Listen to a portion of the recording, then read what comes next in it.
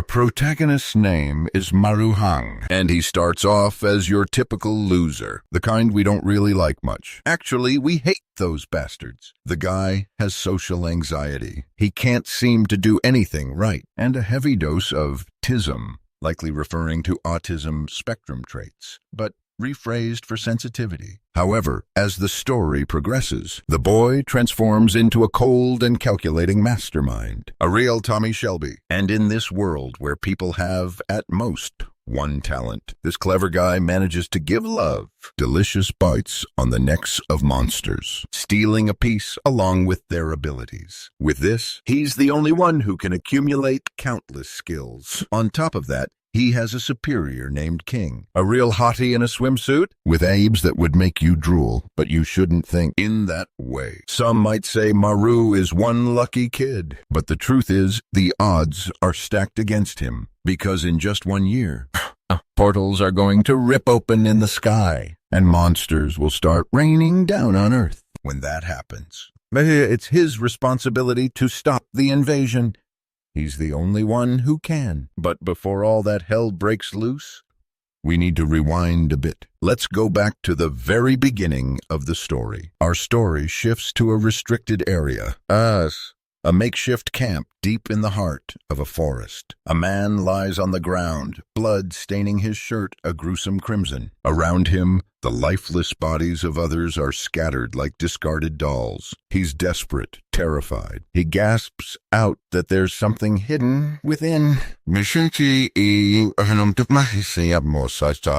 yellow dust. A shadowy figure emerges from the swirling particles, looming over the wounded man. It brandishes a colossal sword, drenched in crimson, almost as if it's been bathed in blood. And strangely, it has tiny bells jingling at the tip. The boy cries out, desperately pleading for help. But in that very instant, the bizarre creature leaps from the bushes and snatches his foot. The guy is yanked into the smoky haze, vanishing in a blur, leaving only a trail behind him. A little while later, his lifeless body is discovered. A group of friends arrives to investigate. One of them mutters, "He shouldn't have been out here." The girl with glasses grumbles, "Now we're going to have to file a casualty report." Great. The girl with black hair adds, "Judging by these tracks, we need to get to work before it's too late." Just then, the beautiful Toda hears the sound of water nearby. The three of them turn sharply,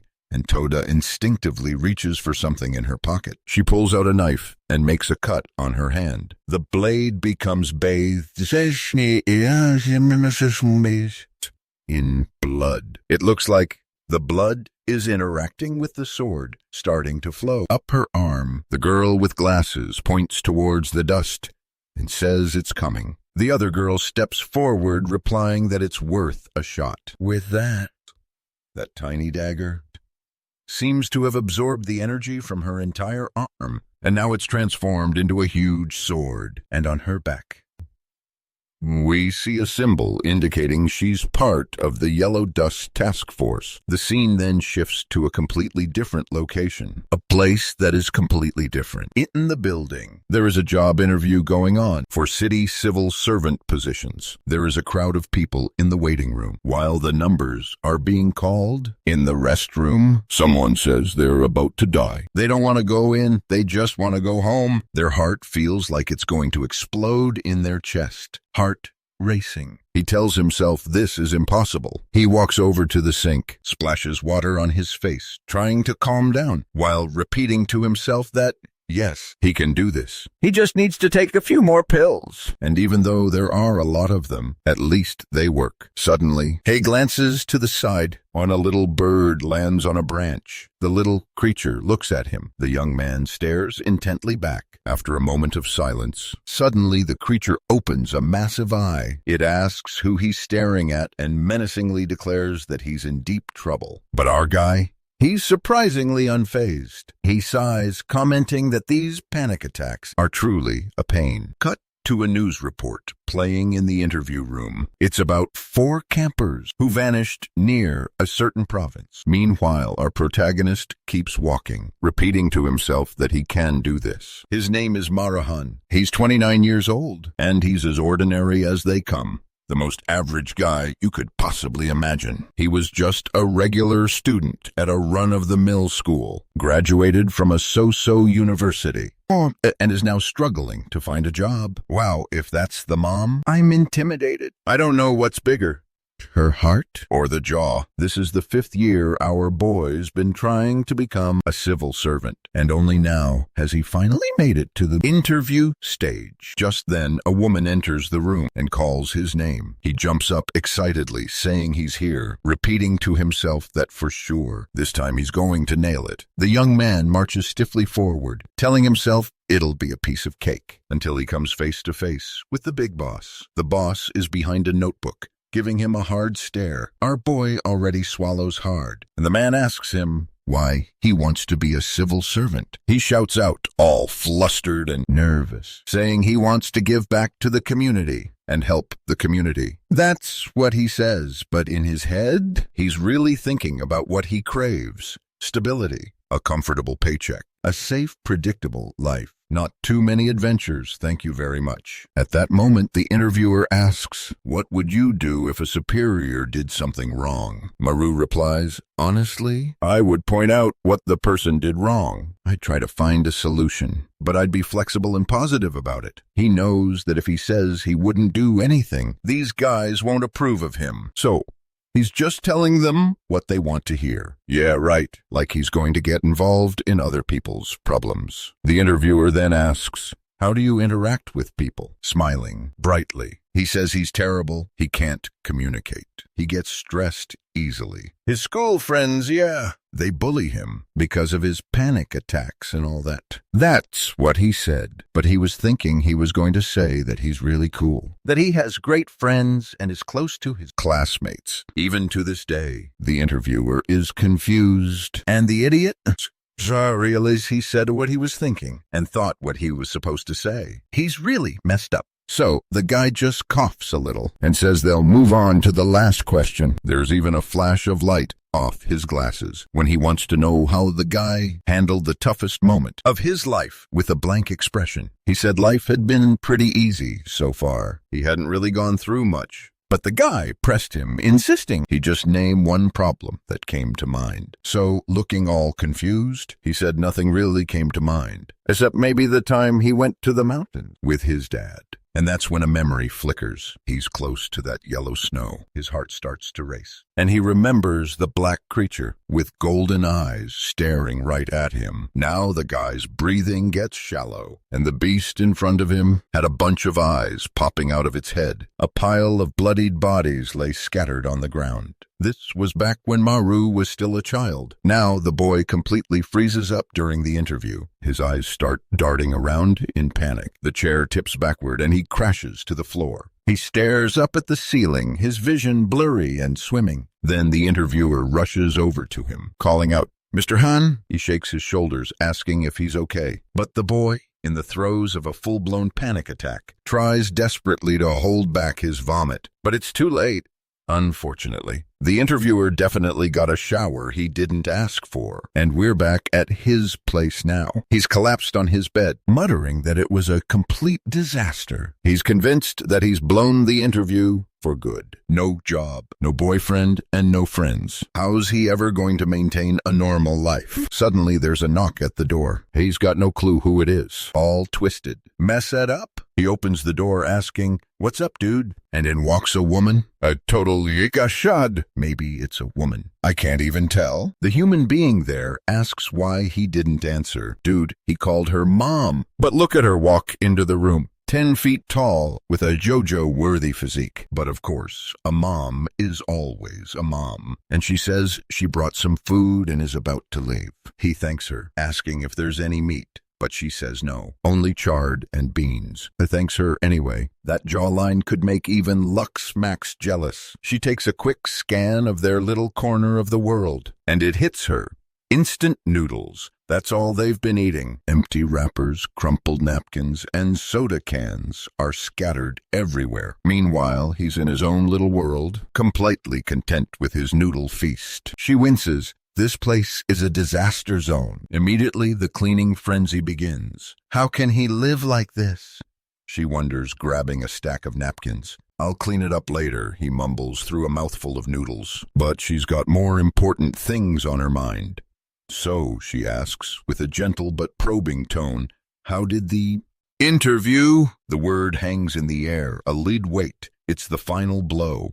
He starts to crumple. His face falls. He whispers to himself, no way, absolutely no way. Am I telling her I threw up on the interviewer? His mom folds her arms, giving him a reassuring pat on the back. A there kind of pat. You'll get the next one, honey, she says encouragingly. Don't you worry. But while he's wallowing in disappointment, she's already back to her mission. Operation Cleanup. Sometime later, she even offers the young man an allowance. He's touched by her kindness. But he refuses, saying that he's already an adult, so he needs to work for his living. But the kid, he stretches out his arm, activating every muscle in it. And well, he accepts it. Meanwhile, his mom's scratching her massive chin, saying that if he failed the interview, then the summoning must be correct. She then informs the boy that he'll have to visit the mountain. He's startled for a second. But in the next, we're already at the house, man. The sun is blazing, and the kid's wearing a long-sleeve shirt and pants. Now, see, that's a true otaku, as he wonders how many years it's been, and that he never imagined. There it is again. He's standing face to face with the mountain, the place where everything changed. But then a memory flickers. His mother's voice. She had told him about her visit to a respected shaman. She'd asked the shaman about the roadblock in his life, why he just couldn't land a job. The shaman's answer wasn't what he expected. It wasn't his panic attacks, or even his ADHD. Instead, it was his father, the one who vanished 20 years ago, presumed dead. Apparently, his father's disappearance had left a lingering barrier, a dark mark on his soul, a spiritual debt that needed to be cleared. Unless he could find a way to cleanse this burden, he'd be stuck, unable to truly move forward. To achieve his goal of becoming a civil servant, he needed to make an offering at Papa's mountain, a place somehow connected to his father's fate. It was almost as if he needed to appease his father's spirit. But he's already walked so far, and he has no idea how much further this journey will take him. Until after some time, he's standing face to face with a gate.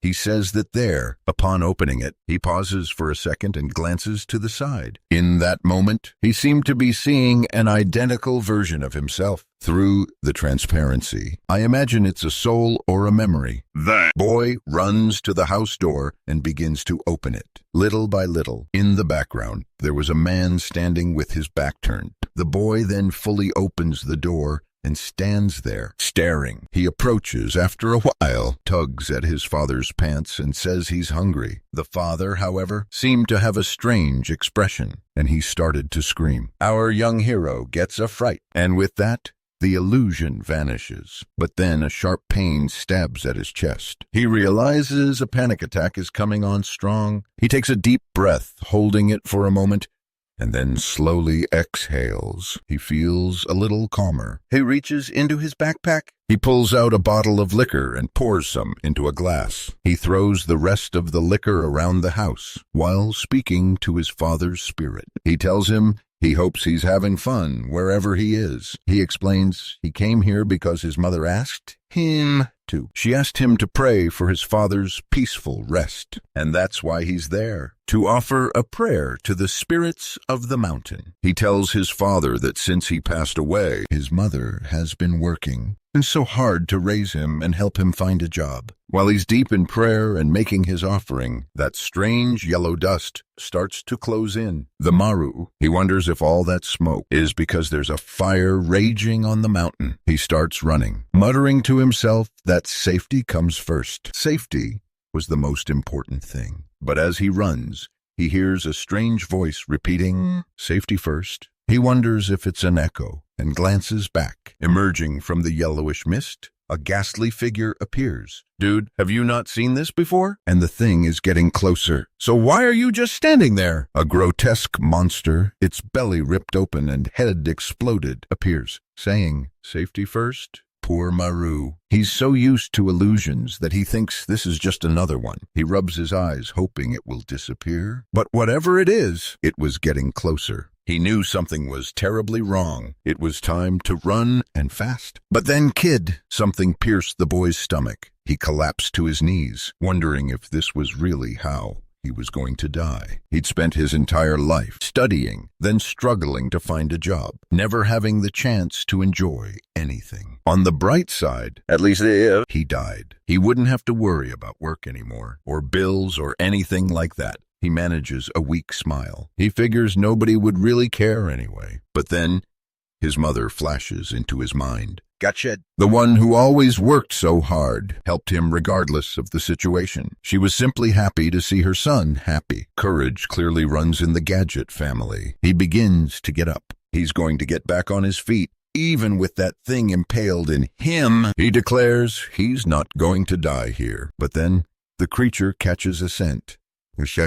And this strange, twisted thing starts creeping towards him. It keeps repeating the same words, droning on about safety. First, the monster lunges, going for a bite, and inside its mouth, you can actually see an eye staring out. The monster clamps down on his waist, and he's fighting, pushing with all his might, trying to avoid getting bitten. A bite that would be devastating. But the monster's mouth is just massive. It managed to sink its teeth into his shoulder. The poor guy screams in desperate agony. He's thinking to himself, at this rate, I'm going to pass out. That's when he remembers his dad's words, urging him to eat. Kid, he recalls, if the monster bites, you bite back. And with a surge of adrenaline, he sinks his teeth into the monster's neck, ripping out a chunk.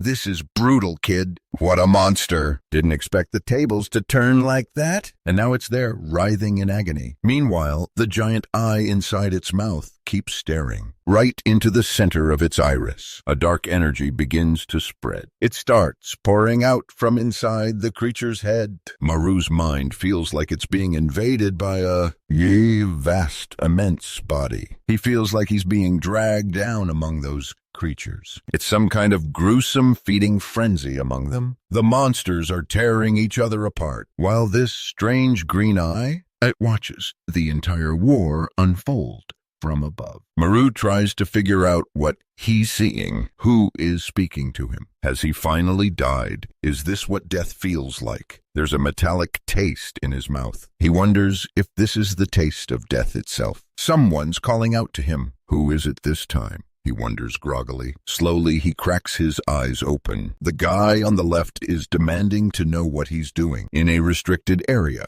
Mario, with blood trickling from his mouth, is utterly confused. He scrambles to his feet, startled. His first thought is, where's that monster? Or the creature that emerged from that eerie yellow dust. The guy in the Hawaiian shirt is pressing him, wanting to know what he said and what he saw. Maru explains that out of nowhere, a cloud of yellow dust appeared. He was attacked by a monster, and now he's woken up here. He was sure he was going to die. He remembers his stomach being ripped open. The people who found him exchange a knowing look. Hawaiian shirt guy says that when the alarm went off about a demon, he thought it was a false alarm. Looks like I was wrong. Besides, it seems like that kid over there killed... The girl replies that it's impossible. You can gain the demon's power through their blood, but you can't use those abilities right away. At this, the guy gives a look toward our protagonist. He calls out to him and asks, do you know what happened yesterday? Our boy, rocking that ripped shirt, looks seriously defiant and stylish. He's wondering, what's this about yesterday? Then he glances at his phone and gets a shock. He sees he's been passed out for an entire day. Meanwhile, the couple is talking. If he survived that long, he definitely gained some abilities. The girl replies, it's too early to say for sure. Let's not jump to conclusions. I mean, the guy literally just woke up. There's no way he's making sense of any of this. But the other man just pats him on the back, telling him not to worry. Everyone goes through this, he says with a knowing smile. He claps his hands firmly on Maru's shoulders, giving them a reassuring squeeze. You arrived just in the nick of time, he declares, and now you're going to be a part of it. A part of what? Maru probably wonders. He has absolutely zero clue what this guy is talking about. Still, the man has the presence of mind to tell him to change his clothes first. Considering they're completely shredded, It's probably a good call. Fast forward a bit, and we're back at the port. This time, Maru finds himself in a new employee orientation for the special service. There he is, standing awkwardly in a borrowed Hawaiian shirt, looking completely out of place. He's still trying to piece together what's happening. Why exactly is he suddenly in an orientation seminar for government officials? And that's not even the weirdest part. The atmosphere around him definitely didn't feel positive. It was like a storm was brewing. Everyone there was so odd. Seriously, something felt off. Their expressions were downright scary. You could feel the tension in the air, and then a woman in bright red heels walks up. I mean red heels. She grabs a pair of pants.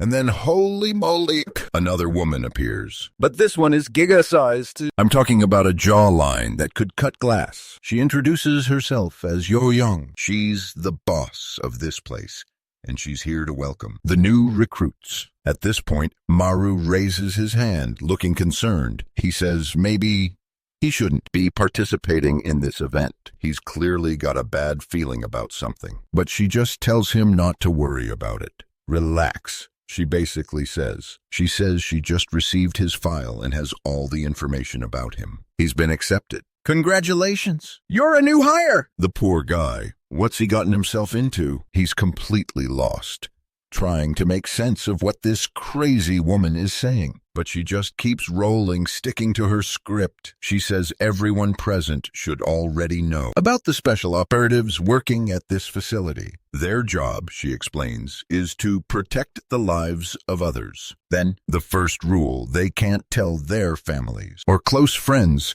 that they work here. If that information leaks, they will be punished for violating national security laws. Whoa, serious stuff. Our young hero thinks to himself, that's a pretty heavy-duty sentence. Then Yong jumps in and says everyone present should have received new demon-based abilities. This month, he explains that when demon blood enters your bloodstream, there's a small chance you'll gain a new ability. Just like that, Maru suddenly realizes that this must have happened when he gave that monster a love bite on the neck. She continues, telling them that they're fortunate. For now, at least, the demons are mostly confined to the mountains. But then she brings up the dust. That telltale yellow dust. It's the early warning sign, the first clue that a demon is about to materialize. She explains the danger level, a scale from 1 to 10, and it's pretty obvious. The more yellow dust in the air, the bigger and badder the demon is going to be. The woman's voice rings out, calling for Luke. A hand shoots up from the crowd. She reminds him that he received his ability from a seriously powerful level 7 creature, and she's practically buzzing with anticipation to see what he can do. This total heartthrob of a guy assures her he's going to give it everything he's got. She doesn't need to worry for a second. He's got this. Then she shifts her gaze toward our main character. She points out that he received his ability from a mere level 1 demon, and she's curious to know what kind of power he ended up with. He just kind of stands there, looking uncomfortable. Our hero points out, a little exasperated, that he doesn't even know what his special ability is yet. Seriously, guys, I'm already getting bad vibes from the smug dude standing next to him. What a jerk. He's actually laughing at our hero's misfortune. Rude. Okay, yeah, that smug grin definitely deserves a nibble on the neck. Just saying. Maybe not, though. Nah, probably best to let that thought go. That might get weird. Fast. Let's just move on. Maru's face darkens with anger, but he decides to swallow his pride and ignore the guy. For now. Because honestly, his top priority is finding a way out of this place. Suddenly, a deafening alarm blares through the room, making everyone jump. Yo-Yong's eyes light up. Perfect timing, she exclaims. Apparently, this screeching noise is the signal that a demon has just spawned nearby. Great. The next thing we know, they're charging up a mountain. Seriously, what is happening? Yo-Yong announces that it's time for a practical test, and this demon-slaying opportunity is the perfect chance for everyone to try out their shiny new powers. Awesome. Of course, the only one voicing the question on everyone's mind, what's going on? Is our bewildered hero. Maru, let's be real. What he really wants is to teleport himself far, far away from this madness before things get too dangerous. However, just as he's thinking about safety again, he encounters that cursed yellow dust. He's standing there looking like he's messed up big time. Then, in the middle of all the smoke, he sees the figure of a woman. It's mummy time, and he wonders if she's okay being so beautiful at a time like this. She glances back. Our boy gets a huge shock. She'd impaled a stake into a creature that must be 10 feet tall. Our boy falls to the ground in fright, while everyone's standing there, utterly amazed. Ay, oy, oy. Then she tells everyone to pay attention, because the practical exam has begun. That creature in front of them looks strong. Okay, it's a demon, someone says, trying to sound reassuring, but it's just a rank 1. The absolute bottom of the barrel, they add, like that's supposed to make everything better. Captain Kang already has it pinned against the wall, another voice chimes in. So no biggie. Easy for them to say. The way Captain Kang is looking at him, though, she's not really focused on the demon. Her eyes are locked on him, on this seemingly average guy, the one who somehow, impossibly, managed to defeat a demon all on his own yesterday. She's fascinated, intrigued by the raw potential of someone who unlocked their powers. The exact same instant they came face to face with a monster. That's the kind of thing legends are made of. All right, everyone, Captain Kang's voice is bright.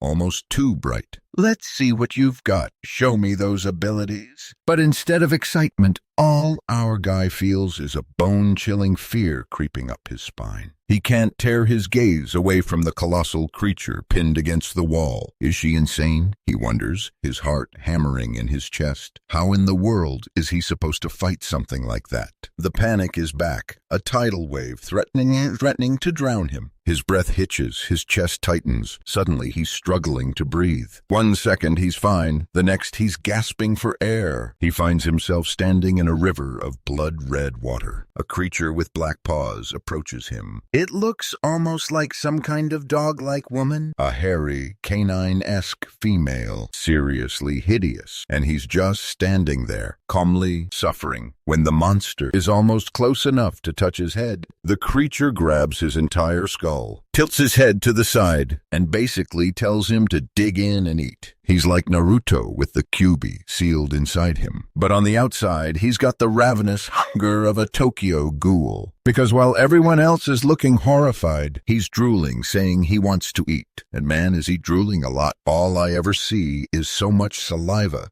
being drawn in these high-quality works. And when someone taps him on the shoulder, he jumps. It was Samu, asking if he's laughing because he's scared to death. Honest Maru replies that he isn't. He's just starving, actually. Man, I already want to punch this darn Samu, who's thinking our boy is pathetic for being hungry at a time like this. Now that I've found out our boy is touch-starved, he deserves some bites for real. The protagonist then calms down and wonders what that was about and why he was so hungry on top of a mountain. Yo-Young calls out to get everyone's attention before they start using their abilities. She was about to lay down the basics. She explains that the very existence of the yellow smoke is caused by the demons themselves. Obviously, right? The stronger the demon, the more smoke it emits. Then she pulls out a knife and adds, but that's not all. She makes a small cut on her hand and explains that those who've received the demon's power also have improved regeneration while inside the smoke. Of course, a fatal wound would still kill them, so it's best to be careful. Besides that, their powers only manifest within the smoke, while they are facing creatures. Outside of it, they are nothing more than ordinary people. Meanwhile, Korea's most humble guy is over there yawning. He's probably wondering when she's going to stop with the exposition. The most crucial detail. She really should have mentioned how to activate the power sooner. He declares that he's going to give it a try. He decides to bite his own lip, Blood starts to well up, and the yellow dust swirls towards him. Something seems to ignite within his body. He feels his strength surging, and his eyes flash golden. The key is to let the dust enter your bloodstream. He slips on a glove, announcing that it's showtime. Suddenly, the stake embedded in the monster's head explodes outwards. Kangi yells, "For everyone to watch out!" The yellow mist begins to envelop everyone. The monster is free and on the loose now. It unleashes a terrifying roar in their direction and slams its fist against the ground with a mighty thud. Those poor newbies who just started working are terrified. They're already scared out of their minds. Meanwhile, Kang is about to rush in, but Yo-Young stops her, telling her to stay put and not interfere. The captain insists it's too much for beginners to handle, but Yo-Young calmly retorts that this is, in fact, the perfect time for them to learn and practice. If they can't handle a level 1 creature, they're just going to die anyway. Brutal, but honest. The monster then catches a scent, and its gaze snaps directly to Haru, who's standing there, terrified. He's already wondering, why the heck is that thing staring at me? Suddenly, the monster's massive hand clenches. A knife comes flying out straight for Haru. Whoa. He's already taken one in the arm. That was lightning fast. That damned monster. Kang feels a pang of pity for the kid, writhing in pain on the ground. Now he's getting up, using Ino's arm for support. But the monster is already barreling towards him, ready to deliver a crushing blow to his back. The creature crashes down right beside him. Slowly, menacingly, it starts to close the distance. The two of them lock eyes, a tense standoff. The monster reaches out with a massive hand until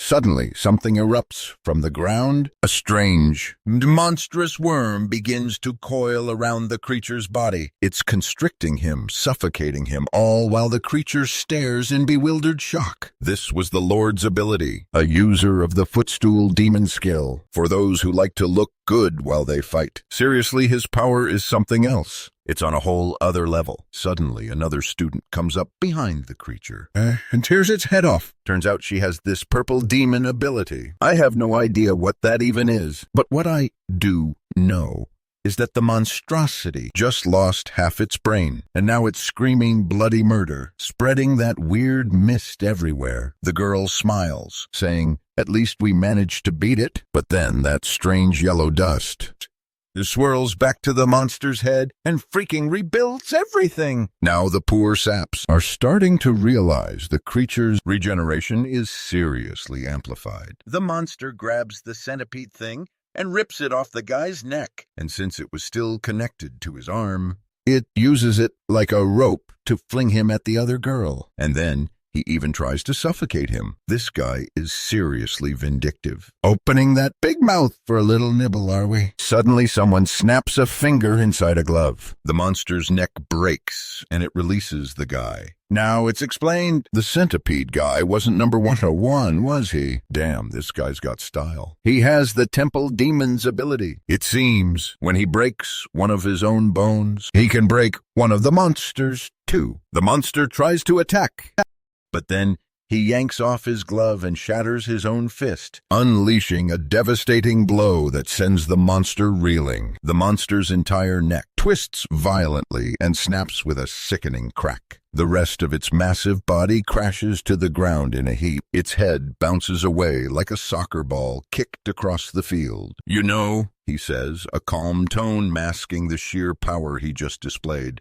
"creatures, they tend to die when you remove their heads." He elaborates, his voice almost clinical, because they can no longer emit or absorb the magical dust. The other students are speechless, completely awestruck by what they've just witnessed. He continues, casually mentioning that it was a good opportunity to try something new. Suddenly, Kange appears behind him, her voice sharp with suspicion. "Did you break her knife on purpose?" she demands. Sure to awaken the demon, she sees the potential for darkness in him, the way he handled the situation. Is he a villain in the making? Cool as ice, he replies, "I didn't break it." "Where's the proof?" he challenges, a hint of a smirk playing on his lips. But then she grabs his arm and casually suggests breaking a few fingers, just to see if her knife will break again. That's when Yoyong claps her hands, interrupting the friendly chat. She tells them that overall, it was a pretty good first time for the SAMU team. However, one little thing, someone's gone missing. And that's the cue. Our boy bolts out of there faster than a speeding bullet. He's like, nope. No way I want to work in this business. All he wants is a peaceful, ordinary life. Not a life spent slaying demons with some hellish power. Someone needs to break it to the poor guy. He's the main character in this story. There's no escaping the action. It's just not in the cards. And wouldn't you know it, he's already run smack dab into something else. Meanwhile, Young's just shaking his head in disapproval. He mutters that someone who runs away like that isn't exactly qualified to be a special operative, while Kang is busy puzzling over what she saw earlier. There were countless targets in that place, so many enemies lurking in the shadows. But the creature clearly decided our young boy was far more interesting. It was following him. At this point, Yong's urgency is palpable. He demands they find this kid, and fast. They need to make sure he's still alive. But leave it to Kang, ever observant, to be the only one who's noticed something crucial. She asks the question that's nagging at her: why hasn't the yellow dust disappeared? If the boss is dead, shouldn't it be gone? And just like that, the realization hits everyone. Meanwhile, Maru is face to face with a gate. A gate that's radiating an absolutely insane amount of dust. He's left wondering, why is this here? And even more importantly, why is it still here? Then, as if summoned by his question, a new monster appears. This thing is colossal, easily 15 meters tall. Maru's immediate reaction: dive behind the nearest bush. Smart move. He can't help but ask himself, why me again? All he wants is to escape this mess. How did he end up being the one to run into this nightmare creature? He decides to peek out again, hoping the coast is clear. Bad news, the monstrosity is right behind him. And at this crucial moment, the brightly-haired TikToker calls out for Kangzana. That's her name, he says, finally putting a title to the woman before them. "'Kay, folks, here we go." She asks what's going on, her voice laced with concern. He explains that he received a warning from the office. A level 3 demon is on the loose in this area. She gasps, "A demon? Where?" Something feels off to her. It's strange, because creatures don't usually appear one right after the other like this. Kang wants to know the location. She's not messing around. And now we get a glimpse of what happened.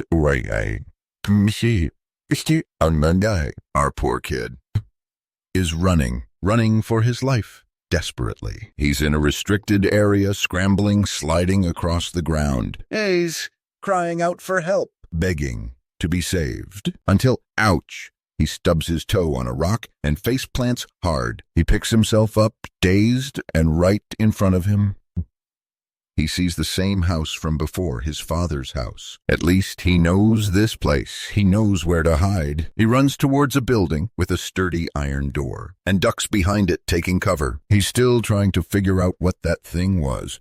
What was that? He wonders. He peeks cautiously through a crack in the door. Surely, he mutters, surely that monster wouldn't follow me this far. But of course, there it is, lurking just outside. Why is that damn thing still after me? He exclaims in his mind. And to top it off, he has absolutely no clue what those floating things circling his head are. Just then, he hears the sound of the gate creaking open. The old man is entering, calling out for someone, wondering aloud why there's so much yellow dust in the air. The old man's cataracts are acting up. He can't even see a 15-meter-tall monster right in front of his face. And the creature is already grinning, a chilling sight, ready to devour. It's hunting time. Haru knows deep down that somehow he has to save this old woman before it's too late, before she's gone. The problem is he just doesn't feel strong enough.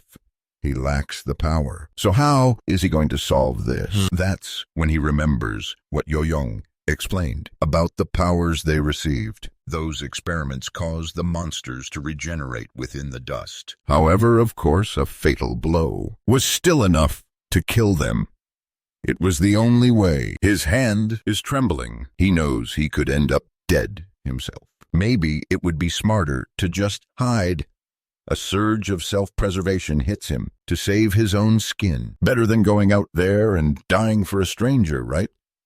It's a difficult decision. The old woman is staring off into the distance, lost in her own thoughts, wondering if she's the mother of Changsik. She's mumbling. Even the monster is confused by her words and repeats them back, tilting its head. The grandma takes a step forward, telling it to stop mimicking her every move. And that's when she gets a shock. It's gotten really close. Her cataracts are no longer a problem. She can see the gigantic creature clearly. The poor woman falls backward, completely stunned by what she's seeing. And now the monster is just repeating the same words she said. It extends its finger, the vindicator, upwards. The spikes aim, and it unleashes the attack. Blood splatters everywhere. I'd bet $1 million that our Maru stepped in front of it, taking the hit. Obviously, as the old woman slowly opens her eyes, gradually she's met with the sight of the boy in pain, and he asks if she's all right. She says yes, but then he collapses into her arms,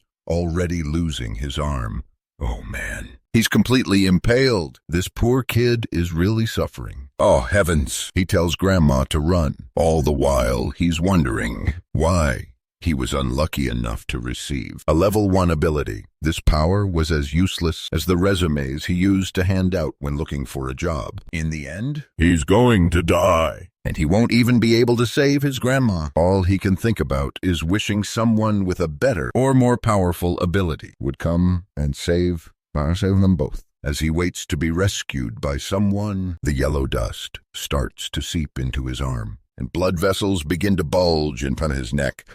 This is intense. And there he goes, drooling over cultural works. Leave it to him. Instantly, he leaps towards the monstrosity, trying to take a bite out of it. Meanwhile, the girl races through the forest. Hearing a scream behind her, she whips around. She bursts through a gate with a crash, only to come face to face with something terrifying. It's Maru, enjoying his meal. He's chomping down on the creature's neck. She's stunned. She can't figure out what this newbie is doing. The monster grabs him by the head and slams the poor kid against the wall. He's half-conscious, lying there dazed. But it seems he managed to swallow the piece he bit off the monster. Poor guy. The monster is furious that this brat took a chunk out of him. As the creature tries to escape, the girl notices that the part Maru ate isn't regenerating. She doesn't understand why this is happening, but she knows this isn't the time to be worrying about something like that. She charges toward the monster, flying straight for its head. She grabs one of those crystals and rips it off.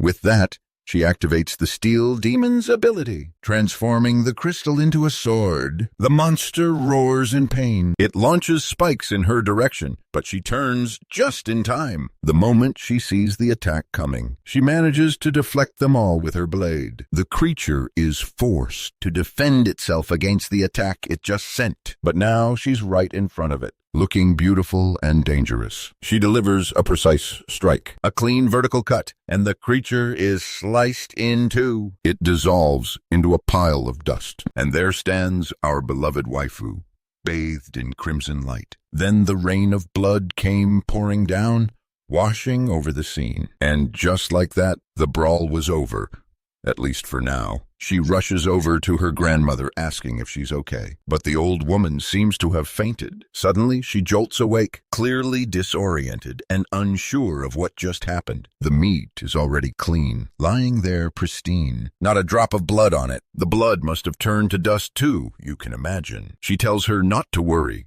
explaining that a wild boar must have wandered through. That's all it was. The old woman casually mentions that they pass by all the time, but Kang reassures her not to worry. She'll take care of these problems. How so? The woman heads back to her house, thanking him for his hard work, but her expression shifts in an instant, and she heads towards our hero. She's dying to know what's up with this kid. She's never heard of anyone with regeneration abilities powerful enough to regrow an entire arm out of thin air. In theory, he should only be a level 1 ability user. Next scene. Our boy is yelling in anger. He received a message saying he's starting work tomorrow, but remembering that spiky monster, that creature that nearly killed him, he's definitely not looking forward to this. He collapses onto the bed, saying there's no way he's going to that job. But on the other hand, he's seriously desperate. He really needs a job, you know? Tired of overthinking things. He decides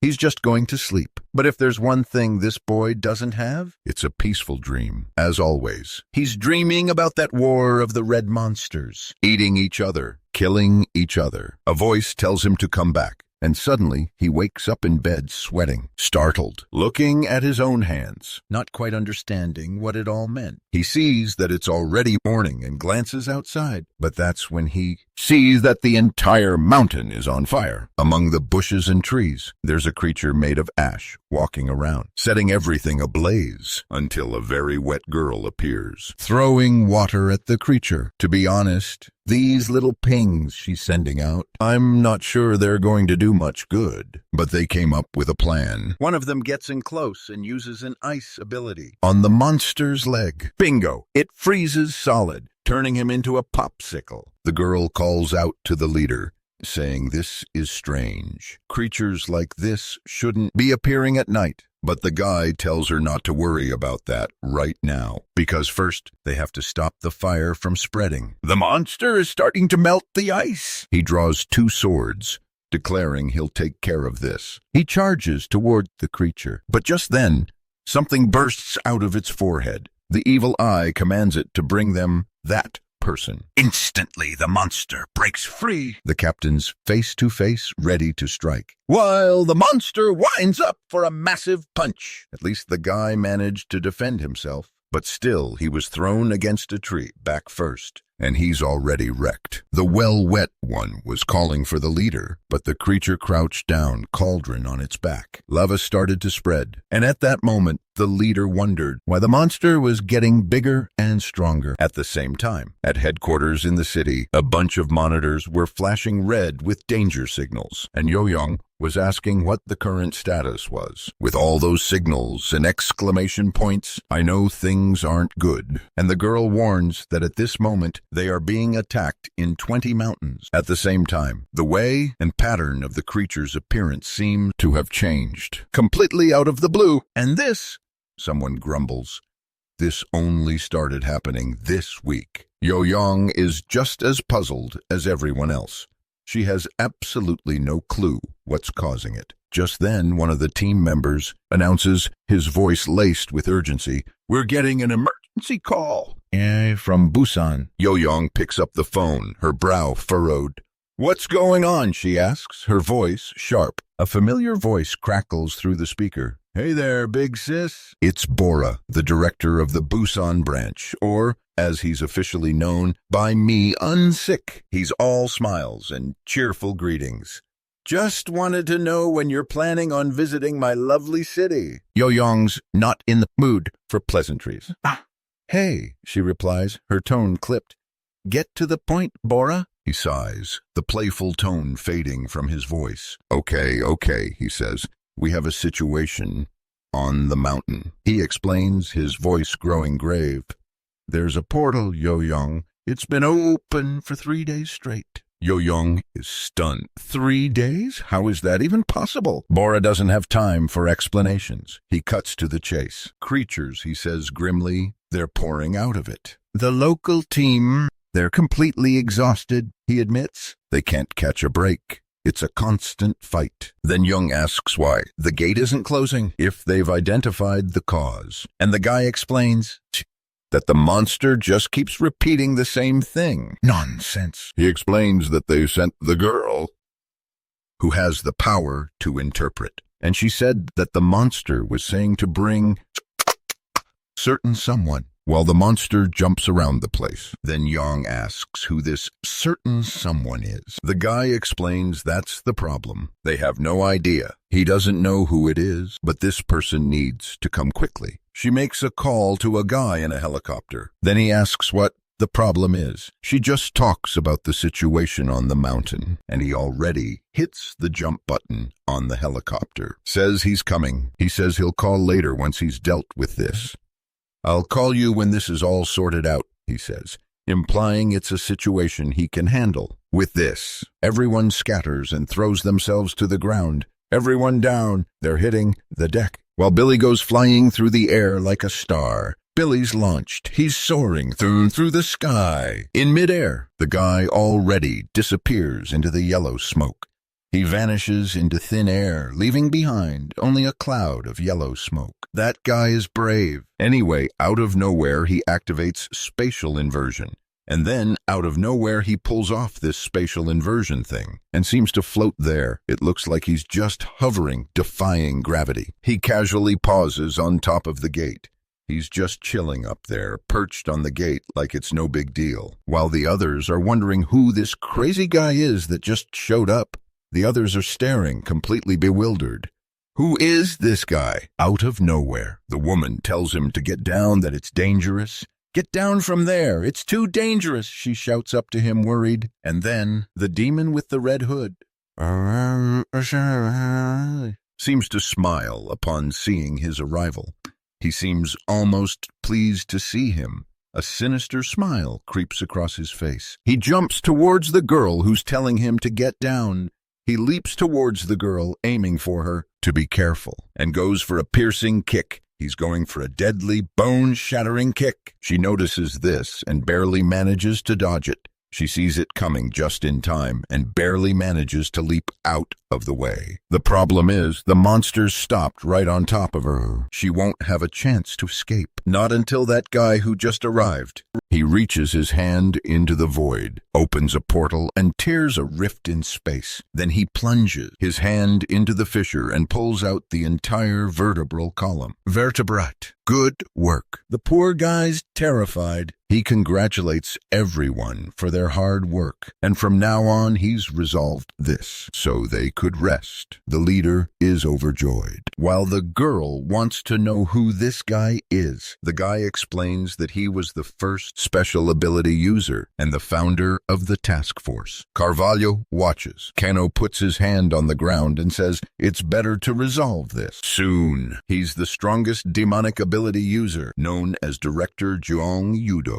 Purple lines are snaking across the ground towards the dust. They start climbing up the gate and, wow, reaching all the way up to the moon. From way over there, everyone is witnessing this, and they're all wondering, what on earth is that? The guy with the glasses explains that he's never seen anything like it before, but he knows that theoretically is the most powerful spatial ability. And John, who's there, is clearing a path he made towards the yellow dust. Meanwhile, on that burning mountain, the monster has grown gigantic, and the ice and water duo are completely overwhelmed. The poor girl is down, and he wonders if this is the end for them both. The guy told the lady to get up now, otherwise they were both going to die right there. The magma monster lunged into another attack, ferocious and unrelenting. He desperately tried to raise an ice barrier. The creature slammed into it, hitting the shield head-on, and the poor guy was forced to his knees by the impact. The monster just kept pounding and pounding.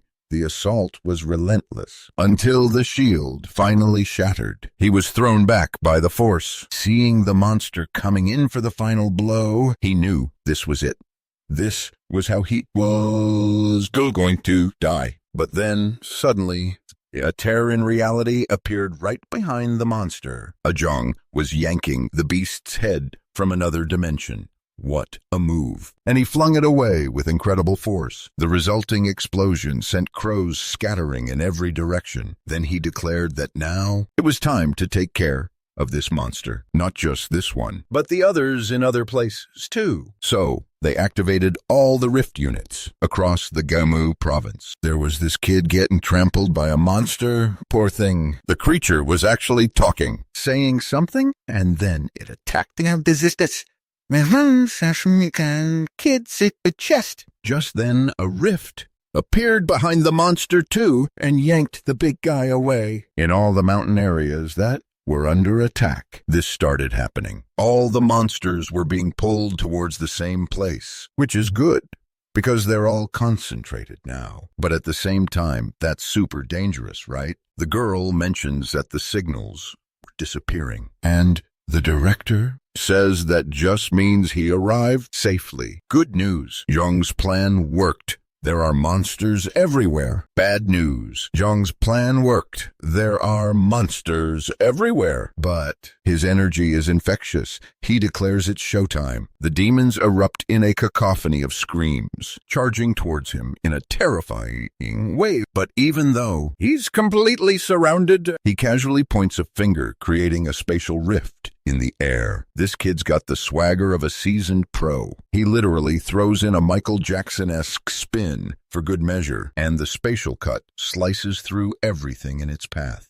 The demons' heads go flying. The others are left speechless, jaws practically on the floor. They've never witnessed power on this scale before. Just then, Jong approaches the hulking magma creature. He calls over the translator and tells her, "Sort this out." He then asks the monster why they've all been so agitated this past week. The translator relays that the monster was ordered to bring back a certain someone. Young presses him, "Who is this someone?" The monster just repeats the same question back. The girl warned him that the creature was just mimicking what he was saying. So he slammed the creature into the ground and declared that if that's the case, they'll just keep killing them as long as they keep coming. The boy was drenched in blood. Now all that was left was to deal with the gate. He placed his hand on the ground once more and created another spatial rift. Only this time, it was beneath the gate. With that, the entire area was swallowed up. And honestly, there's probably not an easier way to resolve it. The girl was in the background, saying that she felt safer now. She knew she could depend on someone like him. In a flash, the boy dispelled the power, and the gate had vanished completely. The next day, back in the office, Jong enters the room. He demands to know what the guy did with that gate. The guy explains that it's in his subspace pocket. He confesses he's completely exhausted from it, but the pushy woman still insists he should deal with everything quickly, just like he always does. The poor guy points out that he has his limits too. It's not like he can run the entire organization all by himself. She sighs, turning on the TV, saying she understands, but the information he requested is on the screen. Photos of all the new recruits fill the display. She's curious why he's so interested in them. He explains that he's trying to figure out what the demons are after, and not only that, but why they're so focused on him. The scene shifts to an endless horde of zombie bodies, monstrous creatures. There's a gigantic woman's body there. And it's that green eye that's ordering him to be brought over.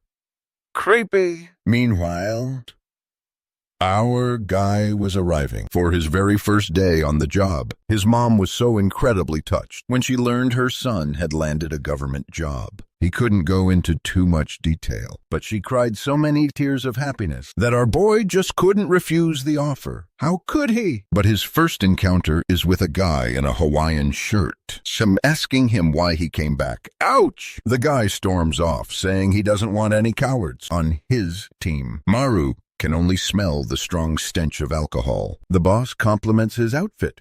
Sarcastically, maybe? Maru immediately makes his intentions clear. He doesn't want to stay here. He wants to be transferred to the main city, the heart of the action. But the leader, he responds that he also doesn't know why they sent a level 7 to this place. There must be some problem with the kid to have ended up here. In any case, they were both welcome on the Ganga team. The mischievous one wonders what he's going to be doing in this place when he's not hunting. As soon as the guy opens the door, he immediately sees everyone killing zombies and creatures. But the guy snaps him back to reality, and upon entering, he sees that it was just a regular office, like any other, a Hawaiian. Then he introduces himself as Do de Okuma and says that he's the team leader in this region. The Diakolo was named Yong De Wong and had 7 years of experience snipping away at tiny plants. Cute, right? There were also a couple of 7-year-old dynamos named King and Back.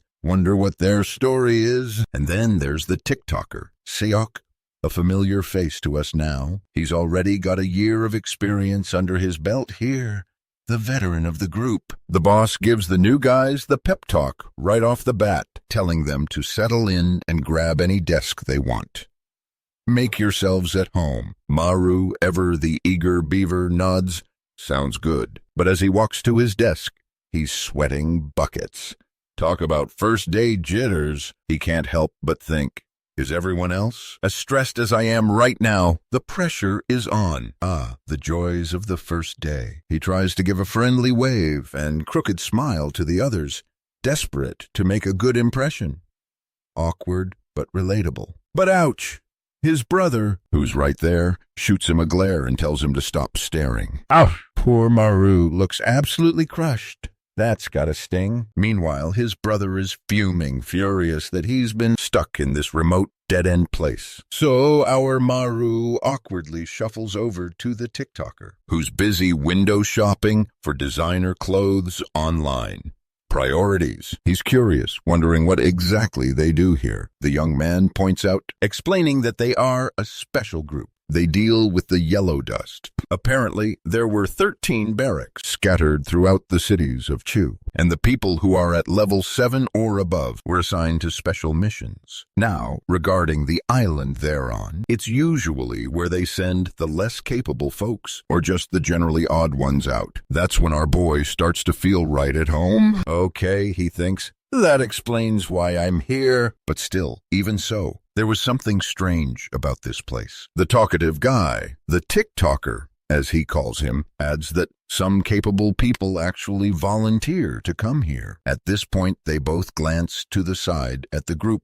And our girl is training intensely. Our guy's all twisted up. She gives him a hard stare. Zhuang tells her it's best if she goes home after her shift at the station is over. But she just slumps down in her chair, saying there's no point in going home anyway. Either way, the hooded woman is just noting how our guy ended up in this situation. Something strange happened. She woke up with no memory of yesterday. This Maru is scared. I found out he's going to get extra pay for it being dangerous work. A nice salary, but the fact that it exists makes it clear his life is constantly in danger. Even the TikToker says it's 5 times more, and then his face changes. Because wow, that's a serious amount of cash. Then his friend tells him to stop, to quit bugging him already. He's busy with important things. You know, the poor guy just kind of hangs there awkwardly, pretending he has anything to do in this place. Time continues to tick by,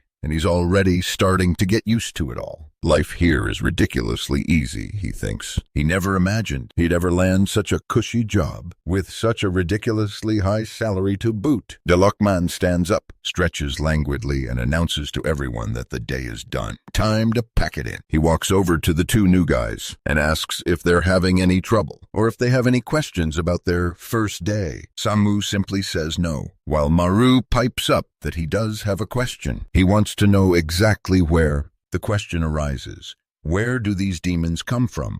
And why are they here? The guy just shrugs, admitting he has absolutely no clue. Nobody really knows, he says. Suk chimes in, adding that most people believe the demons descend from the heavens, from the sky above. Maru is struck by the fact that no one truly knows the demons' origins. And even more surprising, nobody seems all that concerned about it. This could genuinely be the end of humanity as they know it. It's incredibly frustrating. Yet he can't deny that he lived his entire previous life completely unaware of these creatures' existence. So, in some strange, mysterious way, they were getting the job done, keeping humanity safe, even if their methods were unconventional, to say the least. Meanwhile, back at headquarters, General Yong is descending in the elevator, heading to an unknown destination. She comes across Jung, who's standing before a gleaming golden capsule, looking rather contemplative.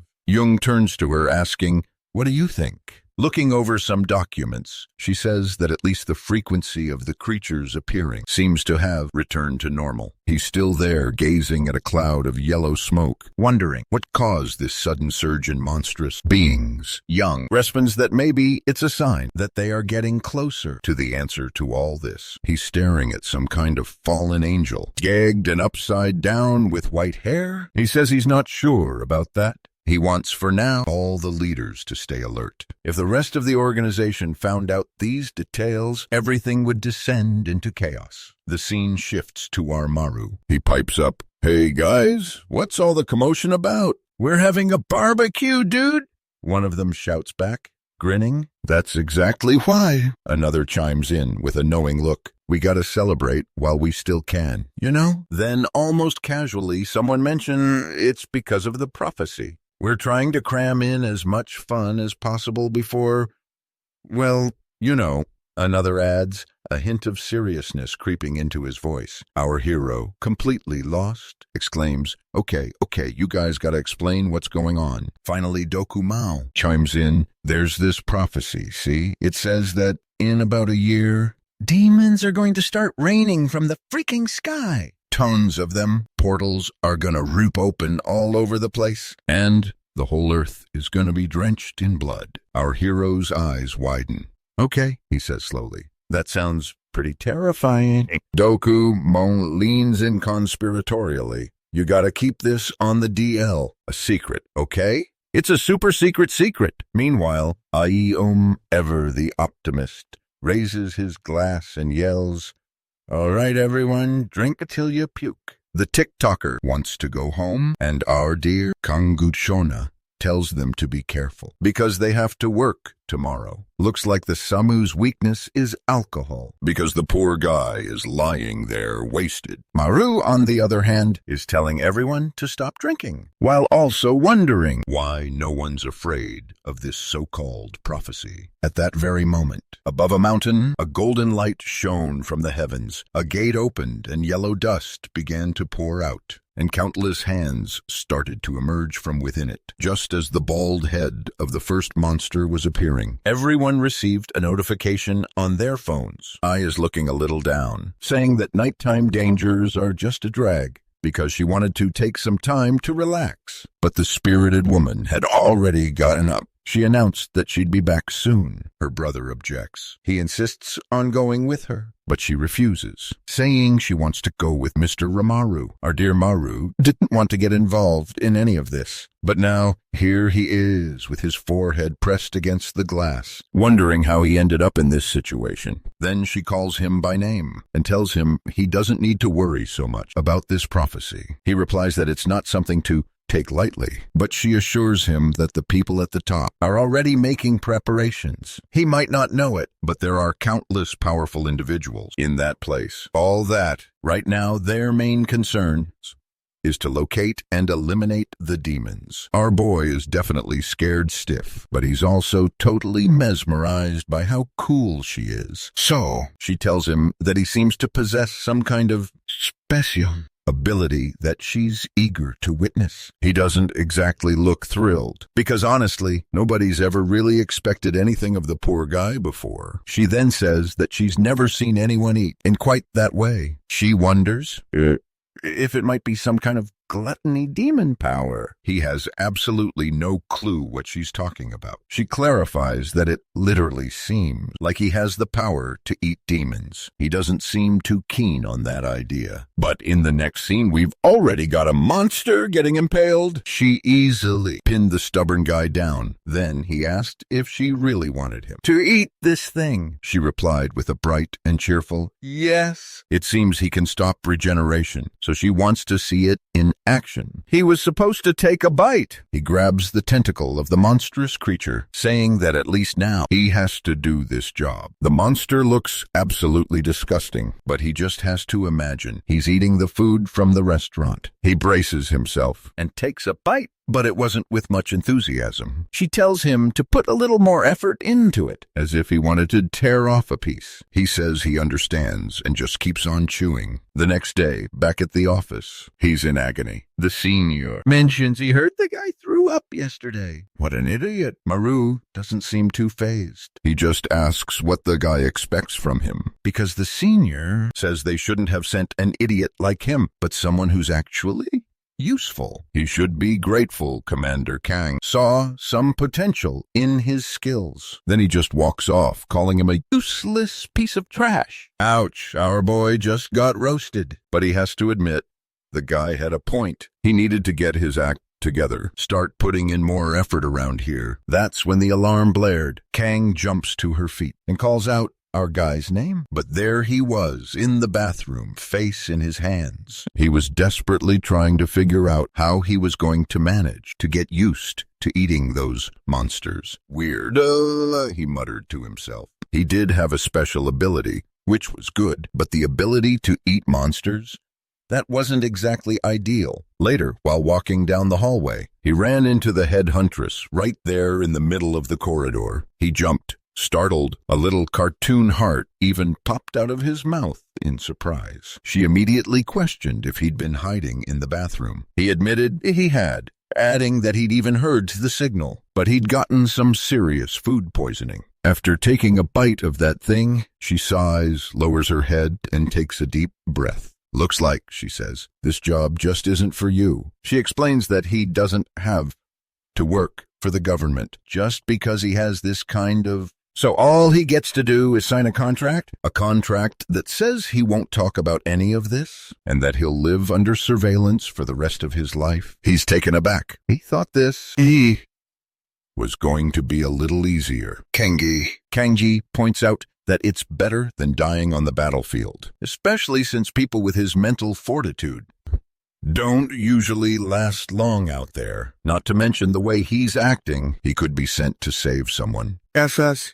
And end up getting them killed through a mistake. It'd be best if he got out of this job soon, if he can't handle it. She gets right up close to the boy. Sweetie, she says, we don't need people who are useless, worthless. Poor kid. Our boy is feeling utterly humiliated. Where's he going? Turns out he's already at Okima's office. He's asking if anyone has seen the rare around. Kangot notices that the kid might have given up on everything. You might think he's headed off for his motivation arc, but no. He's actually on the bridge and he seems happy. Maybe he really shouldn't get involved in all this. Living under surveillance might actually be better than dying. Poor kid. He has no idea he's the protagonist of this whole story. It's just unimaginable to him right now. Right then, his phone rings.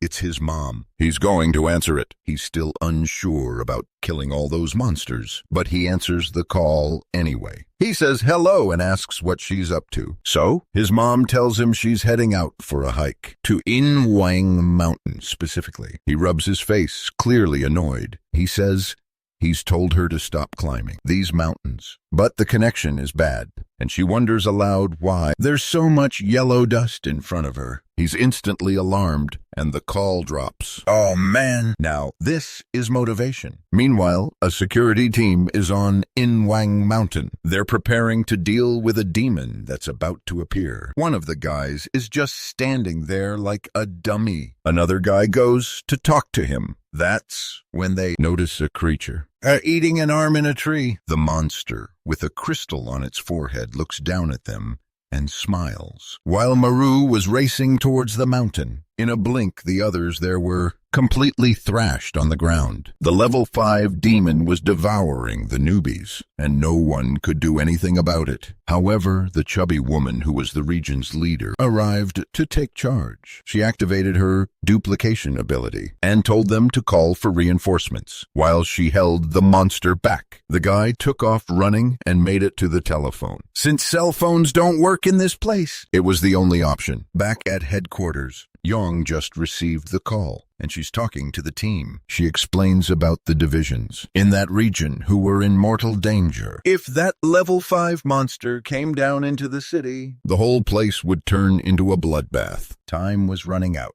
so everyone needed to hurry and deal with the demon. But who's arriving, jumping out of a taxi? It's Maru, running at full speed. He's reached the area where the group is. The same group headed to explore the mountain. He frantically asks himself, "Where's Mom?" He can't find her, so he approaches one of the guys and says he needs to go in because his mother is in there. The guy tells him he can't because there are dangerous animals there. But our clever hero knows it's not animals, it's a whole bunch of demons. While they're guarding one entrance, he's already scaling the mountain on the other side. It's the fastest way. As he climbs, he just keeps praying that she's okay. In the middle of the forest, engulfed by a cloud of yellow dust, there was someone there with a twisted ankle, the most gigantic woman of them all. She was there and told her to climb on her back, saying that she would carry her down. That's when she spotted something approaching from the mist. She wondered what it was, and then a hand reached out. It was Maru, who had arrived calling out for his mom. Saying he was worried about her, she asks him how the heck he found her here. He explains that he saw a post of hers on social media. She wants to know about his work, but he just tells her that it's not important right now. The other woman congratulates her, saying that this must be the son that she was talking about. She was happy that he got a job in the government. She replies, "Yes, and all that's left to do is find the boy a wife." Except he's not exactly popular with the girls. Maru then tells them to wake up and smell the roses and get down from this mountain already, escaping what was coming. But it was then that he noticed something. The demon was right above him, staring him down. Instant panic sets in. His breath comes in ragged gasps. How is he going to deal with this? He wonders. Every time he sees a demon, he ends up fainting. So how is he supposed to protect his mother? Down below, the other mother says the boy is acting strange, and it looks like he's about to fall. The mother cries out for Maru, and in that instant, the demon turns and leaps towards her. While she's reaching out for him, the demon is going straight for her. But our boy, bless his heart, rushed headlong towards her. Only he was at the top of a mountain, so naturally he tumbled down the slope like a total goofball. Now it was too late. He couldn't reach his mom in time. The beast lunged in for a nasty bite. She desperately tried to protect herself. He screamed her name in panic, and just then, an attack came out of nowhere. The monster crashed to the ground, its back riddled with bleeding wounds. Maru was totally confused. Where had those knives come from? He wondered, staring at them, sticking out of the creature's back. His mom, understandably, wanted answers. Where did this weird beast even come from? And what was that thing sticking out of her son's head? That's when he looked up. And guess what? He saw where the knives were, the knives that had been stuck in the creature. Now we know the deal. This sneaky guy can steal the powers of the beasts he devours. He remembers perfectly well the creature he just faced.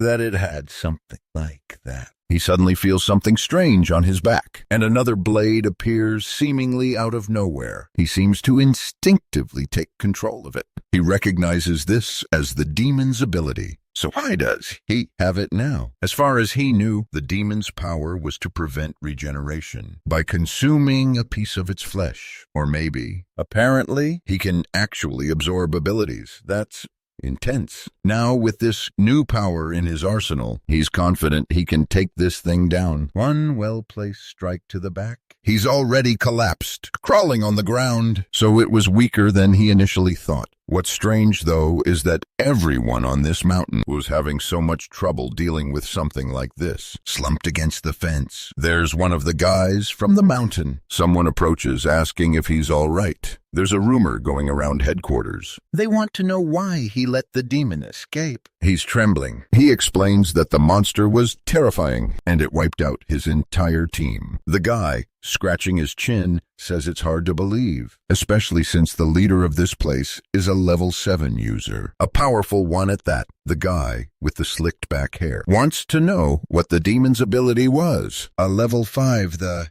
kid. So he explains that it had the mirror ability. Just then, something shines on the creature's back. Maru is terrified. On attack, he just launched at the creature. Had been copied. Before Maru could react, the monster's attack landed. Crystals are jutting out all over him, like grotesque decorations. But the kid He's surprisingly calm, considering. He's more ticked off than scared, really. That thing stole his powers. Bit by bit, as the creature shambles closer, he notices a mirror embedded in its forehead. A reflection ability, he deduces instantly. It must be able to mimic his every move. He slowly raises a hand, flexes his fingers, testing. The creature mirrors him perfectly. The same eerie gesture. He understands the danger immediately. Any attack he makes could be turned against him. A quick glance behind him reveals the woman screaming his mother's name in agony. He spins around and rushes to her side. Her knee is a mangled mess, a deep bloody gash. She's trying to wave him off,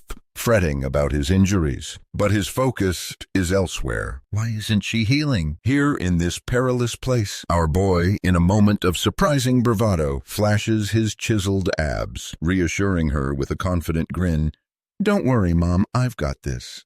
You're safe with me." It's in his blood, that warrior spirit. Even without a moment of formal training, even without training for a single second, he sports those rock-hard abs, a testament to something deeper within. And now a fierce resolve hardens his features. He understands what he must do. To protect his mom, he has to kill this creature, no matter the cost, no matter what it takes. His voice is firm, resolute.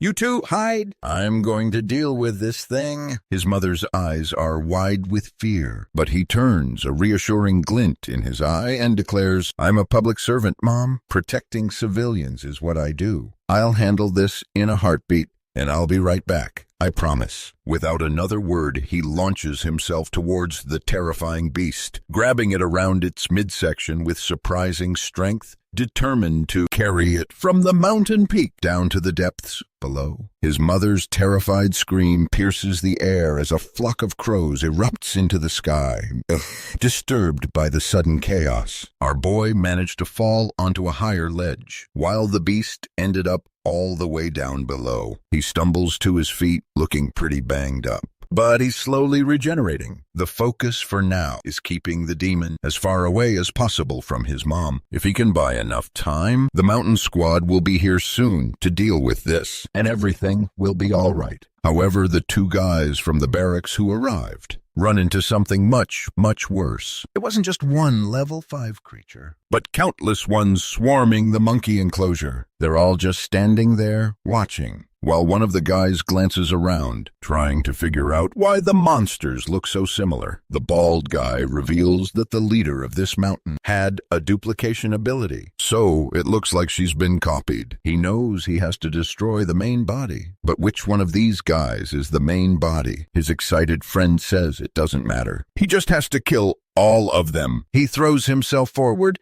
and slams his fist into the ground. The impact sends everything flying. The bald guy thinks his friend is a total simpleton, but he's pretty sure that based on how they were fighting, the main one wasn't there. It's obvious that the main bashi is the one absorbing the yellow dust right below their buddy. He realizes that the darn thing regenerates just as fast as he does. The problem is that he's also starting to get exhausted from having to regenerate so much. Just then, a voice asks Maru what the problem is. He realizes it's the demon. He mimics his mother's voice, yelling at the monster not to do that, and throws some knives in its direction. But the attacks completely miss their mark. He realizes that controlling another creature's ability isn't as easy as it looks. Just then, the beast swiftly conjures a crystal and hits him square in the shoulder. The blow only fuels his rage even further, and now he unleashes a full-blown barrage at the creature. They return fire, landing a direct hit on his shoulder as well. The boy cheers, but the monkey tears the thing off and instantly heals itself again. He now understands that they possess the same attack ability. However, on the other hand, his recovery isn't going as smoothly as he'd hoped. That's when a fond memory bubbles up in his mind. It's a conversation he had, of course,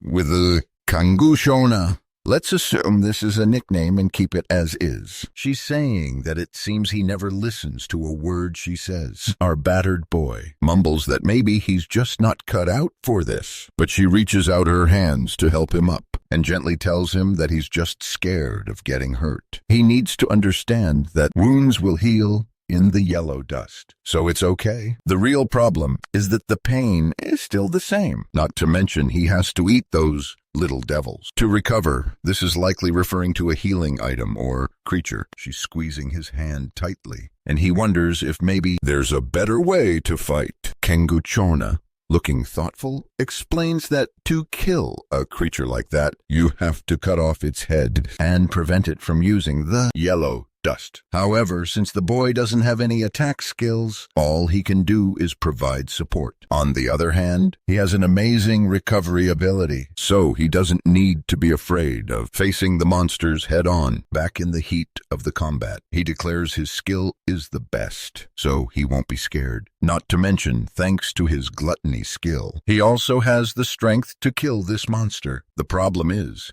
he doesn't have the slightest clue how to aim this thing properly. So, hitting the neck is going to be tough. The monkey keeps mimicking his mother, asking what's wrong, Maru. And in that moment, our boy reaches the conclusion that if he can't aim, there's only one solution. He chucks another crystal in the monkey's direction, which it dodges easily. But the moment the beast looks up again, our hero has already leaped towards it.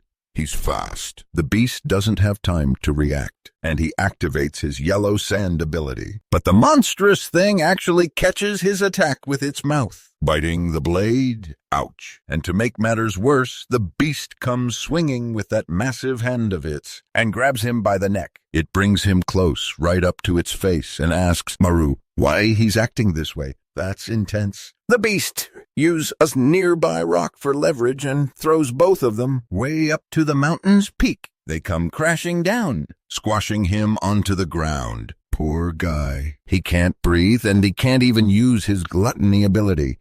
He's in serious trouble. He knew he had to take a bite out of that thing. The problem was the beast wasn't close enough for that. Suddenly, the monkey lunges and sinks its teeth into his neck. Maru doesn't have room to bite back, so he draws a knife from his back and shoves the creature away. He frantically tries to stop the bleeding. All the while, the monstrous figure just watches. But trouble is brewing. A dizzy spell hits him hard. His vision starts to blur, the edges of the world fading away. The wound isn't healing. Not even a little, and a chilling thought crosses his mind. Did that cursed monkey somehow copy his ability to prevent regeneration? Because of the blood oath, he has no idea how much time he has left to live. If he fails here, what will happen? It's then that another vivid memory flashes before his eyes. That's when, in the presence of his tough instructor, and she asks him sarcastically how many times he plans to faint. He tries to explain that it's a panic attack. He doesn't have complete control over it as much as he wishes he did. His chest tightens. His mind goes blank. All he feels is the terrifying sensation of impending death, to which she replies, that's precisely why he must overcome something like this, and he needs to do it fast. The next time he feels that deathly dread creeping in, he very well might actually die. He has to understand, he's the last line of defense for the civilians. If he's weak, and others will die. It's that simple. Back in the present, our tough instructor is walking around searching, calling out our hero's name. Incredibly, he's still alive, even with that hand clamped around his neck. Though judging by his expression, he's not exactly thriving. He clutches the crystal in his hand, and the ape mimics his action. Then, a memory of Kang flashes through his mind. Kang's words echo, "Even if you die, you have to take this monster down with you." Fueled by anger and determination, he bites his own lip hard. With a roar, he charges straight at the beast. The monstrous creature ducks low, evading the attack and landing a brutal blow to Maru's ribs. Oddly, Maru throws his little tag in the air. The ape, bewildered, asks again, what does Maru think he's doing? He grabs onto the monster, screaming at the top of his lungs, and then all the crystals he'd thrown around the area. Until now, Soar towards him. The ape is frozen, watching. It gets both of them! Actually, it gets both of the sky guys. I thought it would just get the monster, but they both messed up. At least the last one he launched upwards comes down perfectly, slicing the monster's head clean off as it rolls on the ground. It tore off its head, tore everything off, and just pulverized the stump of the monstrosity. With that, our boy stumbles and falls backward, exhausted. Back at base of operations, they see the monsters dissolving. They wonder if killing the main one did it, but the bald guy responds that it didn't. Someone killed this creature somewhere else, and now he needs to know who did it. Back with Maru, his injuries are healing after that monster bit the dust. Though this time, it was rough. He really thought he almost crossed over to the next life. He's lost in thought about saving his mom. When his dad pops up behind him, telling him to eat, he points at the monster remains and tells him to get back and eat them. That thing. Now it makes sense. Because from the beginning, this crazy dad kept telling him to eat. Looks like that sly fox already knew. Maru knows that this creature has a powerful and unique ability. If he consumes it, maybe he'll gain another power that will be essential. That's because he remembers very well the prophecy that Dukman passed on about creatures raining down from the skies in human form, driven by an unwavering desire to be strong enough to protect his mother. He strides towards its creature and grabs its arm, and with that, the boy begins his daily feast amidst the radiant glow. Now our young hero is looking quite stylish. He declares that from this day forward, he will devour every strong demon he encounters. The little rascal is even licking his lips. Sometime later, the mother wakes up in the hospital, wondering if she really fainted on the mountain. But she doesn't seem too concerned. She just shrugs it off, saying she simply doesn't remember. Our boy breathes a sigh of relief. It seems she genuinely doesn't recall anything, because in theory, she should remember everything that happened. Since the monster confronted her directly, he shows her a news report. It details everything that happened on the mountain, and he tells her, no more getting involved in dangerous stuff like this. His mom says she heard a rumor that someone resembling his father had been seen on the mountain. That's why she wanted to go take a look. That's when Maru begins to connect the dots.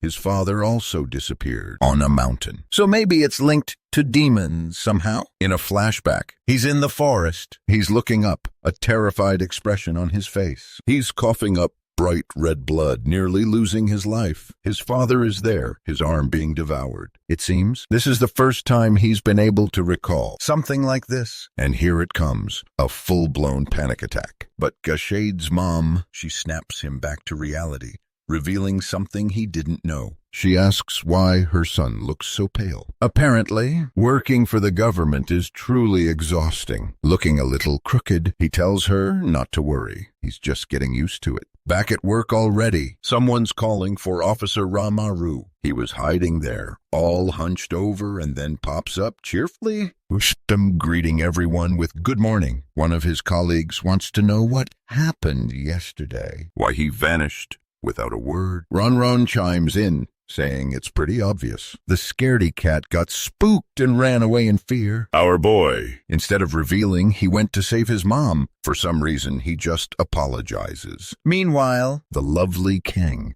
looking more beautiful every day. She explains that our boy was feeling unwell, so she gave him a day off to recover. He's confused why she's defending him like this, but the girl just stares at him, as if to say, don't say a word.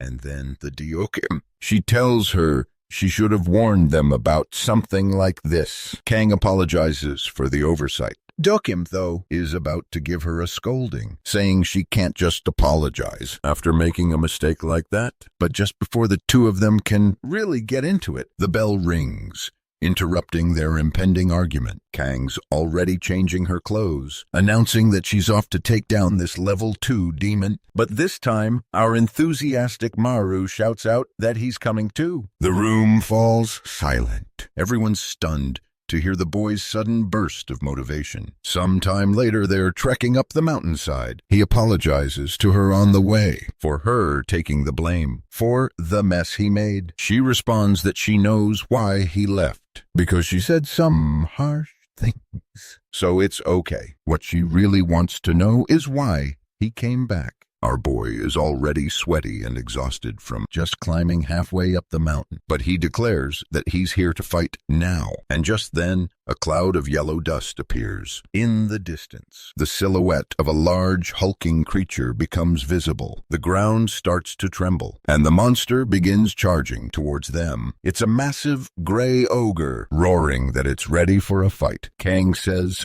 that even though it's only level 2, they shouldn't underestimate it. The whole Inwang mountain range was destroyed by a mere level 5 monster. Level 5? Maru knows exactly which monster they're talking about. It's the one he beat to a pulp yesterday. Then, a TikToker, Ishii comments, saying the guys there were lucky the central team finished off the beast. Those guys are all above level 7. They're incredible. Now he's in shock. He doesn't know if he should reveal that he was the one who took it down. The problem is he left early yesterday. He'd have a lot of explaining to do. He wants to be admired for his hard work too, but just then, Arade Kang asks what that demon is doing. The creature has its hands under its arms, fiddling in its armpits. Ew. Someone tells them to stay back. It's Maru saying he's going to handle this. She's surprised. Meanwhile, I question, what kind of level 1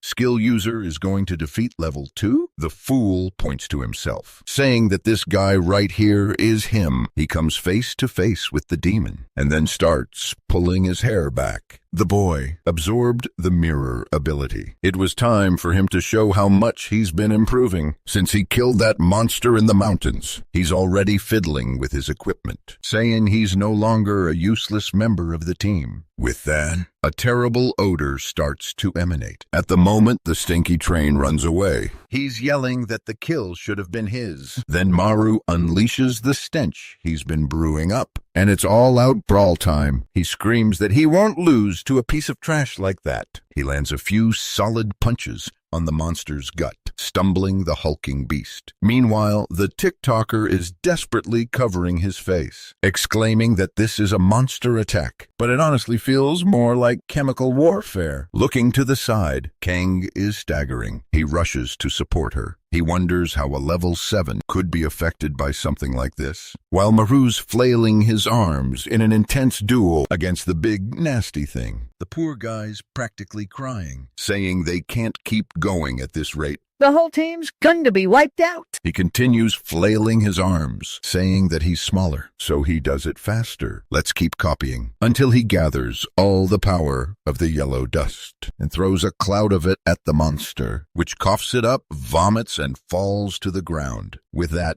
the creature was defeated, and he turns to the two of them, saying that he won, right? But the others don't seem too thrilled about this victory. A while later, everyone went to bathe in the river. Kang is there, just keeping an eye on our guy. She immediately asks if he can now absorb the demon's abilities by eating them with his gluttony. He says yes, and explains about the last one he consumed. That had the ability to reflect the enemy's power. Suddenly, the TikToker starts imitating him, saying that he was going to solve the problem. She's cracking up, saying it was hilarious. The way he delivered this whole epic speech, like he was pausing some kind of bizarre ability. The boy seems a little mortified, to be honest, especially since that was the best he could come up with in the moment. But Kang dismisses his embarrassment, saying it doesn't matter. He did a good job out there, and it's encouraging to see him improving. His cheeks flush a bright red at her praise. That is, until she adds that, honestly, it's kind of gross, having to constantly eat these things. Just like that, the boy's potential romantic moment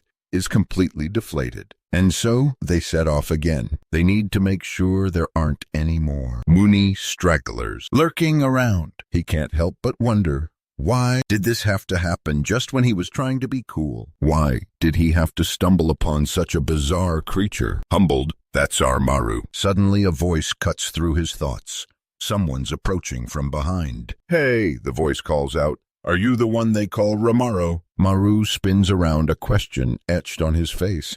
Ramaru? Who's asking? But the guy, who we now know is Jong, isn't interested in pleasantries. Were you the one who took down the level 5 creature up on the mountain? Jong presses, which, let's be honest, is a pretty weird question, considering Maru's supposed to be a user with just a level 1 ability. Maru, looking a bit sheepish, admits, yeah, that was me. And that's when Jong drops the bomb. I'm here to escort you to headquarters, the general's office, specifically. Suddenly it clicks.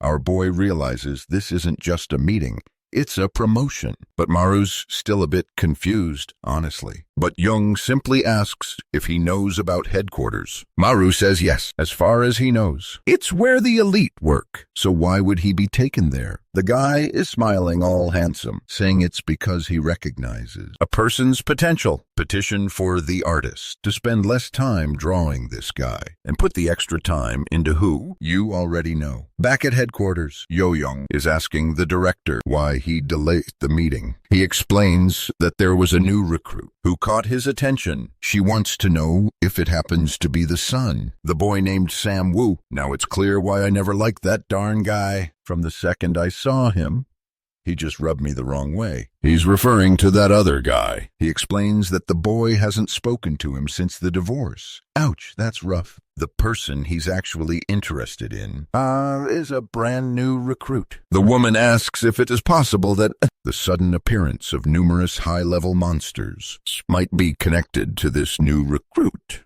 Is he some kind of magnet for trouble? He confirms her suspicions. He says he has a bad feeling about it, and they need to keep a close watch. On Ganga Island, the scene shifts to another portal, shimmering with yellow dust. It's inside what appears to be a house, and there's a little creature there, a bizarre crow-like thing that kind of resembles Smeagol. Creepy. Back at the police station, our guy is beaming, absolutely thrilled, bursting with pride. He's just been called into work at headquarters. Big promotion. This is incredible, he marvels, but here's the catch. It hits him if he's been summoned here. It probably means there's even more danger lurking around. He needs to remember that safety, first and foremost, is his top priority. Right now, things are peaceful and wonderful, but still, it feels pretty darn good to be recognized by someone at the very top. Just then, the boss is glaring at him and calls him over. He wants to know why. He says, he's been wearing that goofy grin all day. It was pretty obvious how someone of his low rank, an insignificant nobody, loved to chill and do nothing in the office. But our boy starts to fight back, telling the guy that he's incompetent because he's supposed to be at headquarters, but he's not. And that's why he didn't have the right to say anything. Instantly, the fool jumps up in anger, demanding he repeat himself. He's really messing with him until he gets a lecture from someone with the smelly armpit ability. Poor Maru. He's already trying to find out who the jerk was, who let this news spread out of nowhere. CO starts working on it, and he already knows who the culprit is. The jerk. Feeling the pressure of our boy's flames, he's already running away, while Diokman is laughing at the two of them. This one orders everyone to stop bothering poor Maru. He thanks her, saying that she's truly a good person, until she claps her hands. She points out that he used to hide in the bathroom. At least now you can be a little bit useful. That's progress, I guess. But he's standing there, realizing things have only gotten worse, and the shame is overwhelming. Not to mention, observing Kang, he hated her indifference and the way she didn't seem to care about anything. Even after the help he'd given her that day, he was still seen as an incompetent. In this place, he sees Jung's contact information. Jung told him to send a message when he'd made up his mind. Suddenly, Kang stands up and announces that a level 2 creature has appeared. And just like that, Siomu, out of nowhere, grabs her arm. I'm going this time, he announces, with a glint in his eye. He confesses he was about to burst from boredom back there. I swear, he says, 1 more minute and I would have lost it. He turns to Hamaru, a mischievous grin on his face. I'm tagging along, he explains. It's good for us rookies to start getting to know each other, don't you think? As they make their way up the mountain, the sun beats down on them, making the air shimmer with heat. But mention the words monster hunting, and Seomu practically vibrates with excitement. Seomu looks more excited than when we see Kang. This line still needs context. It's probably a joke that depends on shared knowledge of the show or characters. Maru, on the other hand, wants nothing more than to get this over with. He's desperate to escape this psycho's company and just go home already. This psycho suddenly stops, a serious expression on his face. This isn't going to be easy, he warns, his voice low. Maru glances up and they see the entire house, every surface coated in a thick layer of dust. Yellow. Maru believes there might be more than one person there, but the guy just pushes ahead and orders them to follow. Soon the gate opens. He's just standing off to the side, watching nervously. The strange thing is, inside the door, there was a crazy amount of dust. It looked like enough dust to house a level 4 creature. They're already inside walking, and our guy is saying it's better to turn back. These creatures can appear out of nowhere, but their leader doesn't stop. He keeps going until they come face to face with a green door. He's certain the creature is right behind them, but when he turns the handle, he realizes it's locked. Maru steps in front, saying it's dangerous because they don't know what's in there. But the guy has already put on his glove and warns that if they don't want to open it, he might be able to break it. He twists his pinky trying to force it open. Our cat is startled by the attempt, but nothing happens. He's confused. Meanwhile, Maru tells him to quit acting so cocky, so confident, when he can't even open a simple lock. So Sue decides to take a peek through the keyhole. Sitting in the back of the room, he could make out a scrawny, devilish imp. Skinny, the protagonist, shoves him aside, saying he wants to take a look too. Seeing the creature huddled in the corner, he comments that it looks pretty weak, but the other guy warns him that based on the amount of dust, this creature is at least level 7 or higher. Our guy is startled, our hero. He wonders why there's something so powerful on this island. What could it be? He muses. His companion replies that he has no idea, shrugging his shoulders. Beats me, he says. But now he understands why his heart was racing earlier. Now I get it, he says, a thrill coursing through him. For a long time, he's been itching to face a truly powerful monster. I've been waiting for this, he exclaims, a wild grin spreading across his face. And just like that, our guy bolts off. He's already running, yelling that this maniac is going to put their lives both in danger. This crazy guy is going to get us killed. So it's best to call headquarters right away. I need to call this in before it's too late. But as he twists the lock, it won't open. What the? He starts to freak out. This is bad, demanding to know why they can't get out. Why can't we open this? The same way they came in. The way we came in should work. That's when it hits him. It's obvious. It must be the demon hiding in the room messing with them. It's gotta be the demon. That's the only explanation. Meanwhile, his companion is kicking and slamming, trying to open the door. Get open, damn it! The clay head is demanding the darn shut-in to come out and fight him already. Maru, on the other hand, doesn't want to spend even a second facing this demon, and definitely not this psychopath. Especially knowing he's a rich demon with an aura level of 7. No way. The clay-headed guy just stood there and then started repeating his being lonely thing. He kept repeating it. Lonely? Lonely. As his face began to twist and contort, it was creepy, looking down at his fingers. Oh man, we can see that his entire hand has already been broken. Yikes! But the door? Not a scratch on it, despite the abuse it's taking. What is this thing made of? Meanwhile, Maru is frantically bashing the window with a chair. But unfortunately, even that's not working. Looks like the power of that solitary creature was to create a house. A trap. That's when his heart starts to pound in his chest. The situation triggers a full-blown panic attack. He desperately wonders if the people from the office will be arriving soon. 2 hours crawl by, and he's starting to feel a surge of anger. He's fuming, wondering if those bastards have forgotten about them. Back at the office, Jockman shouts out that they have a problem. Dium glances around and sighs, admitting that they really completely forgot about the training date. The one in Busan. Panic sets in as everyone starts frantically flipping through files and getting to work. They declare they're going to fix this. Kang furiously pounds on the keyboard, jumps up, grabs the file, and rushes to send it to the guy. He expresses his gratitude, thanking everyone for their hard work and telling them he'll see them tomorrow. Good job, team. One of them sinks onto the plush sofa, clearly exhausted. Phew, he sighs. After a day like this, when we deserve a quiet little coffee break. Peace and quiet, finally. A wave of relaxation washes over the group as they savor this precious moment of peace. But then a thought bubbles up in everyone's mind. Hey, wait a minute. Where are those two? They vanished like 3 hours ago. A woman face palms, muttering under her breath.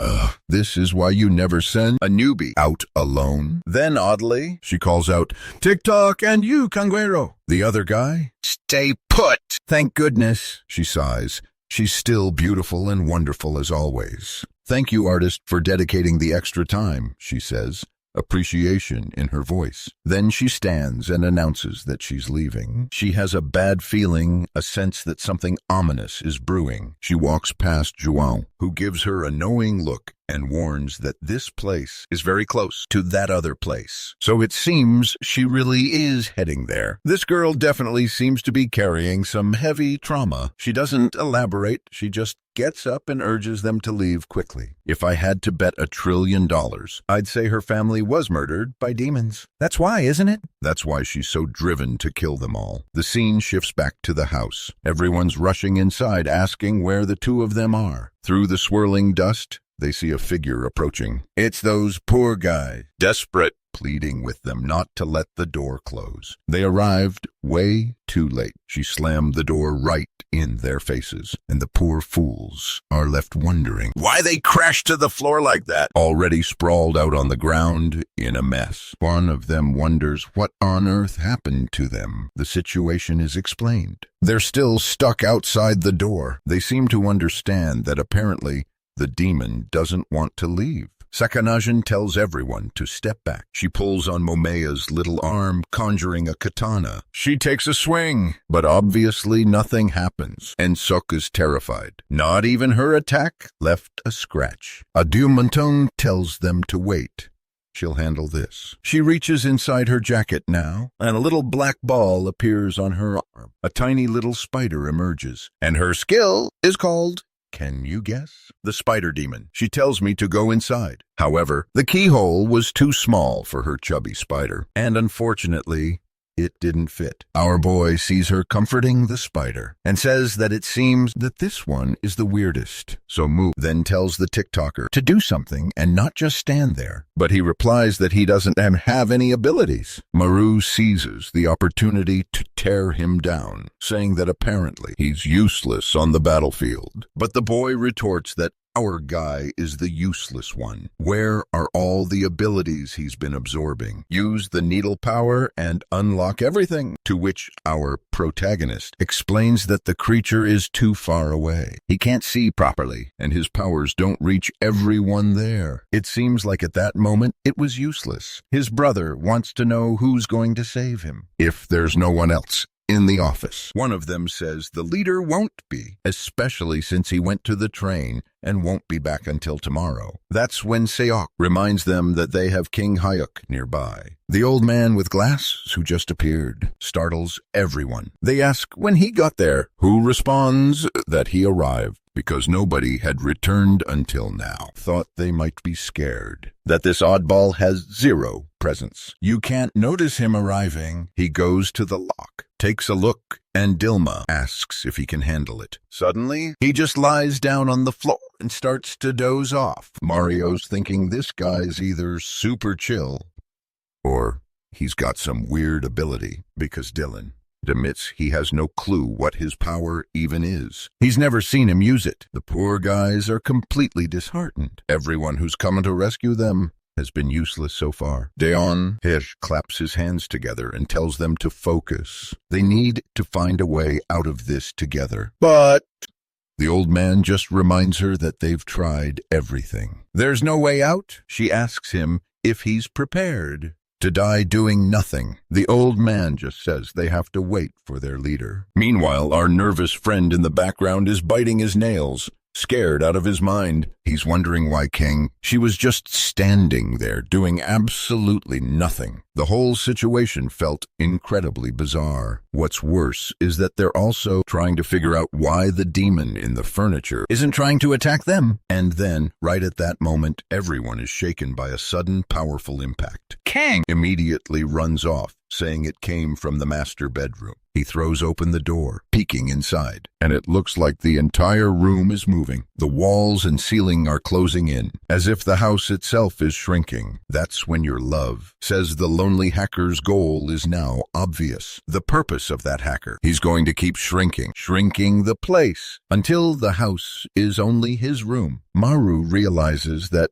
considering there's no way to destroy the wall, they're going to be crushed to death. No one has any idea what to do, and our boy is desperate for a solution. So now we're flashing back 4 years to 2 women gathering plants. We see a younger, totally adorable Kang. She arrives, cheerfully saying hi, and what we assume is her sister rushes over to give her a hug. A happy family moment in the middle of the mountains. You just know this isn't going to end well, right? Yep. That sense of dread is creeping in. The 2 women were clearly good friends. They reminisce about growing up together with their grandma. Kang spots a drawing on the wall and tells her friend to stop doing that, or she'll get scolded. But his sister replies that it's a picture of their happy family. Whoa, seriously? The drawing was right there on the wall, but now it's shrinking. It seems like this is the house she grew up in. Immediately, she activates her mummy power. She pulls out a massive sword and slams it into the wall. But the room keeps shrinking, and it starts to break her sword. She realizes she's going to need to use a lot more blood, man.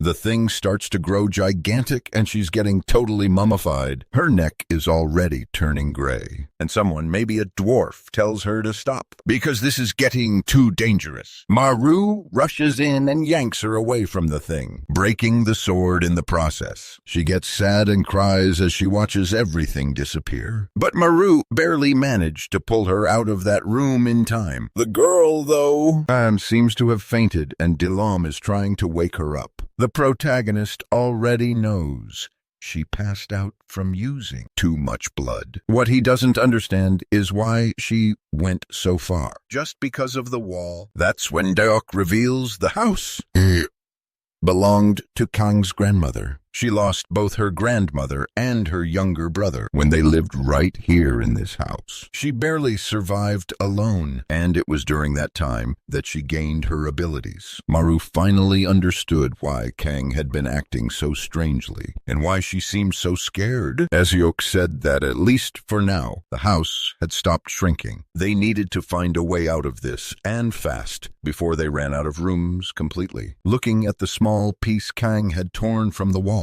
Deok quotes an old saying, "Soft water wears away hard stone." Persistence pays off. A little while later, the sound of relentless attacks echoes through the forest. There's Suun. He's done it. He's managed to create a tiny hole with his knife after 1 billion attacks. The others had used everything they had. The energy he possessed. And they couldn't do anything with it. The knife falls in Maru's room, and his other self says it's his turn now. He struggles to his feet, his arms still throbbing in pain and parched with thirst. But just as he's about to start to Kangay, she snatches the knife from his hand, declaring that she'll do it. He suggests she rest a little longer, but she insists she's fine. She strides over to the wall, starts scraping at it, and our boy, Maru, comments, that he heard this used to be her grandma's house. He finds it strange that a place that's been abandoned is kept so clean. So it seems she's been looking after it. She reveals that it's because she's been waiting for the day the demon who killed her family would return. Maru's confused. How does she know this creature will return one day? She explains that the demon, this time, was completely different from any she'd encountered before. A creature with a distinctly feminine silhouette emerged from the gate. She was frozen in fear, unable to move. Glancing to the side, she saw another one approaching. This one had a masculine build. He stared at her and he seemed aware, intelligent. He had some other purpose, something beyond simply killing people. She knows that if the prophecy comes true, that creature will appear again. Now he understands why. She's on this island's team. Even though she's a level 7 user, she asks if he's disappointed by her reason, if it seems too cliché. Maru tells her no. He's there because he couldn't escape, and because the pay is good. She bangs on the wall again, stating that's definitely the case. He'll be joining their team very soon, especially since the salary there is much better. He's curious and asks how she knows. She explains that she saw Chong talking to him the other day. As she's about to explain why she's so sure he'll do a good job, the entire place starts shaking violently again. Everyone screams in terror. They yell for everyone to head to the hallway and flee from that room. In the midst of the chaotic escape, Maru is desperate to know what she was going to say. The next morning, the house has shrunk to half its size. Everyone is utterly exhausted. They're wondering if this nightmare will ever end. Seo speaks up, saying their only chance of getting out of this alive is the leader. But the question is, why hasn't he arrived yet? Meanwhile, and there's King back, still sleeping peacefully, like nothing's happening. Our hero seems pretty fed up with the situation, honestly. He's pointing out that while everyone else is trying to escape, this guy's not even awake. Seriously? Just then, everything starts shaking even harder. Our hero's like, we gotta get back out of this hallway. But then there's this guy standing there with some kind of fungus growing on his face. He looks like a freaking ghost. Everyone's asking him, "Dude, what's wrong with you?" He just replies that he thinks now is the perfect time. For what? Suddenly the door bursts open, and this creature comes tearing out of there, totally panicked, covered in that same weird fungus. Everyone starts shaking, eye back awake, demanding to know what he did. He explains that he's got some kind of fungus mold demon thing going on, but it takes a while for it to really spread. Okay. And then everyone just starts clapping, praising him. They were saying he did an amazing job, that he's an incredible guy. Meanwhile, he's feeling a little awkward about it. Seon-Hu and Kang tell them to focus, because they haven't won yet. The demon was standing in front of them, sobbing, until something emerged from behind him. A whole bunch of creatures, appearing and glaring at them. The lone demon wasn't so alone after all. That's what Maru thought. As they all leaped to attack, there was a strange red line emanating from the demon's back. Kang ordered Iseok to hide everyone. He then activated his zero-presence skill, which was almost like invisibility. Kang continues to charge forward, slicing through the demons. The problem is, the corridor is narrow, and her sword keeps getting caught on the walls. The moment that happened, the creatures started swarming up her blade. Just when she thought she was about to be attacked, our boy comes in with a serious bite to the neck, even as he's being devoured. He reaches his hand up and clenches it. The ceiling starts to descend, and the others are shouting that everyone's going to die. But our hero says, not today. He's about to show them the power of his mirror ability. With that, he throws his arms up and commands the ceiling to stop. His friend praises him, but the demons are still attacking until one of their heads gets completely destroyed. Turns out his brother just crushed one of its fingers. He even tells our hero to hide behind the barrier, because he's only a level 1. Maru is about to tell him to be careful, but too late. He gets a little bite on the shoulder, on the arm, on the stomach. A whole bunch of creatures are crawling all over him. Just then, something white flashes past, impaling the monsters. It's the tiny spider, Dadinho. Whoa, now he's absolutely gigantic. His eyes are closed, it seems. He's taking control of the creature. Meanwhile, Kang is slicing and dicing the creatures, and Sino is obliterating everything, cracking fingers like they're going out of style. Inside the barrier, and our boy are sizing each other up. They start trading playful barbs, complimenting each other's friends, acknowledging how hard their comrades are working.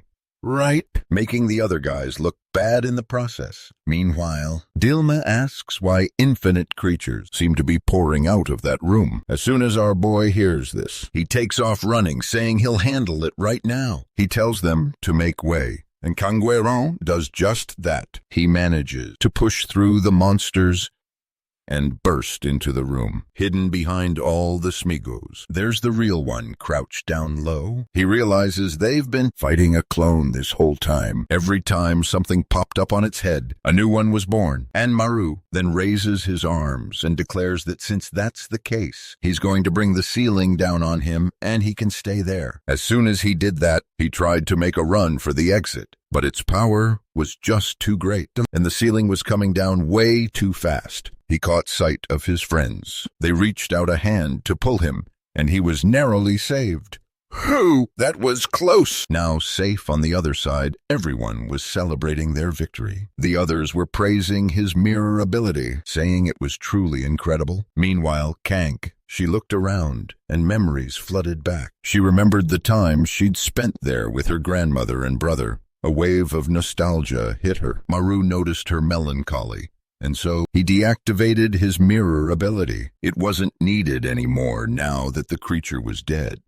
The battle was won. He glanced at the fallen creature on the ground, then went in for the devour. The others exchanged confused glances, wondering what he was up to. Before they knew it, he had already swallowed the monster whole. Talk about fast food. He had to be quick to take advantage of the yellow dust still lingering in the air. Time was of the essence. And with that, he activated the creature's ability. He began to push the walls. What exactly does this power do? The problem is, using the power consumes the yellow dust. Soon, the person couldn't move his shackles anymore. He was spent. So, he gently took the man's arm. He reassured him that it was all right and thanked him sincerely. At least the amount of energy he'd restored was enough. Enough for the design to reappear. Back at the office, our cheerful protagonist, Deok Wu, is munching away, looking excited. He announces today's going to be a good day. That's when he realizes the place is deserted. Where is everyone? He even takes the time to grab the tastiest-looking bread roll from the display. So, he wonders aloud, where'd everyone go? He glances at the rest time sign and mutters to himself, are those guys already slacking off this early? Just then, his phone rings. It's Jong-il. Hey, Jong-il, what's up? He asks. Jong-il reveals that the higher-ups called Mirod's headquarters, but he refused, and he's sitting there thinking, why me? Why didn't he get to take a quick peek at the girls sleeping so peacefully, so beautifully, while he's stuck over here, sweaty and smelling like, well, not roses. Life wasn't quite picture perfect for our guy just yet, but he was starting to find his place in the team at least. Okay, new scene, and cut. Whoa, our guy gets completely ripped in half. What? Someone yells at him to run, but hold on, now we're flashing back to 7 hours earlier. This, my friends, is what I call a major spoiler. Seriously, our boy was absolutely exhausted. He's thinking back to when he applied for this job, and he never imagined it would be this grueling. Just to make a little cash. He's still wiped out from that crazy fight with the demon. And that's when he hears a car zooming past him. And there it was, the famous Porsche. Obviously, it was his I'm filthy rich ride. Damn show-off. And our boy, with a completely straight face, goes up and asks for macaroni. But the guy just tells him to get lost. Then he floors it.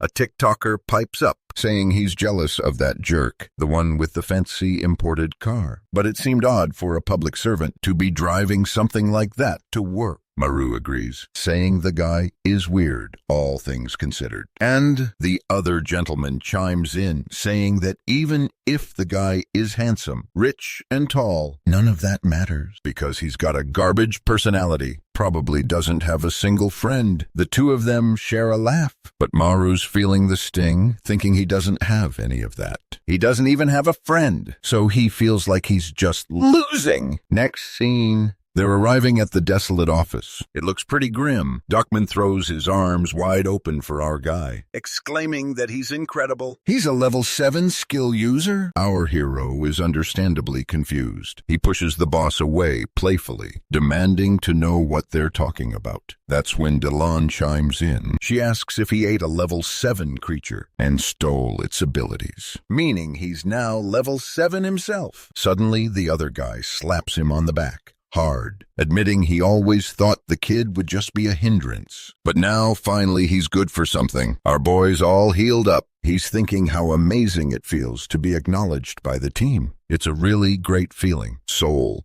That's what he says, comments, that our hero's talent is truly something special. It's the first time he's seen someone with the potential to keep getting stronger and stronger. Suddenly, D-rank dungeon instructor bangs his fist on the table, saying that it's time to get back to work. So they should stop all the chit-chat. Poor guys. They can see this jerk hates him for no reason. Just because he was humiliated before for being level 1, he's making him pay the price now. That's rough. Soul taps him on the shoulder and asks if they can chat for a bit. Outside, that is. They sat down on a bench. He's curious about what's going on. She then tells him she wanted to thank him for yesterday, for what happened at her grandmother's house. Looking all shy and flustered, a bit awkwardly, she says that they're a team. So what happened was natural. But suddenly, she turns to him and says that after that incident, she's sure about how she feels about him. Our boy is totally hyped up now, eagerly anticipating what's coming next. And then she says that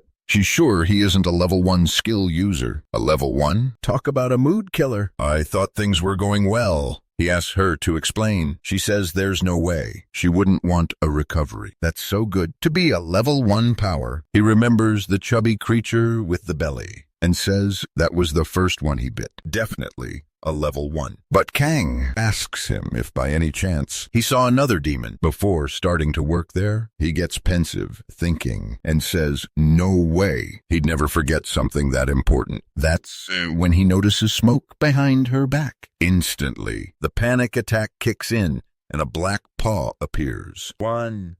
He stole the minoid. One, staring, drooling, and his heart starts to race. He drops the can, and she asks him what's wrong. He tells her not to worry. It's just that sometimes his mind conjures up some scary things. But the girl plays along. She gently takes his little hand and tells him not to worry. He's safe with her by his side. I wish I could feel that safe, too. And she's sure that there's something special about this young man. That's when Diogo, his brother, shows up. He asks if they're done dating yet. In the office, awkwardly standing there, clueless, he says they're not. They're not. There's this supposed relationship. And everyone's saying that within a year, demons will be swarming this place because of it. Demons. So the relationship doesn't even make sense. She's not even thinking about it like that. Those words hit hard. They straight up killed our boy. That blow was more brutal than a level 10 demon attack. A level 10. He's just lying there, dead on the bench. Mudu is the one who spoke to the boy, and our guy tries to defend himself. He says he's already explained that it's not like that at all. But at the same time, he's genuinely hurt by those words. Right, guys? Time passes. And Dewan comments that before leaving, it would be good to check the alerts. Meanwhile, Kanga and our guy are trekking up the mountains now. Ever since that conversation back at the bank, he's felt a little awkward standing next to her. A strange tension hangs in the air. Kanga reaches the meter and starts diligently taking notes about the yellow dust. Yellow dust? Meanwhile, Maru's made up his mind. He really doesn't have time for relationships, not when the world is ending in a year. So there they are, both consumed by the urgent need to find a way to kill those damned demons. Suddenly, the phone starts ringing, shattering the tense quiet. It's a desperate call for help coming from Zone 3. It's Shioka On the line, his voice strained and urgent. He reports that the leader of Okimon has already been defeated, and the creature is headed in their direction. He frantically warns them to be careful with their words, and then the line abruptly cuts out, leaving them hanging. Kang drops a concerning piece of news. Dokman, a level 10 skill user, was defeated. Maru, however, is shocked that this slacker is a level 10 user. A cloud of yellow dust begins to swirl. She tells him to be careful. The demon that's approaching is unlike anything they've faced before. They just knew it. The being reveals itself. They both brace themselves, and then a gaunt figure, wearing a kimono, appears before them. The monster says hello, which completely throws them off. It says it's a pleasure to meet the humans, and then asks if they could have a little chat. It says it's interested to have a chat with the person calling the shots. Around these parts, Maru's jaw drops. Not only can this thing talk, but it's communicating like a regular person. Kang, ever cautious, warns him to stay alert, but the monster just wants to talk, asking them not to be hostile. It says it's not looking for a fight. It's simply here for a conversation. Seriously. Maru's confused. What kind of conversation? Then she remembers Ishu's warning. Don't talk to the creature, he'd said. But our main character, never one to back down, ignored that advice. He sees this as a golden opportunity to get some information. So he jumps right in and asks the creature where it's from. The creature's reply sends a chill down their spines. Naraka. The boy's brow furrows. He's never heard of it. And the guy, he explains that it's the deepest part of hell. It's reserved for those who committed the gravest sins in their past lives. They're trapped in that place, in endless darkness and forced to fight for eternity. Maru understands what the guy means. He acknowledges it. Every demon there was once a human. Our guy suddenly remembers eating those creatures, which means he's been eating people. The realization hits him like a punch to the gut, and he starts to vomit. The demon says it's his turn to ask a question now. He trembles for a second, until she grabs his arm and tells him to stop talking. Even if a demon seems friendly on the outside, she's certain that this one is the one who took out their boss. The girl has already prepared a spear, a giant one, but the demon tells her to stop. He says he doesn't like violence, but she doesn't listen. She hurls herself towards him, ready to attack. He smiles and warns her killing him now won't avenge her brother. She's taken aback, seeing how easily he redirected her spear with just a finger, as he tells her that it's her fault for being weak and letting her brother die. That's when the memory floods back to her, the moment her brother stepped in front to protect the creature. Wow, he really did look a lot like our young hero, didn't he? Except with a hole in his chest. He told her to run and fell into her arms. She cried desperately, and now, back in the present, she has no idea how this guy knows all of this. The demon told her that, being the older sister, she should have protected him. But even so, the boy, the little one, died. Maru calls out to Kang, rushes over, and scoops her up in his arms. Whoa, where did all this blood come from? Out of nowhere! He didn't even notice anything happen. Maru realized that it seems like this creature can launch some kind of attack. A psychological one. Now things are serious. If anyone's got a fragile mental state, our protagonist is in trouble. The demon!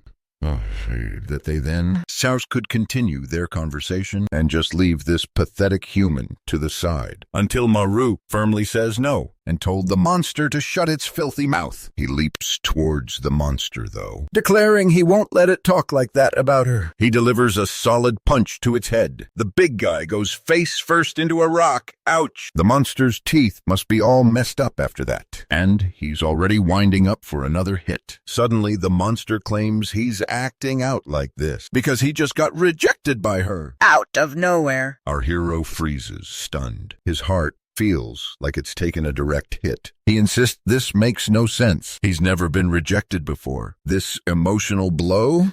Well, it's definitely affecting him, because strangely, he's starting to feel dizzy. He doesn't have romantic feelings for her. He just sees her as a powerful and awesome mentor. Meanwhile, She's still on the ground, apologizing profusely. He pauses for a moment, but then his heart clenches with pain again. He coughs up a pool of a crimson. At that moment, the demon picks up a stone, snarling that he hates emotions. He spits out that emotions are for the weak. Even when he was human, he claims, he never felt anything like this. He turns to Maru and demands why he isn't answering. Cat got your tongue? He taunts cruelly. Now our protagonist finally understands. He grasps why even a level 10 skill user couldn't possibly defeat this thing. The creature then tosses the stone into the air. Time to end this, he declares. Since the boy can't even speak, our hero can only think that it's possible, that someone with a cold heart, someone devoid of all emotion might appear here. There's no way he can be saved. The rock is hurtling towards him, meant to finish the job once and for all, when, out of nowhere, the monster's entire body twists and convulses. And then the emotionless bastard appears. He demands to know why the level 1 is lying there, beaten. Our boy grins. He tells him he's never been so happy to see a sociopath in his life. But the emotionless guy immediately wants to know why the hell. The kid is looking so cheerful at seeing him show up out of the blue. The level 1 then overhears the monster saying that attack tickled a little. The creature adjusts its head, boasting that its cords, or rather, its lads, are pretty damn hard to break, especially considering that our hero's levels are so low. Now that has hit their egos where it hurts. One of them growls that this big-mouthed jerk is asking for a beating. The moment of truth. They stand face to face with the monster, its presence radiating menace. Our hero, sensing danger, urgently warns his companion to be careful. "Watch out," he exclaims. "This bastard uses psychological warfare." But the samurai, unfazed, simply tells him to observe. A confident smirk plays on his lips. "I'll show you how it is done," he says, a hint of arrogance in his tone. Our young hero is practically seething with rage. Every fiber of his being screams to obliterate this monster, but he knows he has to trust his partner. At least for now. They're in this together, whether he likes it or not. The samurai, with a sickening crack, breaks another one of his own fingers, and as he does, a chunk of the monstrous boss shatters along with it. It's a bizarre, mindful ritual. The demon predictably zeroes in on the raw wound. It taunts the samurai, its voice dripping with venom. "Is that all you've got, kid? You'll never earn your father's approval fighting like this." But the words seem to have no effect. The samurai unflinchingly breaks another finger, the sound echoing in the tense silence. He continues his self-inflicted assault, while the creature roars with laughter, a chilling sound that sends shivers down your spine. It seems, the monster cackles, that you're just an emotionless shell, just like me. Apparently, this is what happens when you're the son of a woman who took her own life after being abandoned by her husband. Okay, now we're getting the backstory on this kid, explaining why he's so traumatized. Mauro obviously had no idea about this background. He probably just thought the kid was a spoiled rich brat. Even a cold-hearted guy like him wouldn't be able to handle that kind of psychological attack. But he stops when he sees the guy laughing. The jerk asks what any of this has to do with him. It wasn't his fault, but the mother's, for being too weak. He attacks his neck and warns him that in this world, only the strong survive. The guy smiles and says if that's the case, then he won't be alive in the end. Because he's much weaker than Hanamaru, dude. Looks like the psychological warfare worked. But our hero jumps in front. He blocks the attack. He confidently declares that he's finally figured out the monster's pattern. It uses psychological warfare, he explains, to disorient its opponents. And then, bam! A blade from the house. Just then, Kang, she leaps into action, slicing off the monster's tongue, and it writhes in agony. She turns to him, concern in her eyes. Are you all right? And our boy, he's head over heels in love. Just as I expected, he sighs dreamily. She's absolutely amazing. Oh, I'm such a lovesick fool, he internally groans, totally smitten. But in that moment, he's giving himself a mental pep talk. Focus on the fight, he tells himself sternly. He gives himself a mental shake, telling himself to snap out of this love-struck daze. But the mental slap is a little too harsh. The reminder of being weaker than Ramaru stings him. On the other hand, our boy's feeling a bit proud of someone like this guy, it seems. Maybe even a little envious. But he's already putting the guy down a bit, telling him to get it together. That being worse than him isn't really that bad. Yeah, not being worse than him. This new guy could be super cool. But for the moment, our Simu is still the coolest cat around. Suddenly the guy wakes up and says, well, duh, that's obvious. Because let's face it, he's a level of trash. The three of them then turn to face the boss. They need to take him down before nightfall. Otherwise, they'll be at a serious disadvantage. Maru wants to know how they're going to pull this off. If I get anywhere near that thing, it'll unleash its razor-sharp tongue. Kang responds that this is the perfect time, actually, since for now, he can't talk. But the gentleman already points out that she's in no condition to fight. She can't keep going like this. The wound she sustained on her chest, it isn't healing, it's not regenerating. That's when our protagonist bolts off to the side. He's thinking fast, trying to figure out a way to outsmart this monster. How? Kang waves her arms frantically. She's calling the monster an idiot, shouting that she's over here. The monster whirls around in her direction, which is exactly the opening he was hoping for. In that instant, he tells Semu to take care of Kang. He declares that he's going to use his new power. But his friend is totally confused because his power only works in enclosed spaces. Right then, Kang orders him to help Maru before he gets himself killed. Don't be an idiot, she yells. Meanwhile, our hero, he's running from the beast. It's right behind him, tongue lolling out. This way, he shouts. He frantically looks around for a safe place, somewhere enclosed. But unfortunately, there are no houses nearby.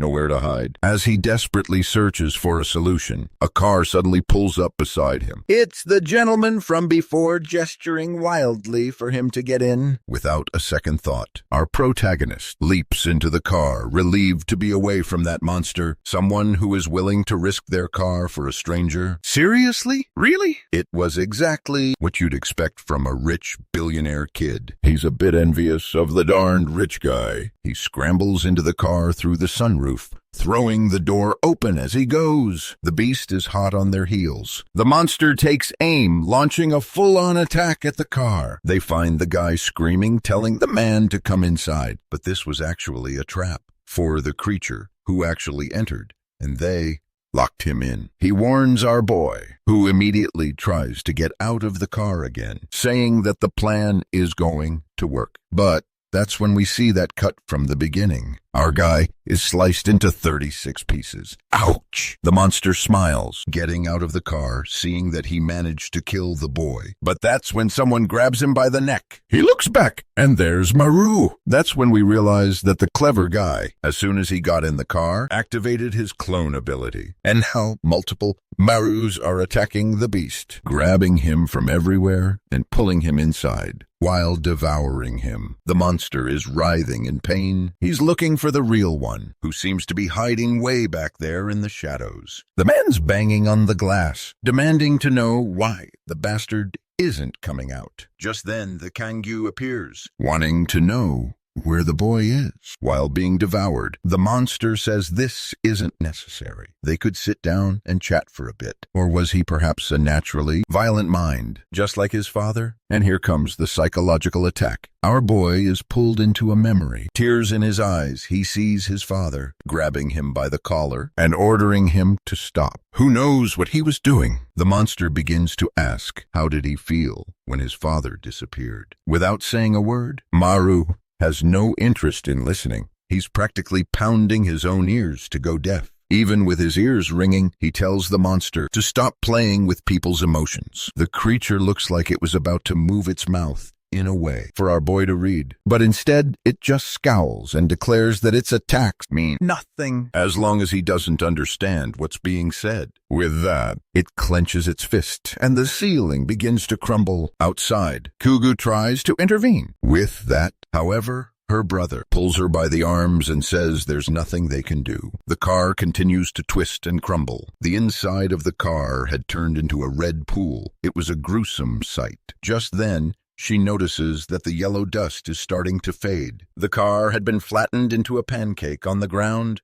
a mangled wreck, and she approaches it, saying they have to save Maru. Her brother is already giving up, saying that the boy has been dead for a long time. But Kange insists, saying that as long as there's yellow dust in the air, there's a chance he can be saved. She starts tearing apart the wreckage of the car, desperate, wondering why that idiot smashed himself up like this. They seem to hear some knocking sounds, faint but there. And just then, Serum goes to help, wondering the same thing. He can't believe what he's seeing. Meanwhile, our boy finds himself in a void. He has absolutely no idea where he is. It's as if he can't even feel his own body. At least, it would have been great if he could have silenced that chatterbox while he had the chance. He tries to remember the creature's last words. The creature warned him that the abyss was looking for him, and he'd better remember the call. Before losing consciousness, the human wonders, what is this call all about? Suddenly, the monster yells at him to wake up. He opens his eyes and finds himself in a red place. His clothes start to twist and writhe, and a hand bursts from his stomach. Suddenly, that same dog, something furry, is emerging from inside the boy. It's really unsettling. The boy clearly isn't doing well at all. He looks incredibly sick. I don't even want to know what that is. This is getting creepy. Then the monster steps forward. It stands face to face with him and asks if he remembers. Remember what? Cut back to a flashback. We see him as a child, witnessing this very creature. The monster stared at him and his father, radiating an eerie aura. Maru said this was bad news. They needed to get out of there now, but his father grabbed him by the collar, a fierce look in his eyes, and declared they weren't going anywhere. From that day forward, they would fight. That's what his father decided. Maru was crying, terrified. He just wanted to know why. Why this? Why now? That's when his father revealed the chilling reason. Because we have to. We need to obtain that bastard's unique ability. This sounds ominous. His father grabbed the boy roughly, telling him they were heading to the abyss.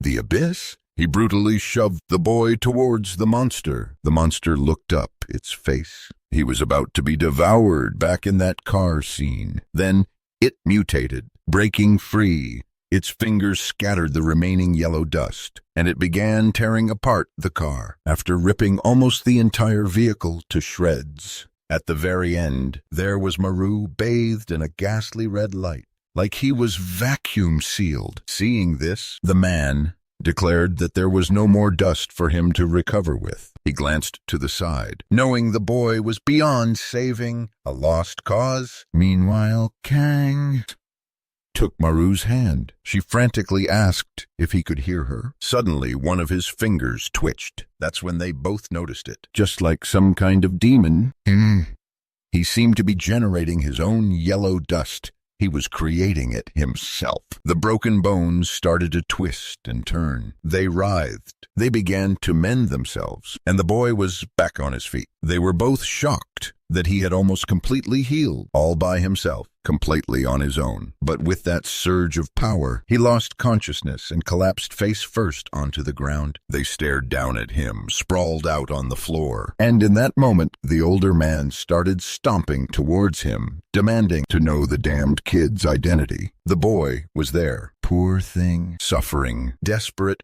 to understand why he was being beaten. Meanwhile, the younger man was hauling him up by the collar now, demanding to know why he was able to generate his own dust. In theory, that is. The only power he thought he possessed was the power of gluttony. That's when our protagonist realizes that gluttony wasn't the first power he received at all. It was actually a power he got from that monster back when he was much younger. It was his own father who forced him to receive the power of that creature. He just doesn't know why. Here he goes, a full-blown panic attack hits, and he collapses to the ground. Serum asks him urgently what's wrong, but Kang, showing a rare moment of compassion, tells Serum to give the guy a break. He's still recovering, after all. Besides, for the time being, it's best to keep all of this a secret, just between the three of them. The Sir doesn't want to accept that. He argues it's madness to let this monster run free. Everyone needs to know, including the whole squad. But she calmly replies that for now, there's nothing to worry about. Maru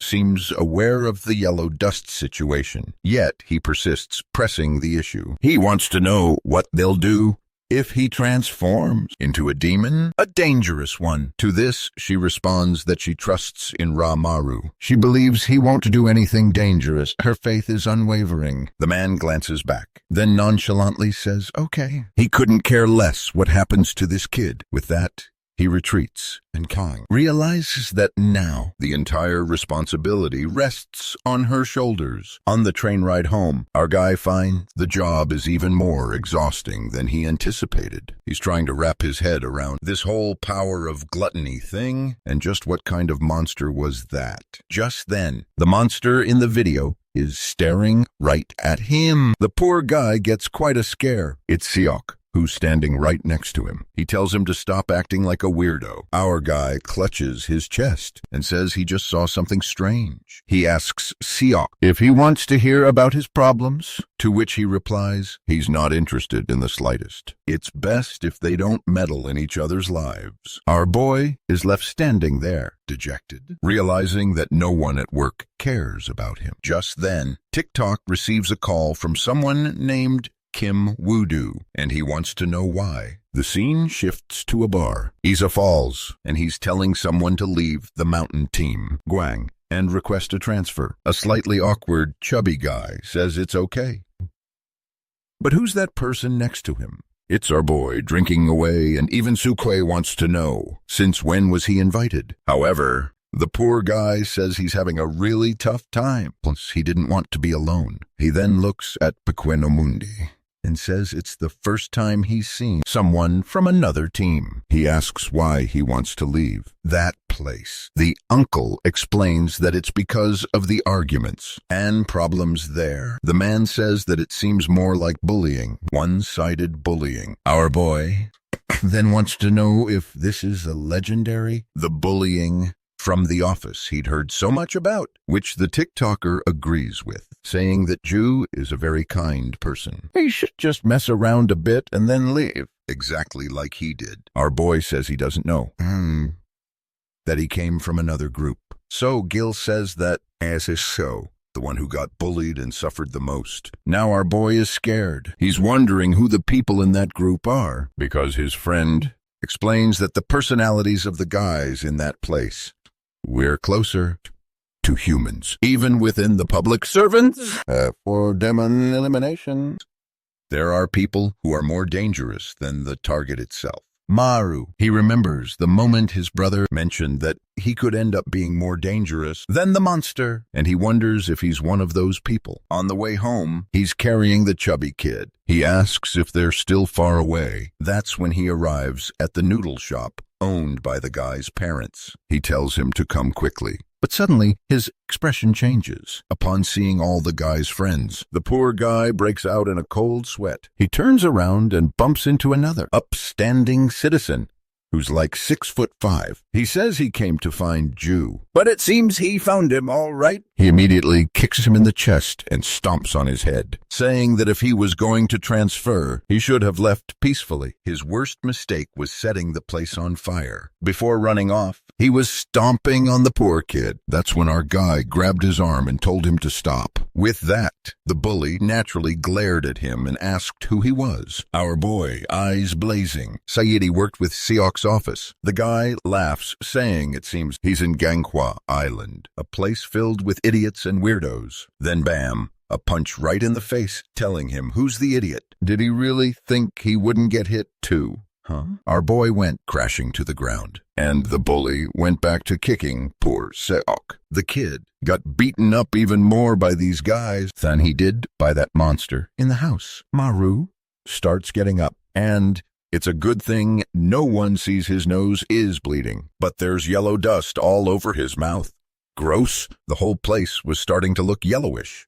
Not a good sign. And our little guy, definitely not having a good time. Meanwhile, the other dude was just pummeling the living daylights out of this okay guy's face, yelling that it was all his fault, that he had to go to rehab for months because of him. Poor TikTok guy. Poor TikTok guy. Guys, he's over there being choked, crying. Bite up. Poor little dude. While his awesome best friends in the world, back there, are saying they never imagined he'd transfer to the illegal stuff so quickly. Seriously? Oh, and then the huge guy suddenly stands up behind him. Talk about ominous. The door bursts open. The guy glances back, and bam, a foot comes flying at his mouth. He'd already bashed his head against the wall. He fell all twisted. And everyone wanted to know who this crazy guy was. It was the guy who just said he was also a member of he's from the gang too, apparently. He went up to Maru and told him he's going to end up dead if he keeps playing around like this. Right then, our boy hid the sand and asked why he was there. The guy replied that he'd followed just in case there was any trouble on the train. He also saw that our lovely Kangu Chana was following our boy there, all hidden and cute. And she just arrived at the store too. He doesn't know what's going on there. She's going up to our dear TikToker to tear him apart because she's not sure if he's okay. She tells them they got lucky, that she'll have to get him out of there. But the girl from the military household says her friend is also half dead, so she wouldn't be leaving that easily. Nerd Trembolona warns that Seok also cost him trouble, so he's there to settle the score. Kang says that it seems they're looking for a repeat lesson in discipline. Just as the woman's about to declare that's exactly what's going to happen this time. The transformed human gets up, looks at the SAMU guy, and declares that the bastard's going to die today. He charges towards him, ready to throw a punch. But the SAMU guy just smirks, saying he's looking forward to it. Well, the fight's about to begin, and the sneaky one stands on the sidelines, unsure what to do. He wanted to help, but Kang tells him not to get involved. Not if he transforms. Things could get dangerous here, so he better watch his back. Looks like she's giving him the eye. He walks past her, giving his shirt a quick adjustment. Poor guy. Now it's his turn to get some payback. One of the guys comes at him, chair raised high, shouting, "Today's the day you die." But out of nowhere, He gets clobbered in the ribs. wielded like a weapon. The gang's already taken down the first one. She lands a solid hit on the second nerd's shin.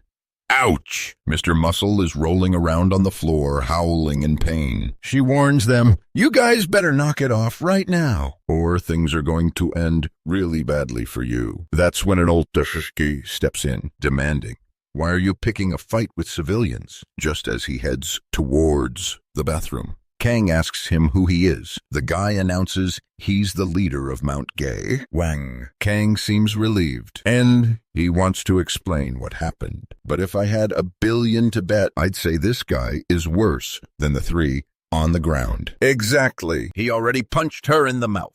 Dude, you don't do that. You want to die? I'm going to jump into this story and kill you, kid. The damned one that I already... The name in the death note still warns that She's not a civilian. So you shouldn't hit his kids. He saw her all messed up here and goes to say it's been a while since they've seen each other. Maru then looked to the side, saw Kang all messed up, and now he's going to start absorbing the yellow dust. No way he would. He couldn't stand seeing those guys hitting his crush like that. Sarumo tells him to stop, saying it's crazy. But too late. He's already heading straight for their leader. The leader seems unfazed, wanting to know what the kid thinks he's going to do. But bam!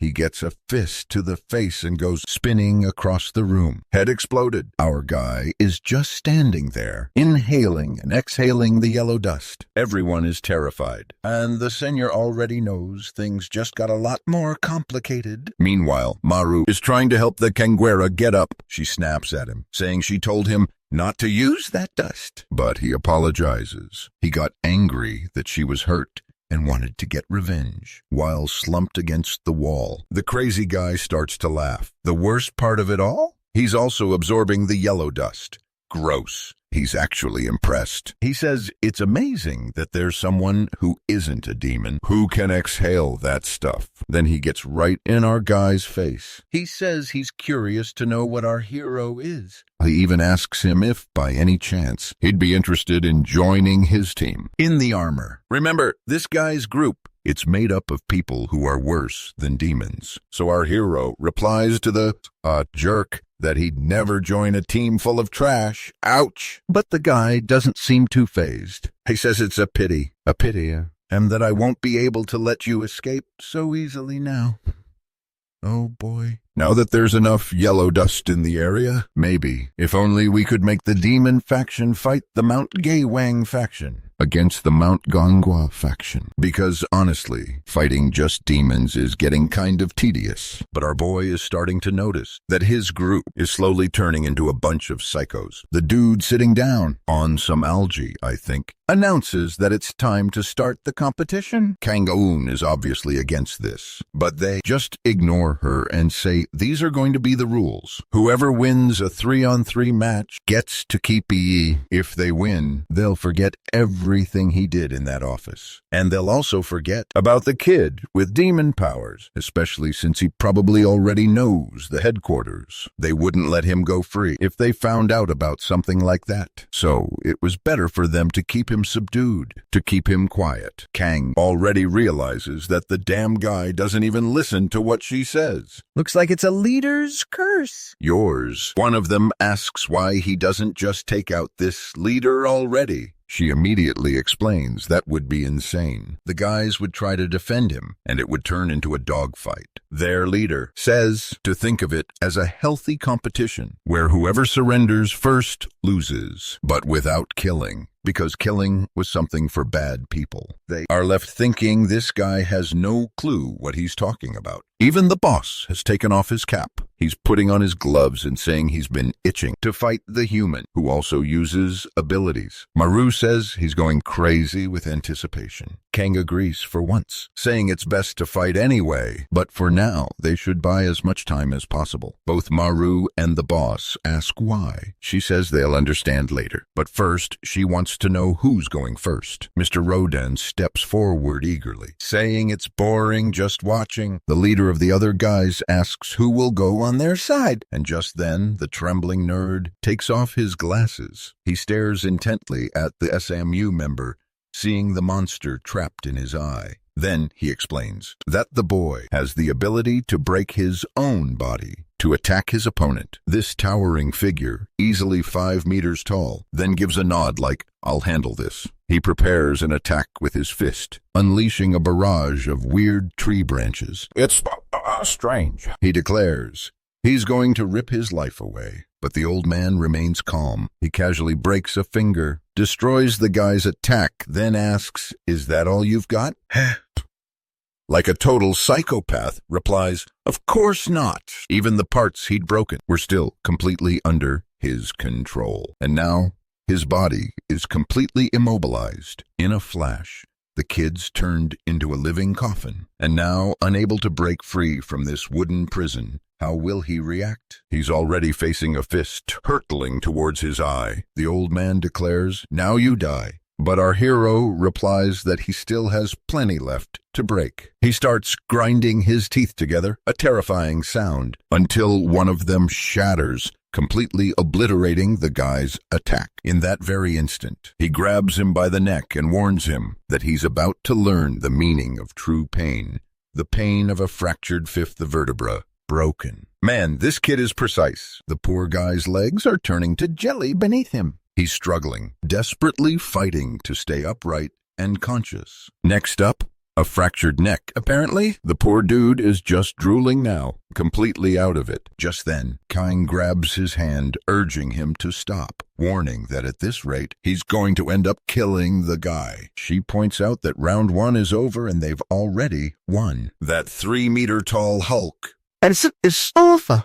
has just taken a beating and is currently puking on the floor like an idiot. Then the leader asks if they're ready to move on to the next fight. The gang tells Samu that he was exaggerating and barely managed to buy them any time. He steps in front and demands the next challenger to come forward immediately. The guy glances over and announces that she has the power to transform her own blood into blades. They both look over at the girl, and one of them remarks that she's the perfect opponent. A fight between hotties? There's no way to lose. She tears off 2 pieces of her ribcage and prepares for combat. But Kang interjects, saying it's best not to use blades. It's too dangerous, she warns. Ignoring the warning, the Kimimaro heir begins to summon a whole bunch of bones from her back. She's perched atop a skeletal, bulging spider, saying she doesn't care. She's already launched herself towards the cane and barely had time to prepare. Poor thing. She managed to form at least a small sword for her initial defense. They stare each other down for a split second. Then one of the skeletal spiders lands a blow on her ribs. Ouch. Wow, just 10 seconds into the fight. Yes, and she's already saying she can't keep up this pace. She manages to land a cut. Her opponent recoils backward, but she advances in the same breath. Here, Mima tries to launch some attacks, but Kang skillfully dodges them all. She's thinking of landing a quick slice and then backing away. The problem is, boy, the shallow cut left a pool of red blood. The guys are calling out for Officer Park, asking if she's okay. Kang tries to apologize, saying she couldn't quite control herself. Bless our boy. Congratulations to her. She really managed to buy quite a bit of time. She looks all embarrassed and says it was the first time she fought a human. The other guys on the team are leaving, while the guy with the eye is wondering what kind of crazy place this is. He'd heard that Gone Island was full of weaklings, but the boss stays put, saying that now all that's left is Ramaru. Kang says it doesn't make sense because it's 2-0. They've already won. But then the guy reveals that this whole silly competition was just an excuse to see his powers in action. Furthermore, his fight is the most important one. So it's worth 3 points. Kang wants to refuse, but the pushover steps forward, says it's all right. 3 points. That's the deal. Only he wants to fight their leader? Everyone thinks he's an idiot, while the leader just smiles. That's when the trembling nerd tries to see Maru's power. A demon appears inside Maru's eye, which immediately starts bleeding. Poor guy. He's sweating bullets. Someone's questioning if that damn guy is even human. Our boy is standing there amidst this infernal mess. The boss approaches Maru and tells him that wanting to fight the judge is cheating. He'd rather send in the best from his own team. That's when the guy calls for poor Udi. He asks about Udi's parents, and the boss tells him not to worry. They're safe at home, he says. He shoves the chubby kid forward and orders them to fight. Yoshiroki immediately tells the leader to stop this, but the leader just tells him to shut his mouth. They'll deal with him later, he threatens. Then the leader tells Woody that if he fights well, he'll let him transfer. A tempting offer. Now, face to face, Maru is left wondering what's going on. He could see the head of that psychological monster lurking behind the boy. It's showing him everything he should say to mess with the boy's head, from mild things like "you deserve to die" to incredibly harsh stuff like "you can't even look the girl in the eye." He's also seeing memories of Woody crying, pouring coffee on Seok's head. His mouth suddenly starts to open on its own, and he feels like a blade is about to come out. He covers it with his hand, but the force is still there, and even with his hand covering his mouth, he asks if Junior is happy that at least Yoseok was the one getting bullied instead of him, probably thinking of him as lucky while watching him suffer every day, thinking that he was a lucky guy. His power is uncontrollable. The tongue even cut his heart. Our boy went there to try to help poor Bougie, who apologized. Before Maru could even figure out why, the kid exploded with a burst of venom. The venom began to melt away at Maru's entire body, eating away the flesh. Kang cried out his name, but the leader warned them not to interfere. The round wasn't over yet,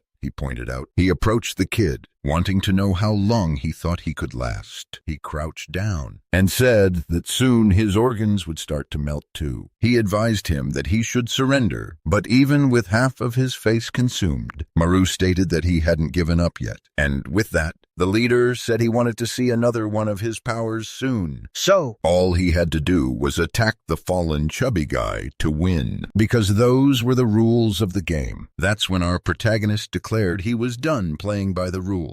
He didn't care about them anymore. He went straight for the leader, ready to throw a punch. He warned the leader that if he killed him, then they would win. He was right in the leader's face when the leader replied that, unfortunately, that wasn't going to happen.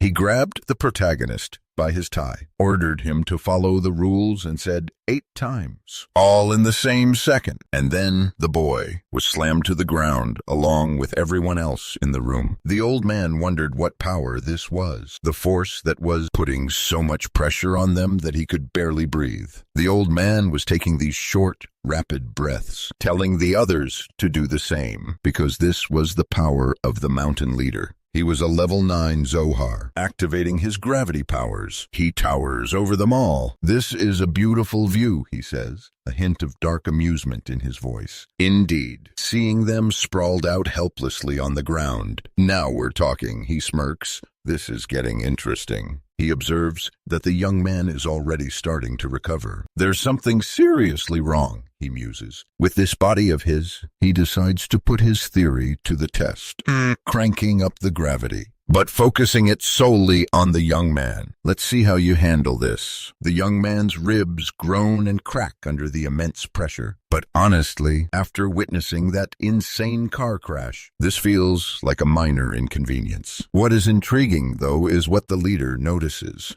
The more pain the kid endures, the denser that strange yellow dust surrounding him becomes. It's becoming increasingly clear that the demon who granted him these powers is something truly special. That triggers Moreau's memory of that monster that's been hunting him. Even though it was a demon, its eyes were different from the others.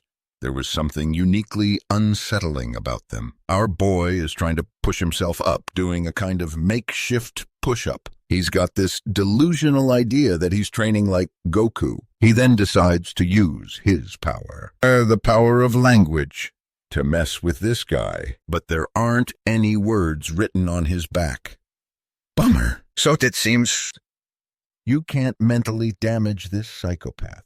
No such luck. And now he pulls out a little knife and says he hates being curious. Creepy. That's why he's wondering. And if he should off this guy, maybe take out a lung or maybe the throat. Nice guy, huh? But then the knife breaks because over there, breaks a finger and sends it flying. What? Instantly, Kang slices his arm. He prepped a jump, a Nerf-style leap, painted with the Hunter x Hunter vibe. This game is definitely aimed at that guy. But then he activated the gravity. Times 20, man. Everyone face planted into the ground, writhing in pain. The leader even said that with the gravity increased so many times over, she'd run out of oxygen and pass out soon. Maru called out for Kang, but the guy just snatched the knife from her hand. And he said, now, yes, no one else is going to interrupt us. It was time for them to continue their game. Poor protagonists. They can't see a way to get out of this. This weirdo's power. It seems like the tighter he wraps that rope around his own neck, the more the gravity increases. That guy is a real freak. At this moment, someone knocks on the door. He tells them they're closed for the day. But then,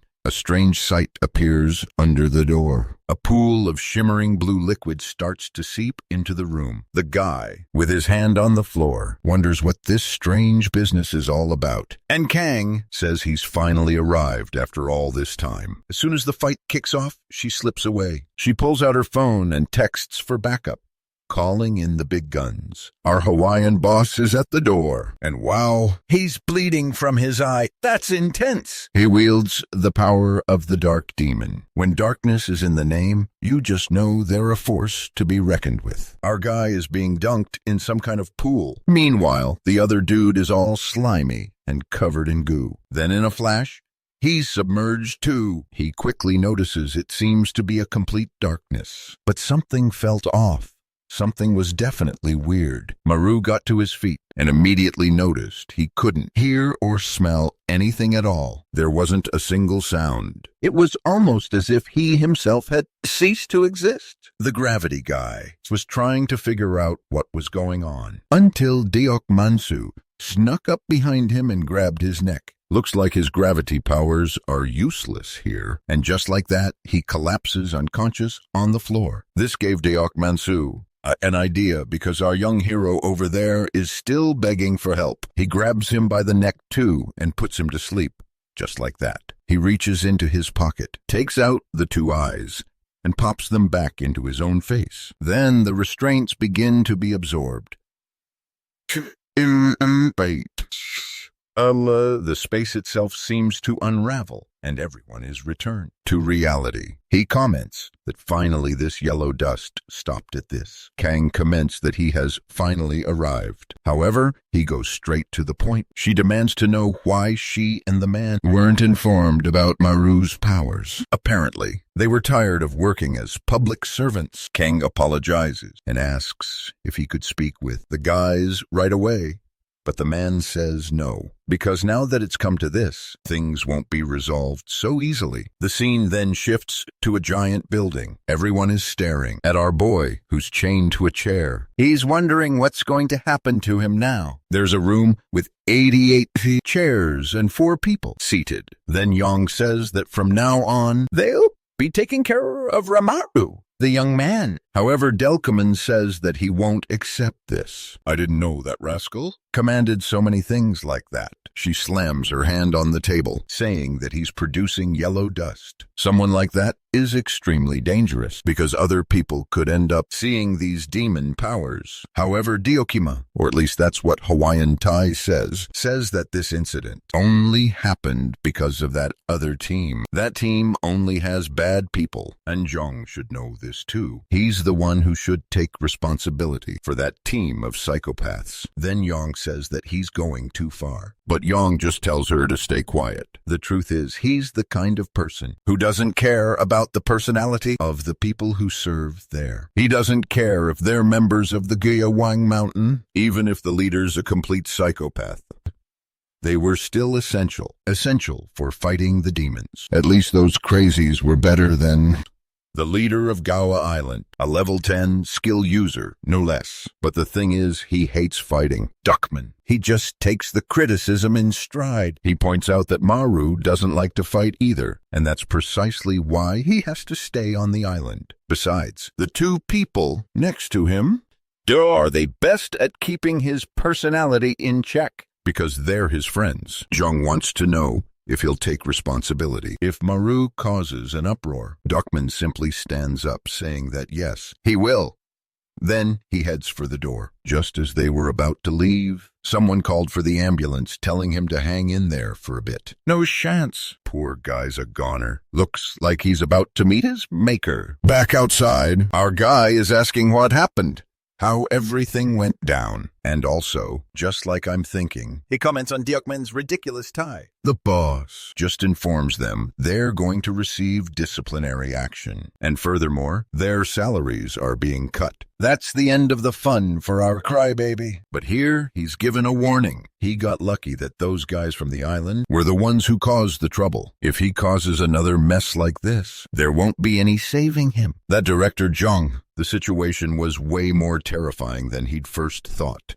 A chilling realization. Jong was actually asking his own son if he had the resolve to kill Hamaru, if Hamaru were to lose his mind. The son hesitated, a beat of silence hanging heavy in the air.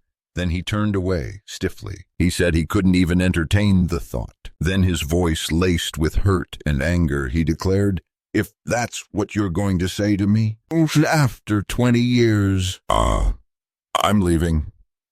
He was done, but Young cut him off, a sharp command in his voice. Sit down. This isn't a heart-to-heart between father and son, Jong said, his tone hardening. This is an order from your superior. Maru has become something beyond what we can consider a normal ability use anymore. He's crossed a line. A human being who can conjure yellow dust is practically a demon. He's changed. We have to be extremely careful, because what if who is the enemy now? What if we're on the wrong side? And just like that, the scene cuts, whisking us away to a different house, a new location. This is going to be the gang's new dorm room. And let me tell you, the place is a mess. Clothes are strewn everywhere, and there are soda bottles scattered all over the place. Our boy is stepping inside when the leader announces that, from now on, he's going to be living here with him. Our boy is just nervous about where that hand is going. You know, right there. He asks if he really has to stay here, because Deokman says yes, he does. It's the only way he can keep an eye on him and make sure the kid doesn't cause any trouble. He puts a hand on his shoulder, which kind of traumatizes our young friend, and he says that now they're going to be spending 24 hours a day, practically glued to each other. Back at the base, Adam is watching him. Like he's burning with anger, he asks, looking all twisted up, if she has something to say, who warns that he'll die if yellow dust starts appearing in the office, and the gentleman who suggests it's best to stop being nasty to the boy, because it's in moments like these that the dust starts to rise. He's standing there, seething with anger, unsure who he hates more. Just as he lets out a sigh, King on the scene asks if he's started releasing dust by any chance. Dell, who understands, grabs him by the mouth, saying he wants to get wet. This phrase is intentionally kept literal to preserve the original strangeness. That image is peculiar, to say the least. I usually see this kind of scene in more wholesome works. Walking through the hallways, he's furious that he's now being treated like a monster. Midway, he ran into Samu. Samu remembered what Jong had said about Maru being extremely dangerous, and possibly even an enemy. Our boy, on the other hand, was already getting angry. He snapped, asking if he was just another person who was going to tell him not to cause trouble. But Samu simply retorted that he didn't give a damn about him. The kid was furious. That jerk always knows exactly what to say. To get under my skin. That's when he notices that King Unju has moved into their office. Kang says that since it's his first day, he can ask if he's curious about anything. Kang turns towards our guy and says she wants to take a look into his eyes. He's left standing there a little bewildered. She reassures him that it's not kicking up dust, so there's nothing to worry about, but getting closer. She adds, she tells him not to get angry, that the members are acting this way because everyone's feeling insecure. They're worried they won't be able to protect the island anymore if another problem like this happens. He grimly says he's aware of that. Now alone in the office, he's saddened that he has to work more than everyone else. The way they've figured out to keep trouble at bay is by not sending him on any missions. He was sitting there all alone when those two guys from headquarters walked into the room. He started to ask who they were, when out of nowhere one of the guys jumped him and punched him right in the face. And that's when the beatdown started. Daddy, this kid was trouble. He got yanked up by his collar. Pronto, told to cough up the yellow dust, whatever that meant. Maru was ready to throw down, itching for a fight. But then he remembered what she said. He couldn't cause any more trouble, so he decided to stand down. Wig guy, that's what I'm calling him for now, told him to cough it up, or else his head would get smashed in. Nice threat. But then Baldy, my other nickname, delivered a serious headbutt. Ouch. Sent the wig guy flying. Baldy helped our guy up, telling him to forgive. That the wig guy was a little ignorant, understatement of the year. He then calls the duo double pattern central side. What a mouthful. He wonders if they're there to test him again. Great. More tests. I'm sticking with Baldy and Wig Guy for now. Baldy is definitely the better one of the two. He gushes about how Peru is his #1 fan, and he calls our boy King Maru. Our hero is a little embarrassed by all this. He's wondering what this King Maru business is all about. But the guy's busy giving him a massage. He raves that if he can control the yellow dust, it would be more incredible than the director himself. Our hero's got a huge grin on his face. He's beaming with the confidence that he's going to be the best, the ultimate master of abilities. Our boy is a little overwhelmed by hearing that he's going to be the greatest. A while later, everyone's getting ready to leave. He glances to the side and spots the video recording equipment. He asks if there's any problem. Then the scene shifts. I dare to those machines that calculate the amount of dust. Yellow. Strangely, this one isn't working. Woody apologizes. He says he must have done something wrong, but he didn't want to tell anyone so they wouldn't blame him. Maru says this place is different. He wouldn't be mistreated just for making a little mistake, a tiny one. Or maybe he's just being sarcastic. Someone asks what he said. He says, "Nothing, never mind." He's definitely going to be well cared for here. That's when he notices the yellow dust. Ju asks if he's shedding, but obviously he isn't. Looking to the side, there's a kid with what look like tumors on his chest. Ju is already terrified, saying they need to warn headquarters. However, our little guy figures that with this level of dust, it's just a level 1 critter, so it should be easy peasy. He remembers that the guy said he was going to become the ultimate skills user, and with that, he leaps toward the monster, announcing, "I am King Maru," and he bites the poor thing right on the neck. No mercy, this kid. The monster drops to the ground just like that. This kid is brutal. Gil congratulates him, remarking that he really did take it down in one hit. But life is never quite that easy, is it? And from inside the first monster, another one starts to emerge. Maru's confused. Why didn't the thing die? And now there's another one. Plus, one of the balls on its chest is gone. Not to mention, judging by the amount of dust, it seems like it evolved from a level 2 demon. A little while later, he's exhausted. He can't understand why he's getting stronger every time he kills one. Odie comments that the amount of dust was already comparable to a level 9 monster. Level 5. He takes off running, saying he has to warn the rest of the team. But our hero tells him to look behind him. The monster had already launched itself in his direction. It was about to take a chunk out of his neck. At least, he explodes the venomous sac, melting the whole monstrous thing. But the same thing happened. The body hardened, and from within it, an even stronger one emerged. This was a twisted kind of evolution. And the problem?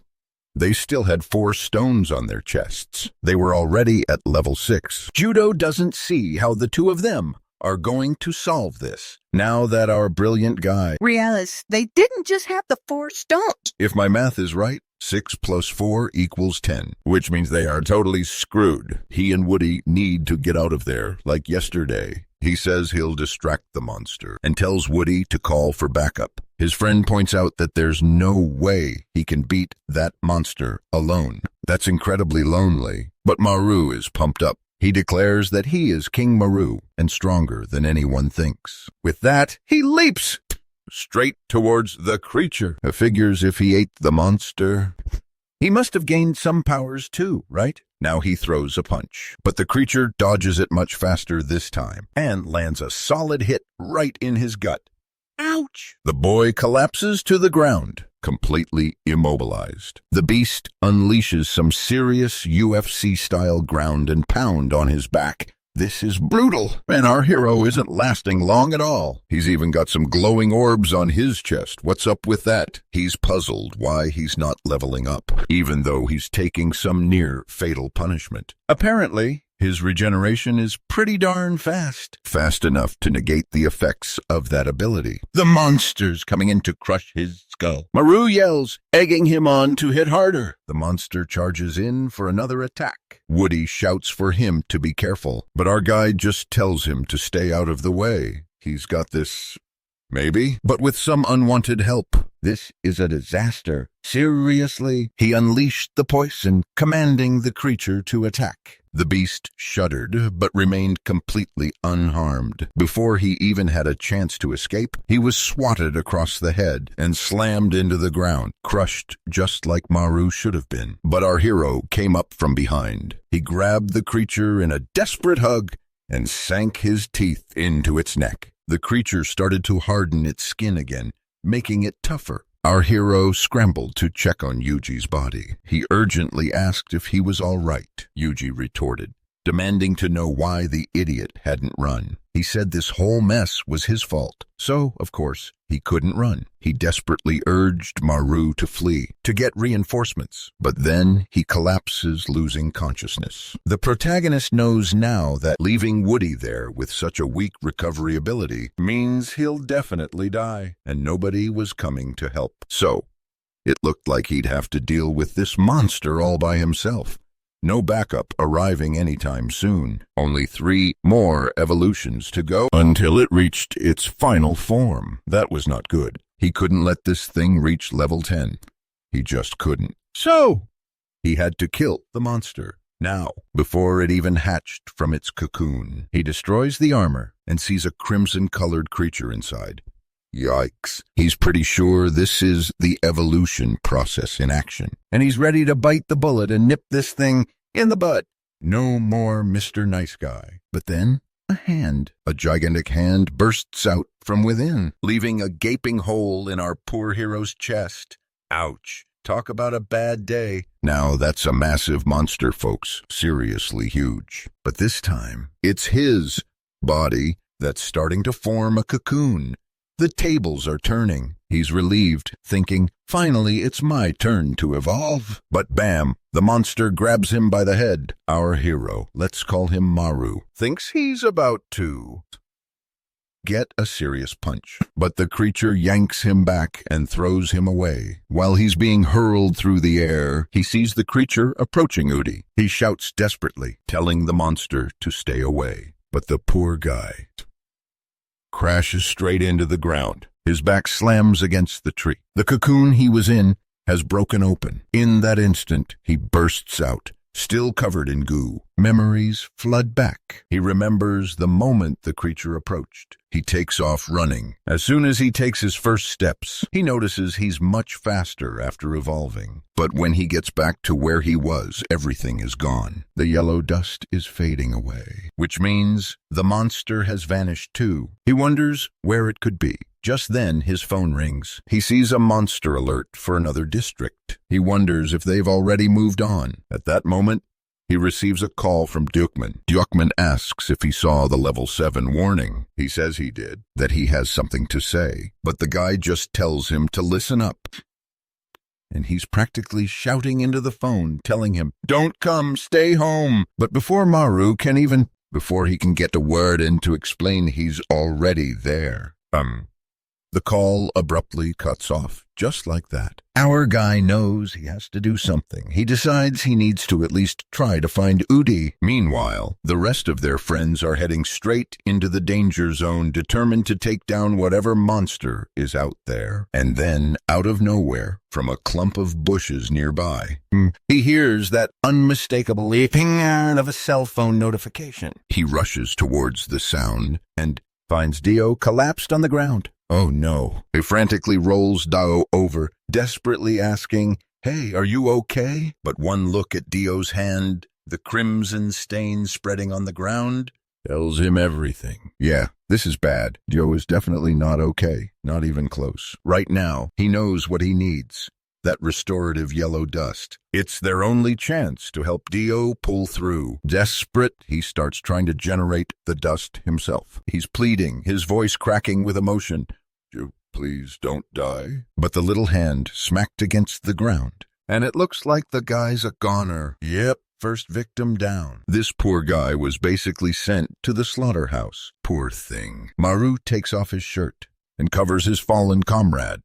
He's clearly not happy about this. Meanwhile, elsewhere in the forest, Kang is informing the leader that she's about to arrive. "So where is he?" "Look out! He responds that he's on his way, but he tells her to be careful because the level is already rising to 9. He orders her not to confront the creature alone, but to wait for him to arrive. Suddenly, the entire mountain starts to tremble so intensely that even in the city, people feel it and see the dust billowing. Kang's level had jumped to 10. And now she realized she really couldn't handle this on her own. Dokman was clearly worried, and Sue, on the other hand, was absolutely desperate. Meanwhile, the paramedics were urging the taxi driver to step on it. Unfortunately, Dokman was trapped in the car, and she knew they wouldn't make it in time. Kang raced through the forest, determined to stop this monster before it reached the village. Suddenly, she stops dead in her tracks,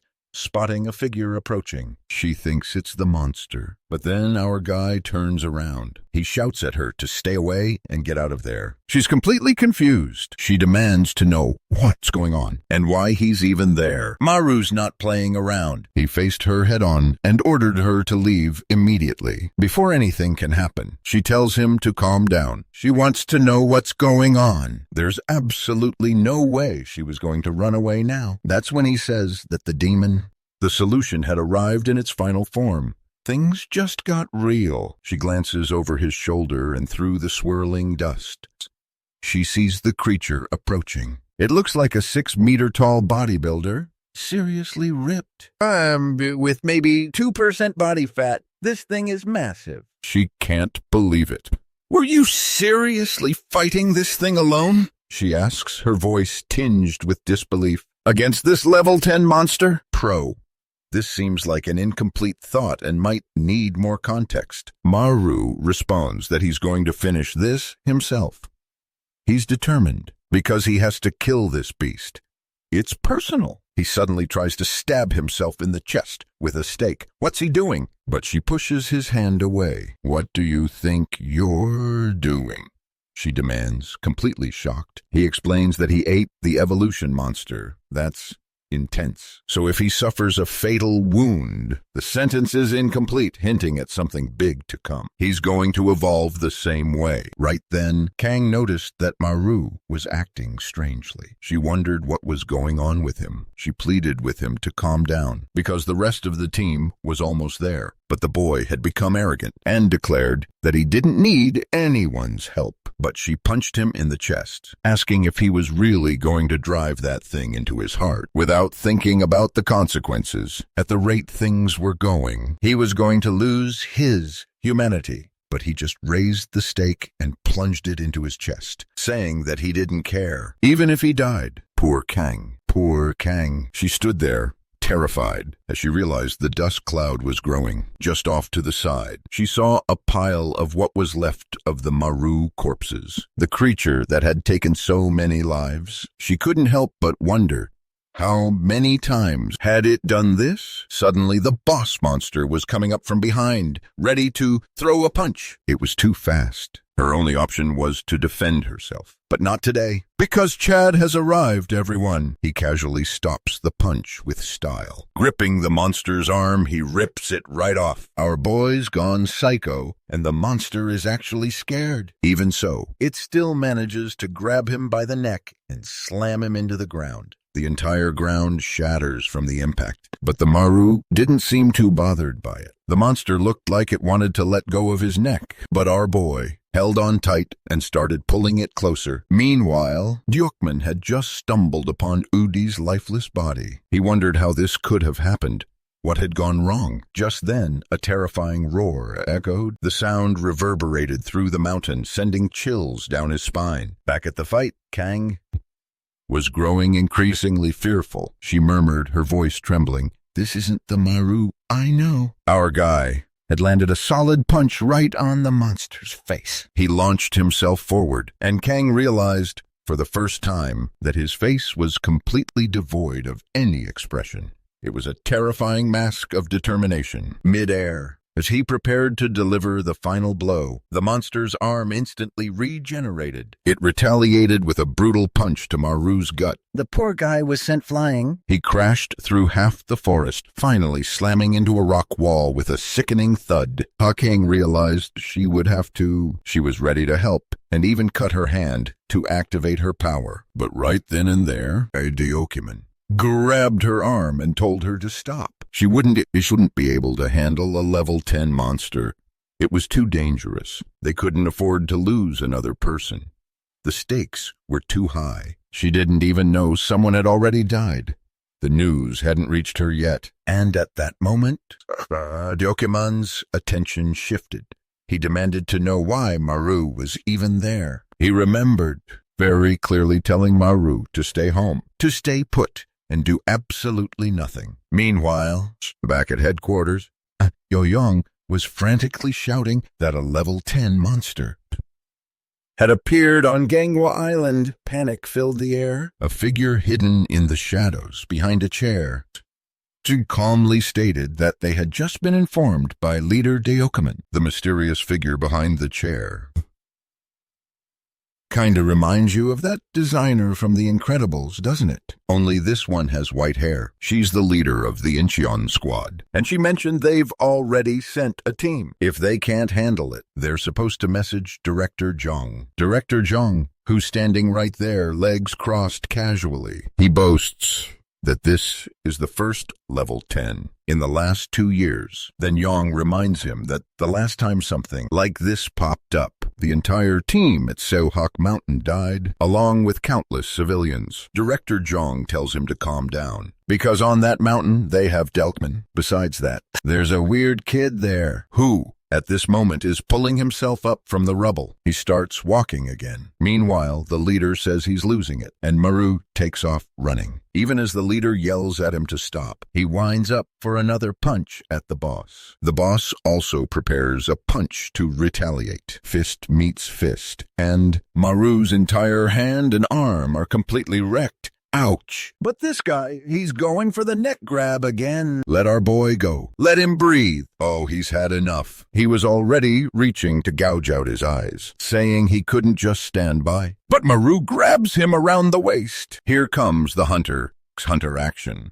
It's gun without an arm. Version 2.0. Attacking with a stump right into the monster's mouth. He used his accelerated regeneration, and his hand reformed on the other side of the head. Even God. Mister is shocked by the kid's savagery, which left a tender, almost comic expression on the monster's face. The moment it hit the ground, there he goes diving in for a second course, tearing off chunks. Kang believes that no monster will regenerate now. So this is it. It's over. But our guy, he's still up there, pummeling the monster's head, tearing it to pieces. The leader finally steps in, ordering him to stop. Kang approaches with her sword and cleanly lops off the head. Finally. The monster's head, gone, rolls away, and Maru can only stare, his hands shaking. Kang, looking as stunning as ever, comes in for a hug for our stoic, emotionless Maru. It's only now that the rest of the group arrives, asking what just happened. One of them wants to know if the leader and Kangbai killed the beast. But Delkaman just says that Maru took it down all by himself, right then and there. Samu, the paramedics, can't believe he actually took down a level 10, and our boy is there, safe in his beloved's arms, standing a meter taller, metaphorically speaking, of course. Next scene, we're at poor Uju's somber funeral. His relatives are weeping, heartbroken, while the group stands there in a heavy silence. Yoseok, who was the closest to Uju, can't even manage to say a word. Kang asks Deokman if he's doing okay, and he replies that he'll never get used to this. She then wants to know how they're going to handle this whole incident. He explains that, as always, Central Command will chalk it up to a workplace accident. At least, he wasn't devoured. So they have a body for the funeral, which is something. But the thing is, Kwan Island It's no longer considered a safe haven. Kong wants to know if Maru has sent a message. He replies that he hasn't. Ever since dropping off his resignation letter, he's vanished. She suggests giving him some time before contacting headquarters. She wants to find him and talk things through, but the leader refuses, explaining that, he's seen this happen before. Back when he was at the Seoul City HQ, his entire team was wiped out by a level 10 creature. He was the only one who made it out alive. And that's when he learned the harsh truth. When you witness the death of your comrades, you're never quite the same again. Meanwhile, Maru's back in his old room, where it all began, lying down on that familiar bed. Yellow dust explodes from the ground. A crater opens up. A bloodied hand reaches out from within. He glances over. It's Jung, emerging from the hole. I thought it was going to be one of his crazy hallucinations, he thinks. The guy announces he's just here to have a chat with the boy and asks if he was surprised. Our boy, obviously, is startled and demands to know how this maniac got here. There, to which Jung casually explains that he just finished off a demon and had to come have a little talk with the boy, because it seems like he's been avoiding everyone. Ever since Udai's death, Maru is afraid of being blamed. But Jung simply states that the other guy died because he was weak. The coldness of that statement chills our boy to the bone. But the director simply says that he's worried about the young man's mental state. Why did this guy see him sitting on the bed like that? I don't know. Get out of here and call Kang. Kid, this isn't your place. However, he tells Maru that he can't end things like his father did. Maru had no idea the man knew about his father. That's when John reveals that he and Maru's father were the first squad leaders. When the first demons started to appear, they were also the first to be sent out to deal with them.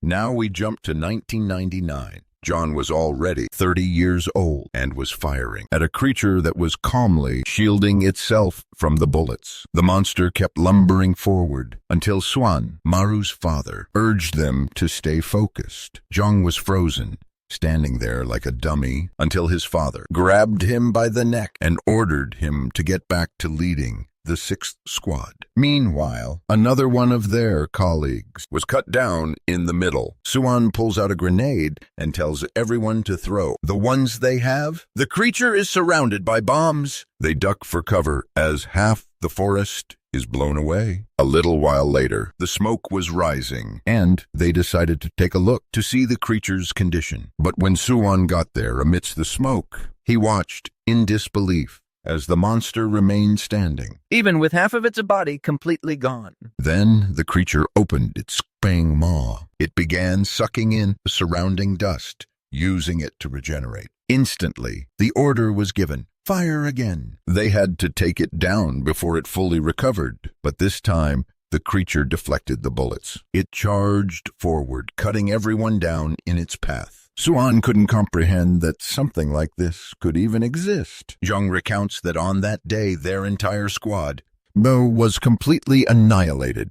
It was a massacre. Then he woke up. It was 1:30 a.m. All of the soldiers were dead, Suan amongst them. They were in the middle of it all. He approached and asked if he was all right. However, Suan was simply bewildered, unable to understand why everyone had died. He kept asking himself, what was that monster? That's when more of that eerie yellow dust began to appear, and he remarked that this wasn't over yet. Right then and there, he took off running, and Zhang chased after him, wanting to know why he was acting so strangely. That's when he got the shock of his life. A monstrous creature appeared, a gigantic beast covered in 36 eyes. Can you imagine the horror? He screamed, telling Swan they needed to run to get out of there. But Swan just turned to him, his voice serious. He said if he wanted to survive, he had to accept what was about to happen. Jung had absolutely no idea what he was thinking about. But then, right then, a rift tore open in front of them, a gaping hole in reality, and a hand emerged from within. It shot out and pierced Zhang's chest. Brutal. Back to the present. He says that Maru probably already knows the rest of the story, since he went through it himself. the same horrific event. When his blood mixed with the demon's blood, that's when he started working for the government. Maru wants to know what happened to his father. The burning question. And Zhang explains that after everything that happened, after the chaos, he tried to talk to his father about leading the organization. However, he didn't want to. It seems the shock of absorbing those powers destroyed a part of his mind. Back then, he only ever talked about one single goal, reaching a place called the Abyss. The protagonist suddenly remembers a memory of himself, having dragged along Gemma and his father, saying, "This is how we'll reach the Abyss."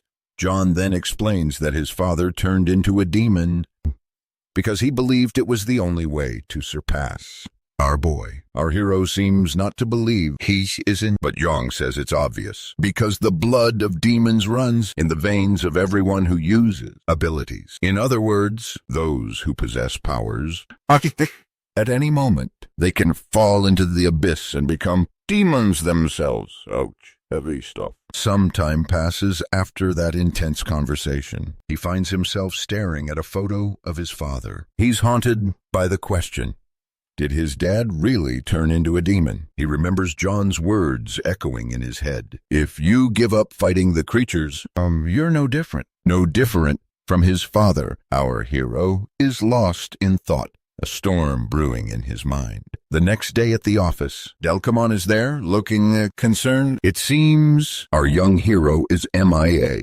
Again, he hasn't shown up for work. Time to take action. It's time to launch the search party and find the missing guy. Kang grabs his coat, determined. He announces that he's heading to the hero's house to have a serious chat. But just then, the missing hero appears. He's apologizing profusely for being late. The room falls silent. All eyes are on him. Meanwhile, Maru resolves to stay put. He's determined to investigate and uncover the truth behind everything. He refuses to believe Zhang's claims that his father has become a demon. Just then, Zhang enters a room where someone is chained up.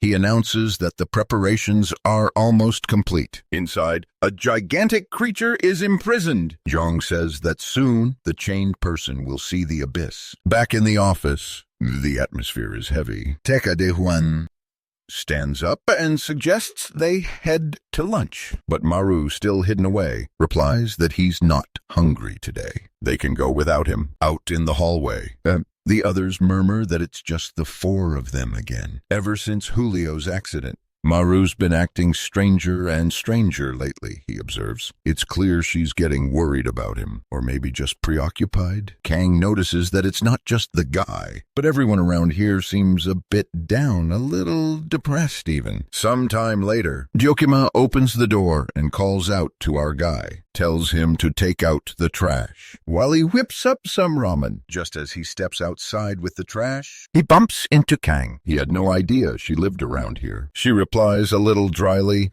"Well, obviously, it's super close to the office, after all. So pretty convenient. Actually, pretty much everyone from the office lives in this area." She sees him struggling with the trash bags and reaches out to help. Their hands brush. Was that a proposal? Then she tells him he can't blame himself for what happened to Joe, because everyone on this island shares the responsibility. But he looks away and says he doesn't need consolation. He knows it's his fault. But she starts walking away, saying she's not trying to console him, but telling him to move on, because that's how you survive in this place. Everyone on this team has lost someone important in their lives. He's a little confused by what she means by that, but he heads up the stairs. Here comes the alarm. Oh my God, these people can't catch a break. The leader sends out Seok and Maru because he's doubled over with stomach cramps. It was just a level 6 monster. Our little guy is bundling up in a jacket. But Mr. One steps in. Since the kid doesn't seem up to going, he'll go in Maru's place, especially since it looks like the kid's gonna mess things up again. Wow, our guy is clearly not in a good headspace. Nope, he's already collapsed back into his chair, completely shaken. Meanwhile, Mr. One is starting to feel a surge of anger. towards this depressed kid. They're already in the Adam Mountains. Someone needs to tell him to watch what he's saying, because the kid is really fragile right now. But he says he's not going to worry himself over someone so broken. Weren't they just supposed to find the monster and kill it? Seriously, man! Before he could even finish speaking, a needle struck his forehead and the boy dropped like a stone. He staggers back to his feet, bewildered, wondering what on earth just happened. A glances to his side and his jaw drops.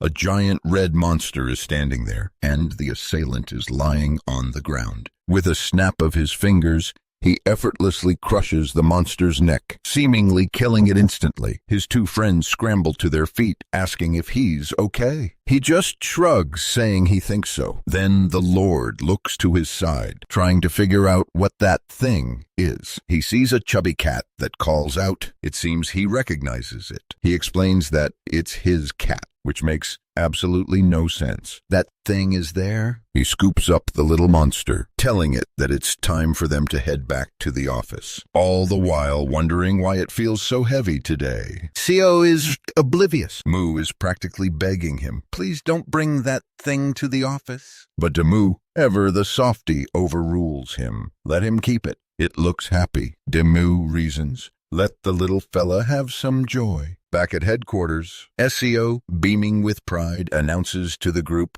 "Everyone, check out what I found up in the mountains." He holds out his hands, presenting his adorable discovery. The reaction is immediate and terrified. Kang, eyes wide with horror, shouts, "Seo, drop it now." She's referring, of course, to the thing wriggling in his hands. Because let's be honest, it looked like a frickin' demon spawn. Turns out it was a demon, the demon of duplication, to be exact. And in a split second, it unleashed a volley of sharp spikes, impaling everyone in the forehead.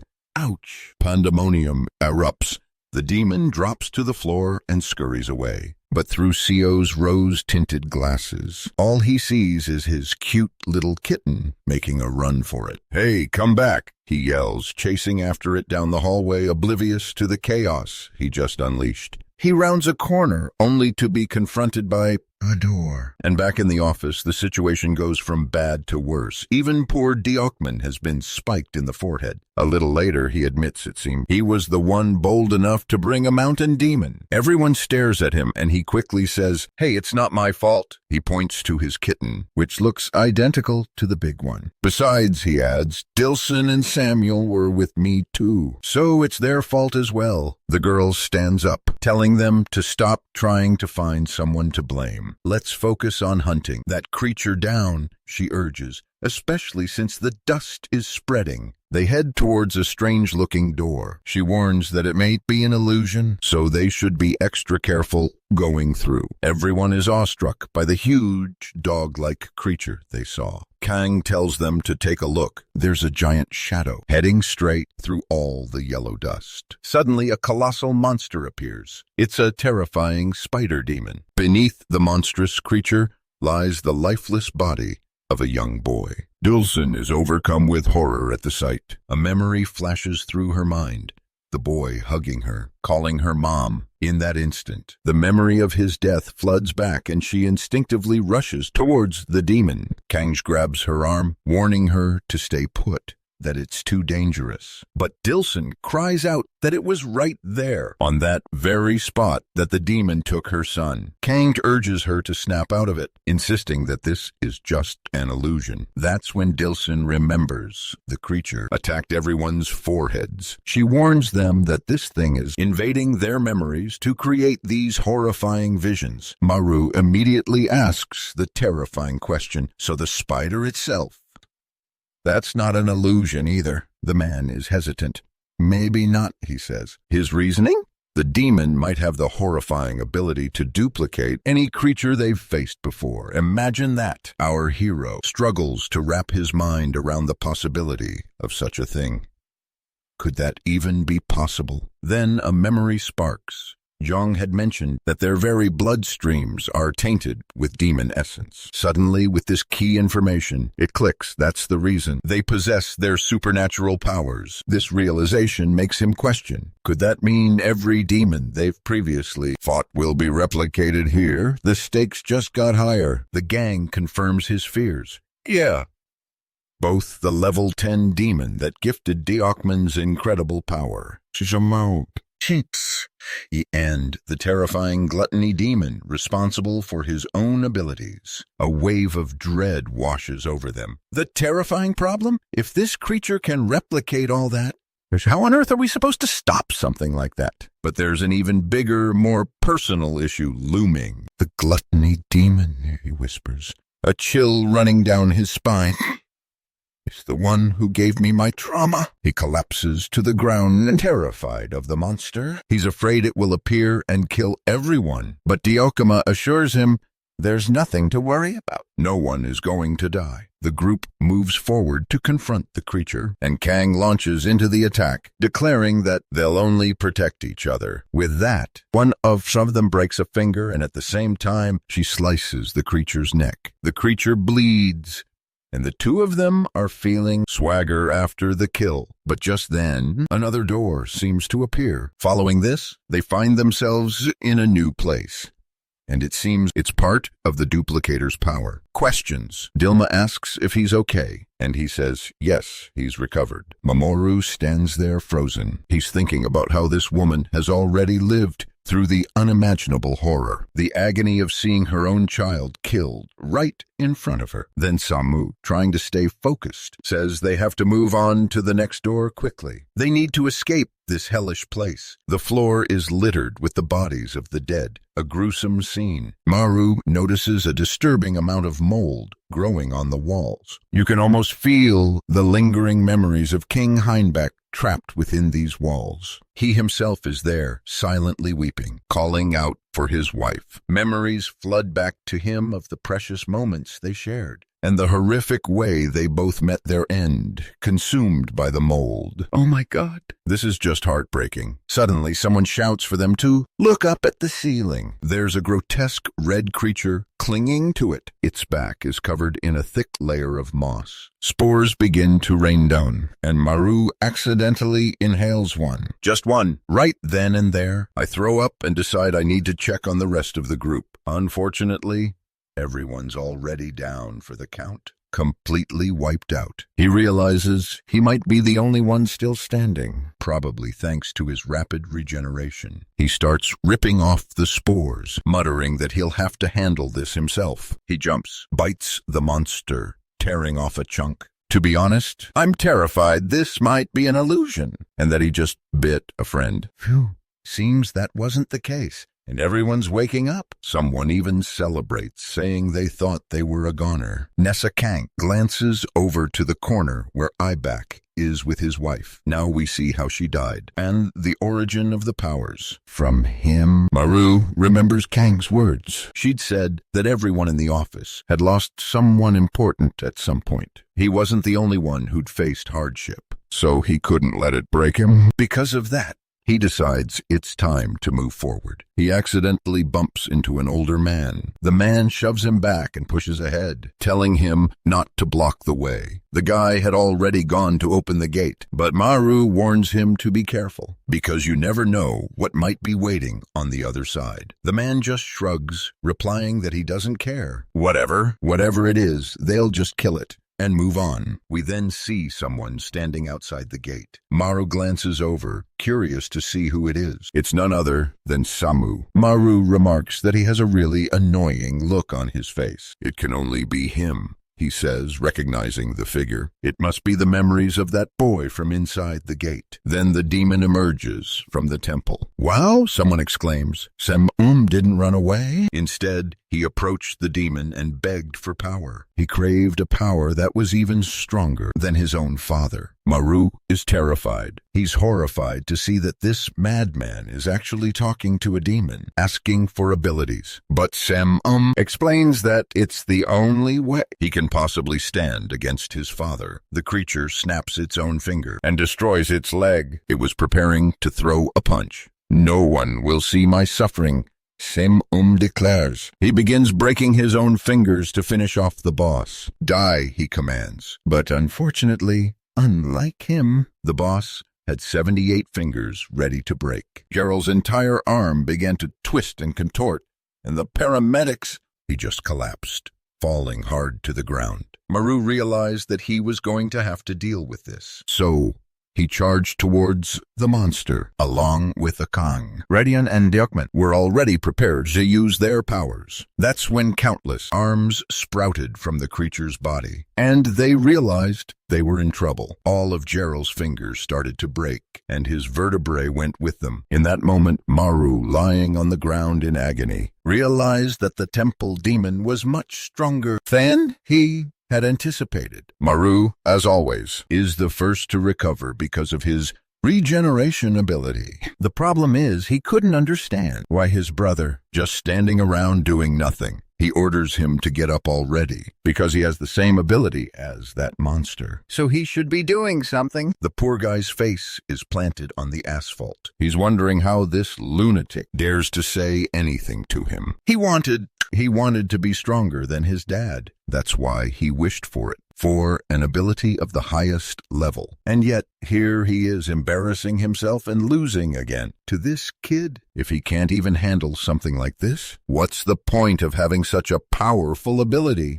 The demon raises its arm, conjuring another mountain of hands. Maru already knows he's going to be the one to bear the brunt of it. His fingers snap, and he screams in agony. There was so much bone twisting that even his regeneration ability couldn't keep up. He collapses heavily to the ground. The demon calmly walks past him. He tells Deokima to do something. Deokima explains that he needs to tear out the eye, but at that moment, the hand doesn't move. Our guy is devastated that his leader is useless. Everyone is shouting for Kem to do something, because he's the one who knows this power. Meanwhile, the demon approaches the three in the group, generating another immense number of fingers on its arms. And in that moment, Samu knows he has to do something. She even breaks one of her teeth in the effort, all to destroy the arm, the very arm from which the monster conjured those creepy fingers. She buys herself 8 precious seconds of distraction, just enough time to get back on her feet and lunge at the beast, her aim to slash at its other arm. The problem is she's not just facing her own weakness, but the creature's entire body is a cage of bone. Her blade gets stuck,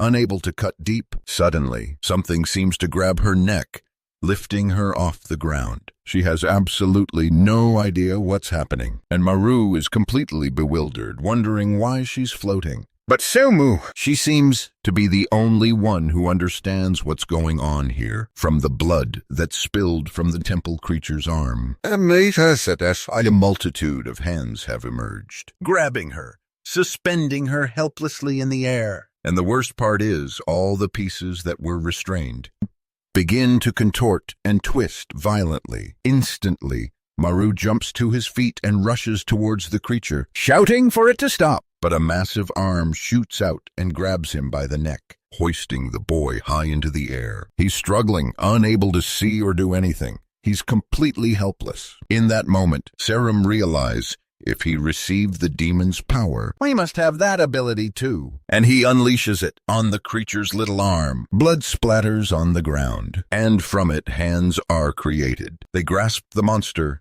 and begin to pull it down. The second the creature is completely immobilized, something strikes it hard right in the neck. It was Joao's spider. With a sigh of relief, she declares, "Looks like we won." The whole team, he was more than exhausted. He was completely drained. A little while later, he was sprawled against the wall, catching his breath. But at least he felt happy. He'd learned something new about his ability. Someone called out to him. It was Maru. Maru said it was good he'd learned so much. Next time, he wanted to see that ability put to good use. Our wanderer just told the damned creature biter to shut his mouth. Tayo's abruptness clearly rubbed Maru the wrong way, making him angry. Turkey, in an attempt to smooth things over, offered some advice. After taking a breather, they headed toward the next door. The moment they got close, everyone felt something strange in the air. An eerie sound echoed, and Suk asked,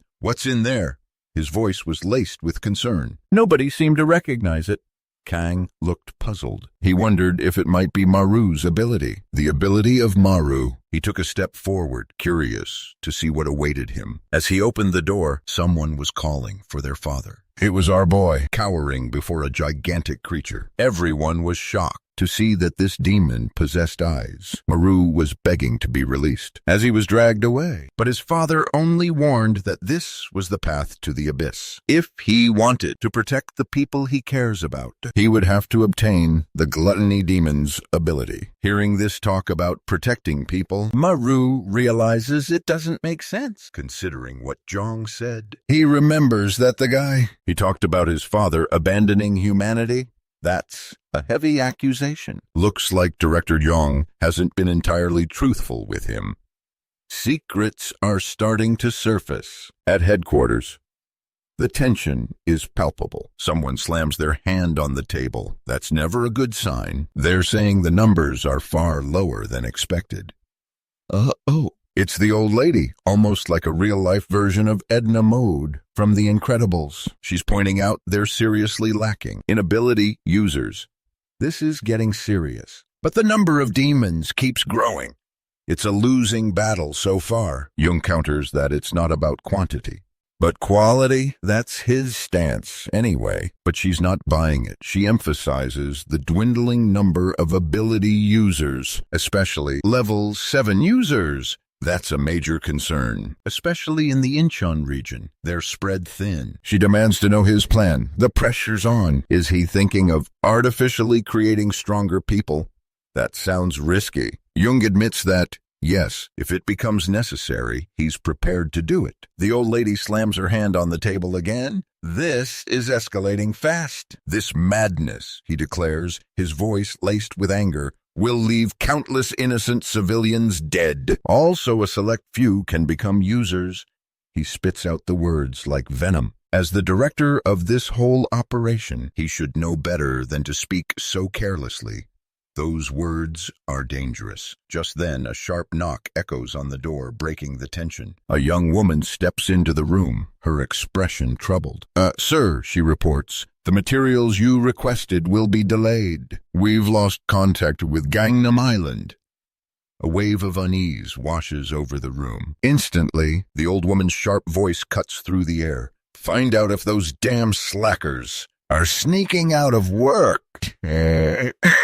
She snaps. Meanwhile, the boys are facing something far more terrifying, the demon of gluttony roaring with fury. In that moment, every single one of them just wanted to be anywhere else, to be home, safe. Then Yosio, unexpectedly, points a trembling finger. Hey, he says, his voice barely a whisper. Everyone, look. And at that, the gluttony monster, it was strangely, disturbingly already melting. In the blink of an eye, the creature vanished into the ground, just disappeared. Everyone was understandably puzzled. Why did the monster just vanish without attacking? Our hero wondered. His mom chimed in, remarking that this monster seemed different from any other demon they'd faced. A wave of relief washed over everyone. At least they wouldn't have to fight this particular beast. Just then, a voice called out for the sister. They knew instantly it was Kang's turn. She stepped forward, telling them to wait. She wanted to go alone. Obviously, Maru warned her that this was far too risky. However, she replied that she needed to prepare herself in this moment, for when she finally encountered the real one, they could stay there, that she'd be back for more. Man, those two are really going at it. I wouldn't try that myself. Maru, he honestly thought she had a slim chance of winning this one. After all, Samu had a seriously tough time with the temple beast. Curiosity piqued. He decides to just sneak a peek, just to see how things are unfolding. And there's Kang, trading ferocious blows with the Crimson Monster. But something's off. As he observes the battle, he notices another diamond just watching everything play out. And just like before, it's one of those demons with eyes. Creepy. And if that wasn't strange enough, Just like Dagula, this demon is starting to disintegrate, and then bam! Kang's sword shatters.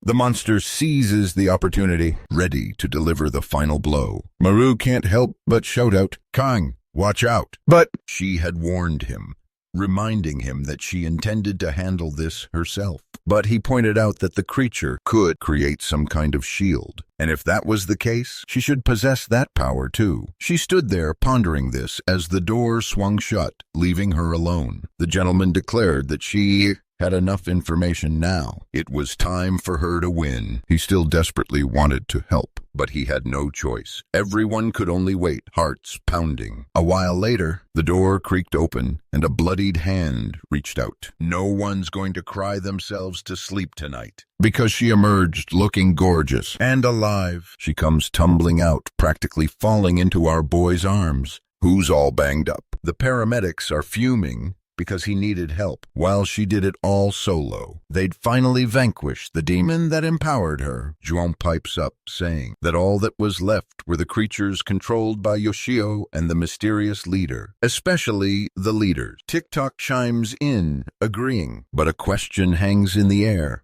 Why hasn't the portal appeared yet? Samu chimes in, mentioning the creature they encountered deep within the forest. Its abilities, he points out, were strikingly similar to Yoseok's. That makes sense, he muses, especially because the first time he faced a demon, he was also searching high and low for his beloved kitty, which means, at this stage, only the elusive leader's demon remains unaccounted for. Somewhere, the leader is probably scratching his belly, a mix of confusion and irritation on his face. Why had he been forgotten at a crucial moment like this? The others begin to realize a worrying truth. This damn leader isn't taking this seriously. This series, his creature is level 10. Seo comments on this, saying they got lucky. Apparently, Diokman says he's very happy because this makes everyone feel more insecure. Maru celebrates. Maybe this really was the best possible outcome. Everyone seemed calm. The yellow dust was settling, and the creature had disappeared. The leader then says that apparently Kang took care of her little problem. It would be good to take her to the hospital and then go eat some Korean BBQ. Right then, Maru punches him in the face. Everyone is shocked, and instantly, our guy grabs him by the collar and says he must be the demon. One of them orders him to stop beating up the leader and says he's gone crazy. But Maru claims the leader ate Korean barbecue yesterday and got a stomachache, so there's absolutely no way he'd want to eat it again. Everyone's taken aback for a second, and the leader is confused. What's everyone talking about his stomach for? The next second, he's getting trampled, and everyone agrees that this is reason, enough reason. The leader tells everyone to stop, that they're all going crazy. He gets up and immediately runs away. Just as he manages to get out of the building, the real Diokman runs him over. Poor guy. Everyone is shocked by this. The leader was all like, what in the world did he hit? As the dust began to settle, the little red devil popped up again. Sometime later, it's during the meeting. He realizes that apparently, while he was in the hospital with a stomachache, they brought in a demon. He warns them that if the headquarters finds out about something like this, everyone's salary will be cut for a whole year. That's why the entire incident has to be kept a secret. Kang outside is just longing to go home, absolutely exhausted. That's when someone calls out to her. She thought it was going to be Maru, but it's Seon-woo. He says he wants to talk about something. She then reveals that this demon from her memories had also overheard her conversation. He demands, where and when? The tension is palpable. Oh man, this is getting intense. Sung-mo drops a bombshell. The demon they're talking about is Director Zhong. The guy knows the whole truth. We're in trouble. This guy's playing a dangerous game. He's 2 steps ahead. The scene flashes back 20 years. A young boy enters his mother's room. He asks, where's Dad? Is he working in the basement again? You can hear the worry in his voice. His mother replies with a weary yes. She says he doesn't care about us, so you shouldn't care about him either. Her words are laced with bitterness. The boy walks outside to the basement window. He wipes the dust off the glass, peering inside. And there, what he sees is exactly what you'd imagine. His father, in the middle of the demon transformation. We're brought back to the present. Kang seems unable to believe what she's seeing. She recalls the paramedics saying that when they checked the basement where her father was, they only found the demon. So at the time, she wasn't sure what to believe either. But with the passage of time and now seeing this memory, she's convinced. Kang desperately wants to know if the director really is the demon or why he just stood there watching her family die. He explains that this is exactly what he's trying to figure out himself. He got involved in all of this just to uncover the true identity of Jung. If he becomes strong enough and manages to work at headquarters, he'll be closer to discovering the truth. Kang replies, but that the memories he has from childhood aren't enough to prove anything, so he'd need something more concrete, because he responds that he already has a pretty good idea of how he's going to prove it, but he'll need something before that. And she asked what? Next scene. At the headquarters building is Kang, our boy. He wants to know why he's there, and she said she's already explained it 1,000 times. He points to his comrades, saying they shouldn't be there, just because of that crazy guy's ridiculous conspiracy theory. After a silence in the room, Jung enters, apologizing for keeping them waiting, sits down. So,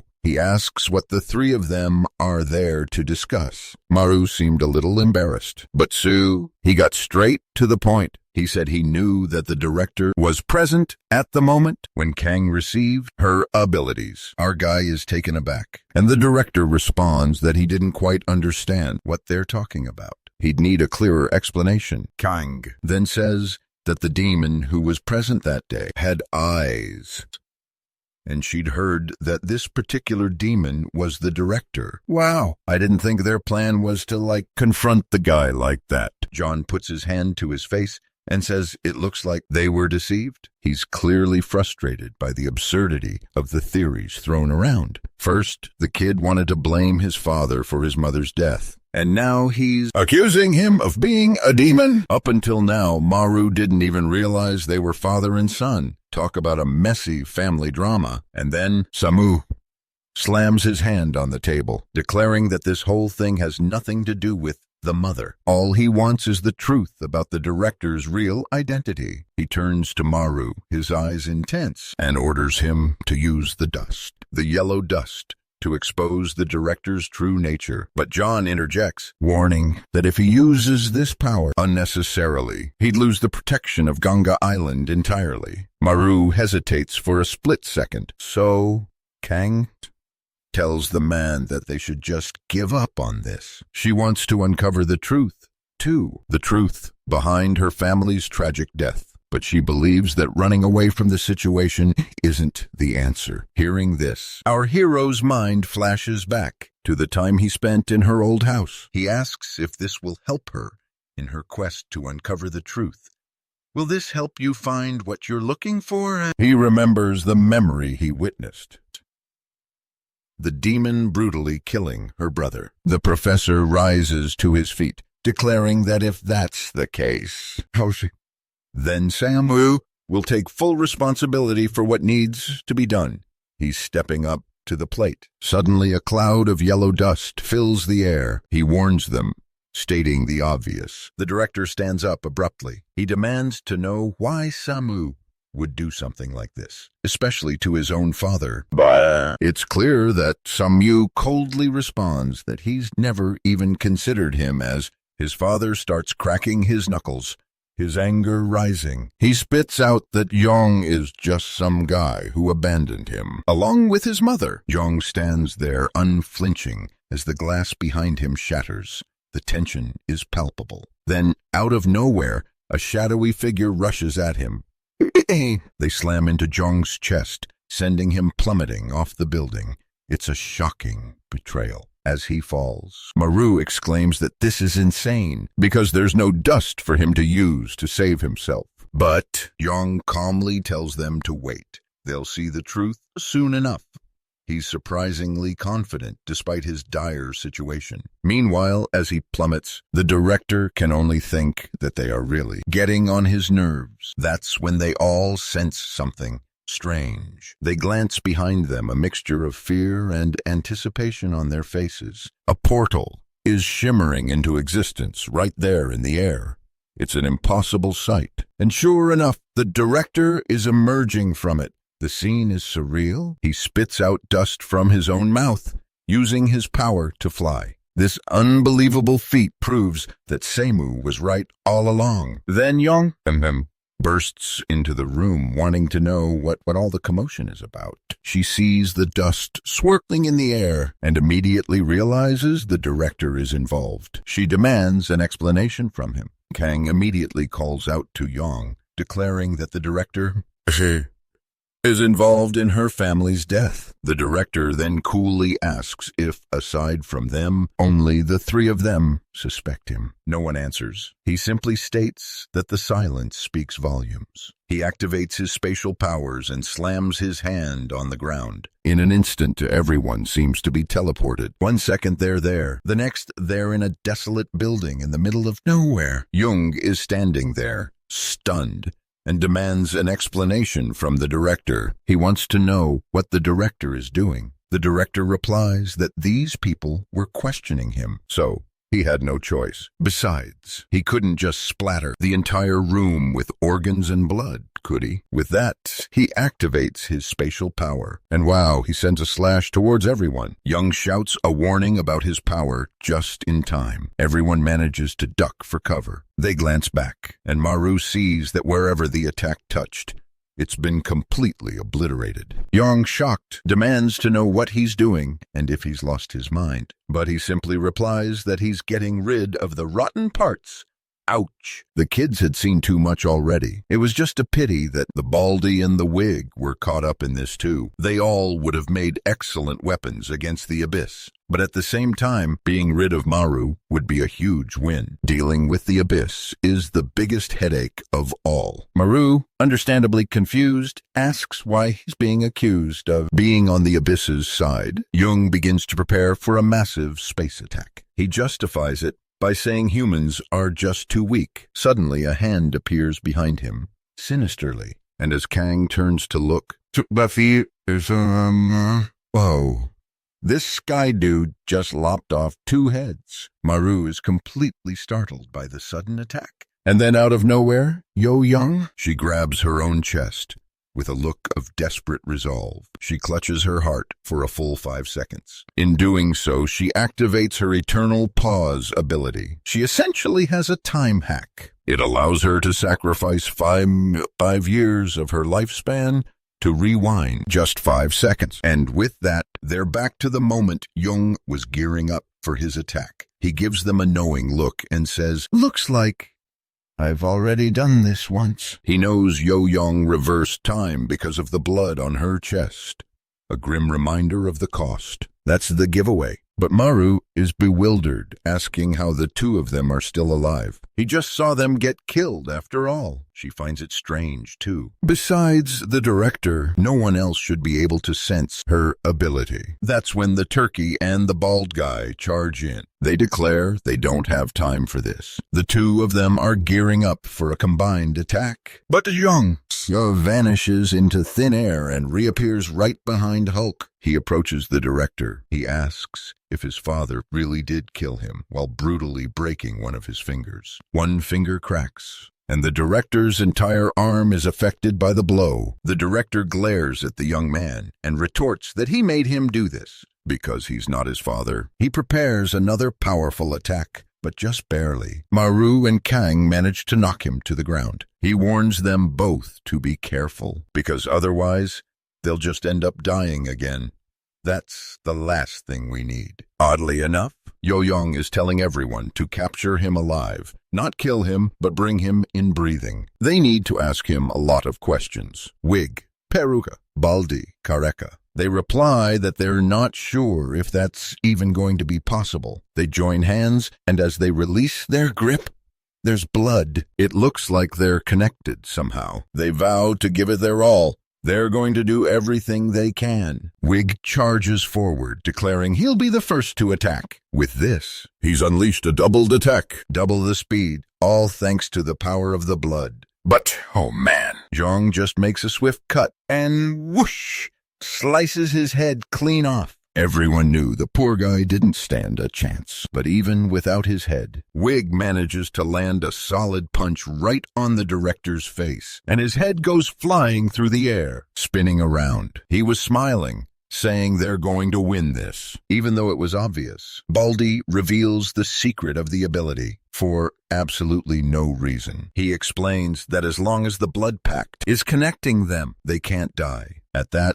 the director pulls off a spatial cut, but the blood connection quickly reestablishes itself. Now it's clear why he blurted it out. There's no way to break the pact, which is known as the final mercy. Wig Guy is on the floor, thanking the director for everything he's done. But unfortunately, today was the day to say goodbye. Maru was seriously impressed by the duo's strength, but Sumu quickly pointed out that the director was easily dodging everything. But that's when Kang-ae steps in. She points out to them what's really happening. After all that dodging and weaving, the director's been caught in the threads of their blood power. Baldy and Balding start pulling, declaring that this is the end. The directors being stretched and pulled in both directions, caught in a gruesome tug-of-war. Then Yong barks out the order for them to stop. Leave him. And in that moment, the gang unleashes their electrical surge on his arm. Simultaneously, Samu delivers a brutal blow to the director's other arm, snapping it. They're feeling good about this. It looks like they've finally managed to beat him. He can't seem to activate his power anymore.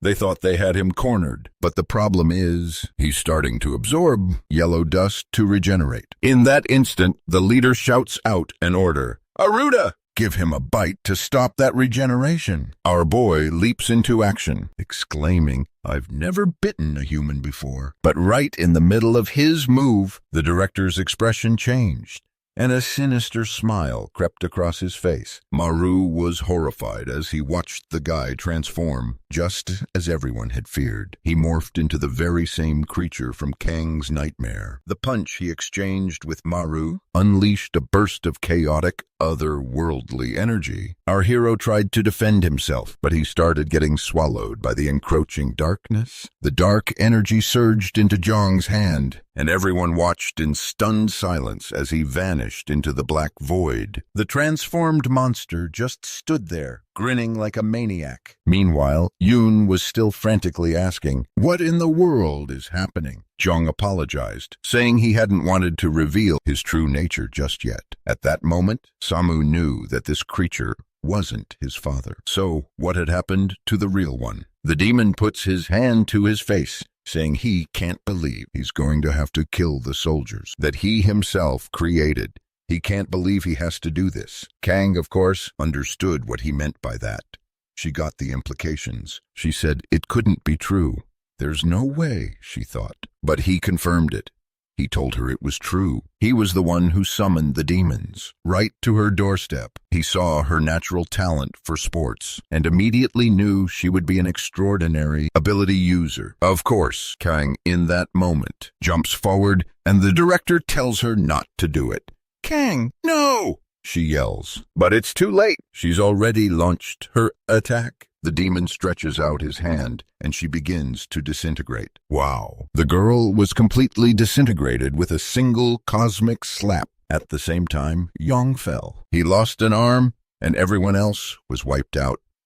The scene was devastating. In that moment, the boss is forced. Once again, she has to clench her own heart and rewind time. It's her only option. 5 seconds into the past. She grabs Kang's shoulder and tells her not to do anything rash. If you do, she warns, everyone will die. But Kang is desperate, terrified. She demands to know what's going to happen. Yong admits that he has no idea either. They're in uncharted territory. Ever since Yong transformed, he's been wielding a monstrous power. It's unlike anything they've ever faced. Right now, none of them stand a chance against him. It's best not even to get close. Kang laments that if they still had Maru, they might have a shot. So, she asks desperately, How can they bring him back?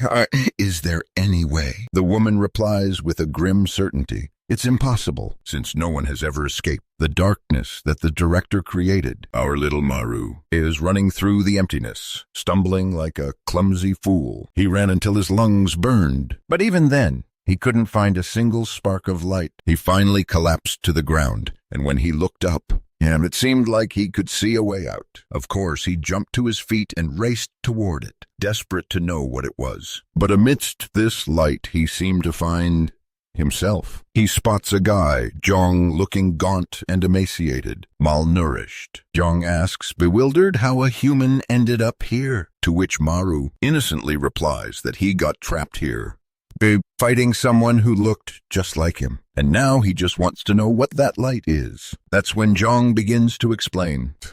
That thing, this isn't just any demon. This is one of the demons that escaped from the abyss. Our young hero is understandably terrified, especially since this creature has eyes and can actually speak. Typically, this is the point where someone declares that the creature is one of the 8 gods. These beings are on a whole other level, far surpassing common demons. They're the chosen ones, granted power by the Supreme King of the Abyss himself. They're nothing like the other demons, the ones who are driven purely by instinct, killing anything and everything without purpose. The 8 gods, on the other hand, can make their own decisions. They act according to their own will. Right now, the monster is unleashing another spatial cut. Meanwhile, Kangi is shouting, urging them to protect the boss. Because if she dies, everyone's going down with her, and with that, both Kang and the bald guy are ripped in half. Man, this boss is losing so many years off her life with this. She clutches her own heart again, and time rewinds.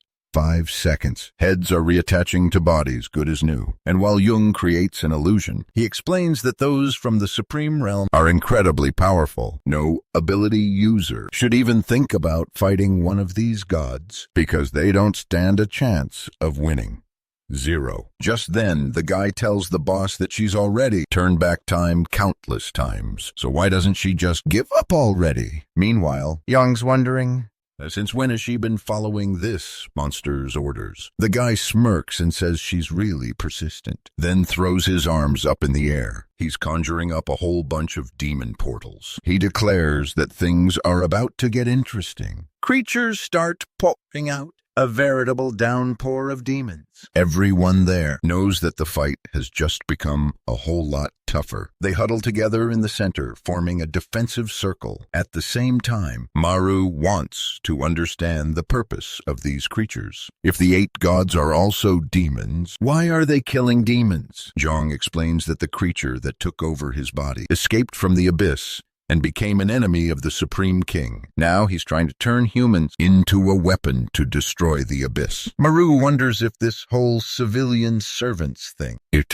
isn't just a manipulation by the space demon. He questions if maybe, just maybe, killing that cursed guy would stop the war. But Jong replies that it's too late for that now, because the war with the abyss had already begun. Our boy grows thoughtful and says that if the Arans were to die, he would take control of the body again. He grabs Jong's arm, saying they need to get out of here. But Jong tells him there's no way to leave, because his consciousness is trapped in this place. But the sentimental side speaks up, saying his son is waiting for him outside. Jong is taken aback by this and asks why he's talking about his son at a moment like this. A 5-year-old boy who should be in kindergarten wouldn't be here. Maru obviously is shaken by this revelation, and Jong simply says, conversing like this is utterly exhausting. He's eager to get back home, to rest with his son and wife. But Maru tries to pull him back, insisting that he needs to get out of there now. It's urgent. There's a way for both of them to escape.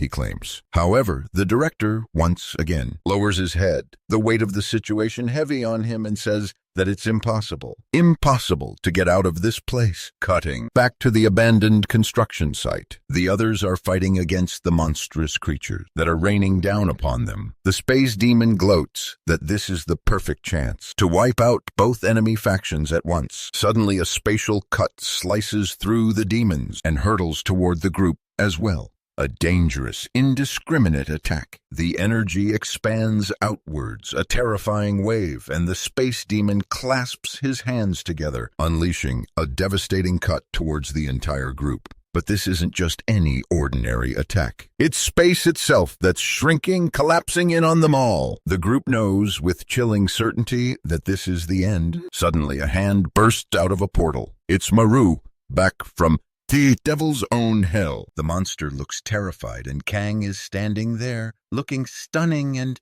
utterly impressed. He bursts out, yelling that their escape plan worked, and he's got a fist cocked back, ready to swing. It's payback time, he declares, ready for some serious revenge. But to understand this, we need to rewind a few minutes, back to when Zhong had just declared escaping this place impossible. Our guy, Maru, wasn't buying it for a second. Of course it's not, he insisted. He was determined to find a way out, no matter what. That's when a demon's grubby little hand grabbed his arm. It was trying to take a bite out of him, but Maru wasn't having any of it. He slapped the creature across the face, hard. Before the thing could even react, it disintegrated into dust. Maru was understandably confused. Why was a demon even there in the first place?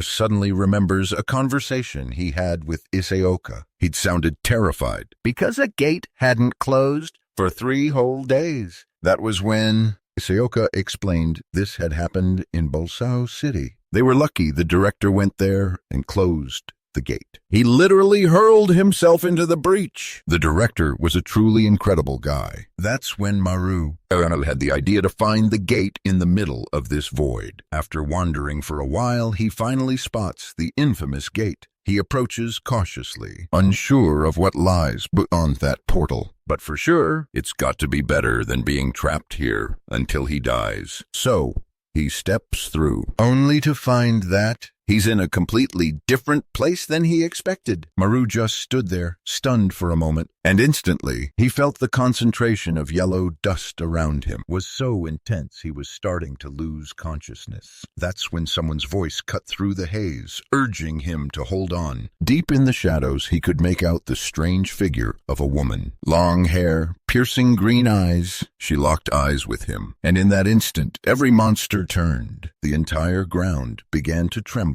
beneath his feet. Maru wondered, heart pounding, what is that sound? Then he saw it, bearing down on him, the entire army of hell. No freaking way am I fighting that, he thought, panic seizing him. And he bolted. He ran for his life. The only problem? He had absolutely no idea where he was going. But in the chaos of his escape, he spotted another one of those glowing gates and made a split-second decision. Go for it. He leapt right as the horde of monsters surged towards him. It was a close call. That's when he popped out on the back of that space beast. The dummy turned around, completely surprised, while our boy wound up for one heck of a punch. Man, even so, the darn monster teleported away to dodge that little punch. Let the kid have some fun, will ya? The monster was definitely not happy about that. Meanwhile, Yo-Yong was super impressed that he'd managed to escape. Our guy just grinned. He asked if everyone was all right. Then he declared that he'd handle things from here on out. Sumu told him to stop being an idiot, since he can't even get close to the space demon. But at that moment, Maru wasn't so sure about that. In fact, he was positive that the current him could win this fight. The demon asked how he escaped the dark dimension. That's when he suddenly felt something on his back. Suddenly, a surge of green energy. It blasted out of the portal and slammed right into him. Instantly, the King of Hell roared. He bellowed that he had finally found him. The space demon's arm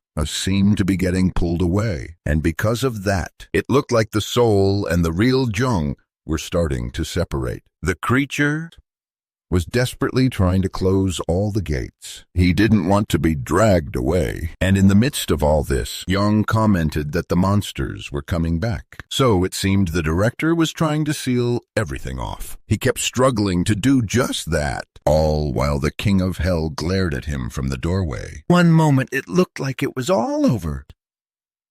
But the truth was, the space demon had realized the King of Hell had given him a significant chunk of his power. What he had was now taken back. Consumed by rage, he ends the blessing and reaches out a hand towards Maru, claiming it's all Maru's fault. Our protagonist stands frozen as the spatial cut hurtles toward him. Everyone screams, urging him to dodge it. "Move!" they shout. "The boys!" Head is sliced clean off. But Yoyomi is already moving in for another strike, aiming straight for his heart. Just as she's about to strike, Kangi grabs her hand, urging her to look. Look at that! Maru has activated his evolution ability. His body bursts out of the cocoon. He charges towards the demon with incredible speed. The creature, however, simply sends another spatial cut without a second thought. But Maru doesn't seem too concerned either. Yo-Young, on the other hand, is visibly stunned and frightened. The demon continues to unleash its spatial cuts, while Maru He's getting sliced and diced. While Baldy and Wigwearer are standing there, wondering if the kid is even human. The old man, on the other hand, knew this was the end for this guy. Maru had already unleashed. Let's count. 1, 2, 3, 4, 5, 6, 7, 8, 9. So basically, now there are 10, folks. Hey guys. He throws himself at the creature, declaring it's the end. But even so, the space demon fires off one last attack, screaming at him to die. But Maru ducks, dodging the final slash. Not today, he says with a smirk. He comes in from the side and even bites the demon's neck. Gotta pass that skill over here. He's still stuck there, clinging on to that monstrous creature. And Kang? Kang is certain this is the end. Or is it? Not so fast. Maru's bite didn't seem to do any real damage. The creature actually looked strangely shaken, and it looks like gluttony. This time, it worked in a completely unexpected way. Once again, he finds himself in the void. The demon of space appears and warns him he's going to regret this. He'll definitely wish he hadn't consumed him. Big mistake. The demon of gluttony can devour his abilities. That's why he's so sure the Abyss sent the boy to steal the powers he possesses. That's why he's desperate to know how long will the boy remain a puppet of the Abyss. He must be yearning to return to that prison, a place where war and darkness reign eternally. Naturally, Maru retorts that makes absolutely no sense. It's clear he wants nothing to do with a deal like that. But the demon grabbed him roughly by the neck. He sneers, "I'm not talking to you. I'm addressing the demon of gluttony, the one festering inside this boy's body." He demands to know how the demon could be so pathetic, so utterly useless, that it can't even seize control of a human's body, especially given that it's one of the 8 original gods. The demon within Maru starts stirring, giving the other demon a defiant glare. It's not just the external attack that Maru is struggling against. He's starting to feel the insidious presence of the demon of gluttony, clawing to take over his mind and body. He fights back with all his might. But the other demon sneers, "Resistance is futile." He explains that every human who wields the power of the 8 gods eventually loses their sanity. So it would be best if he joined forces quickly, and together they could fight against the Abyss. He's making this plea to the gluttony demon. He urges him to abandon his fight against humans. He could be free, and together they could destroy the Abyss. All they needed was to combine their forces and use the ability users as pawns, lost in the depths of countless memories. Maru begins to manifest a sinister mouth. A multitude of smaller mouths start appearing all over his body. He screams, "No!" reversing the transformation. He declares that he won't let it happen. Not a chance. He wouldn't allow anyone to use humans in that way. That's why he wouldn't let this monster Take control of his body? No way. He was going to devour the space demon himself. He'd end this once and for all on his own terms. He leaned in for another bite, and we're back at the abandoned building. Except this time, Maru tore off a chunk. The guy swallowed it down instantly. The other guy starts to say it was a stupid move. He was about to say something about it being impossible without him, when blood erupted upwards, and both of them crashed to the ground. Kang, looking gorgeous as ever, arrived just in time to save our hero. Meanwhile, Silvo just stood there watching the body transform back to its original state. He picked up a coat and gently placed it over the body. It seems Daddy Dearest isn't coming back from the world of consciousness. This is a permanent sayonara. Wig and Bald Spot look to the side, wondering if it's finally over. It seems Rimmer has won yet again. Meanwhile, Yo-Yong stares at Jong's body and wonders what will happen now. How will the group of special civil servants function going forward? A while later, back at the dorms, everyone's hanging out at their place, and Deokman mentions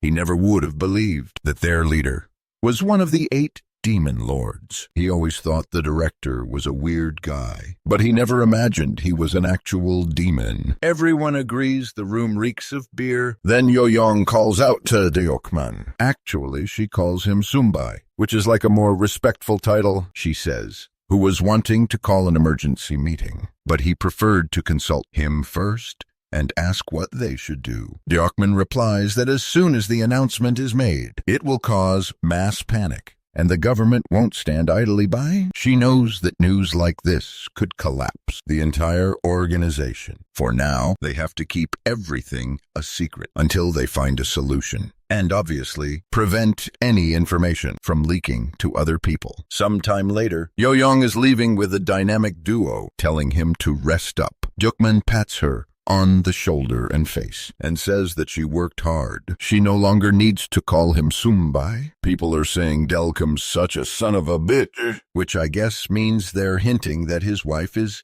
getting pretty old. Night falls, and Maru's sleeping in the living room. The old man asks him why the heck he's there, instead of going home. The old man replies he doesn't have the energy to go back. Wouldn't it be better if the kid went straight to his room? Because he can't stand someone sleeping next to him. Maru explains that his room is actually just a storage room. He usually sleeps on this couch.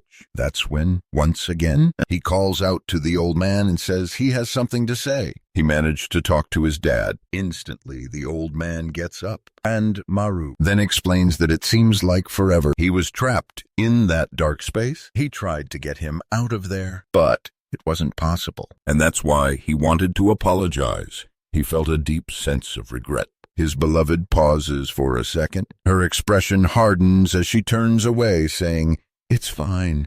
But is it really? But Maru reveals that their father missed him and their mother terribly. So he pleads with him not to hate him anymore. He longs for forgiveness. A single tear escapes Samu's eye, betraying the emotions he's trying to hide. With that, our young hero lies down, wondering what the future holds. The uncertainty weighs heavily on him. He remembers a chilling prophecy, a dark warning spoken just before his death. The demon had said that one of the 8 abyss gods would soon arrive. They would find them, and from then on, they would have to face the abyss without his help. They were on their own, which could very well mean the end for humanity. The stakes couldn't be higher. Maru is filled with doubt. He's unsure how they can possibly win. How can they stand against these infernal gods? It seems like an impossible task, considering that they are stronger than any other demon they have encountered. The voice of the god of hell then orders the one who possesses his ability to step forward. A knight who looks like Maru's father appears, and she says that the time has finally come for this video to end. Guys, no way. I already clicked to the next chapter. I was so eager to know, is that his dad? Or who is this badass? But when I went to check, I accidentally hit the button to go back to the home page, which means it's over. Guys, Folks, aside from the faces Maru makes from time to time, which I find peculiar, at least we have the gang to balance things out.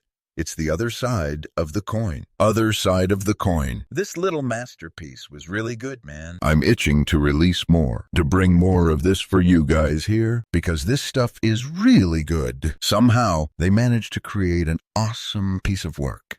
You know, it's not like it's some run-of-the-mill dancey type thing. It doesn't feel cliche, you know, like all the others nowadays. Unfortunately, it's over now. And if you want the continuation, what do, my friend? You activate it. Or I don't know. All right, I'm out.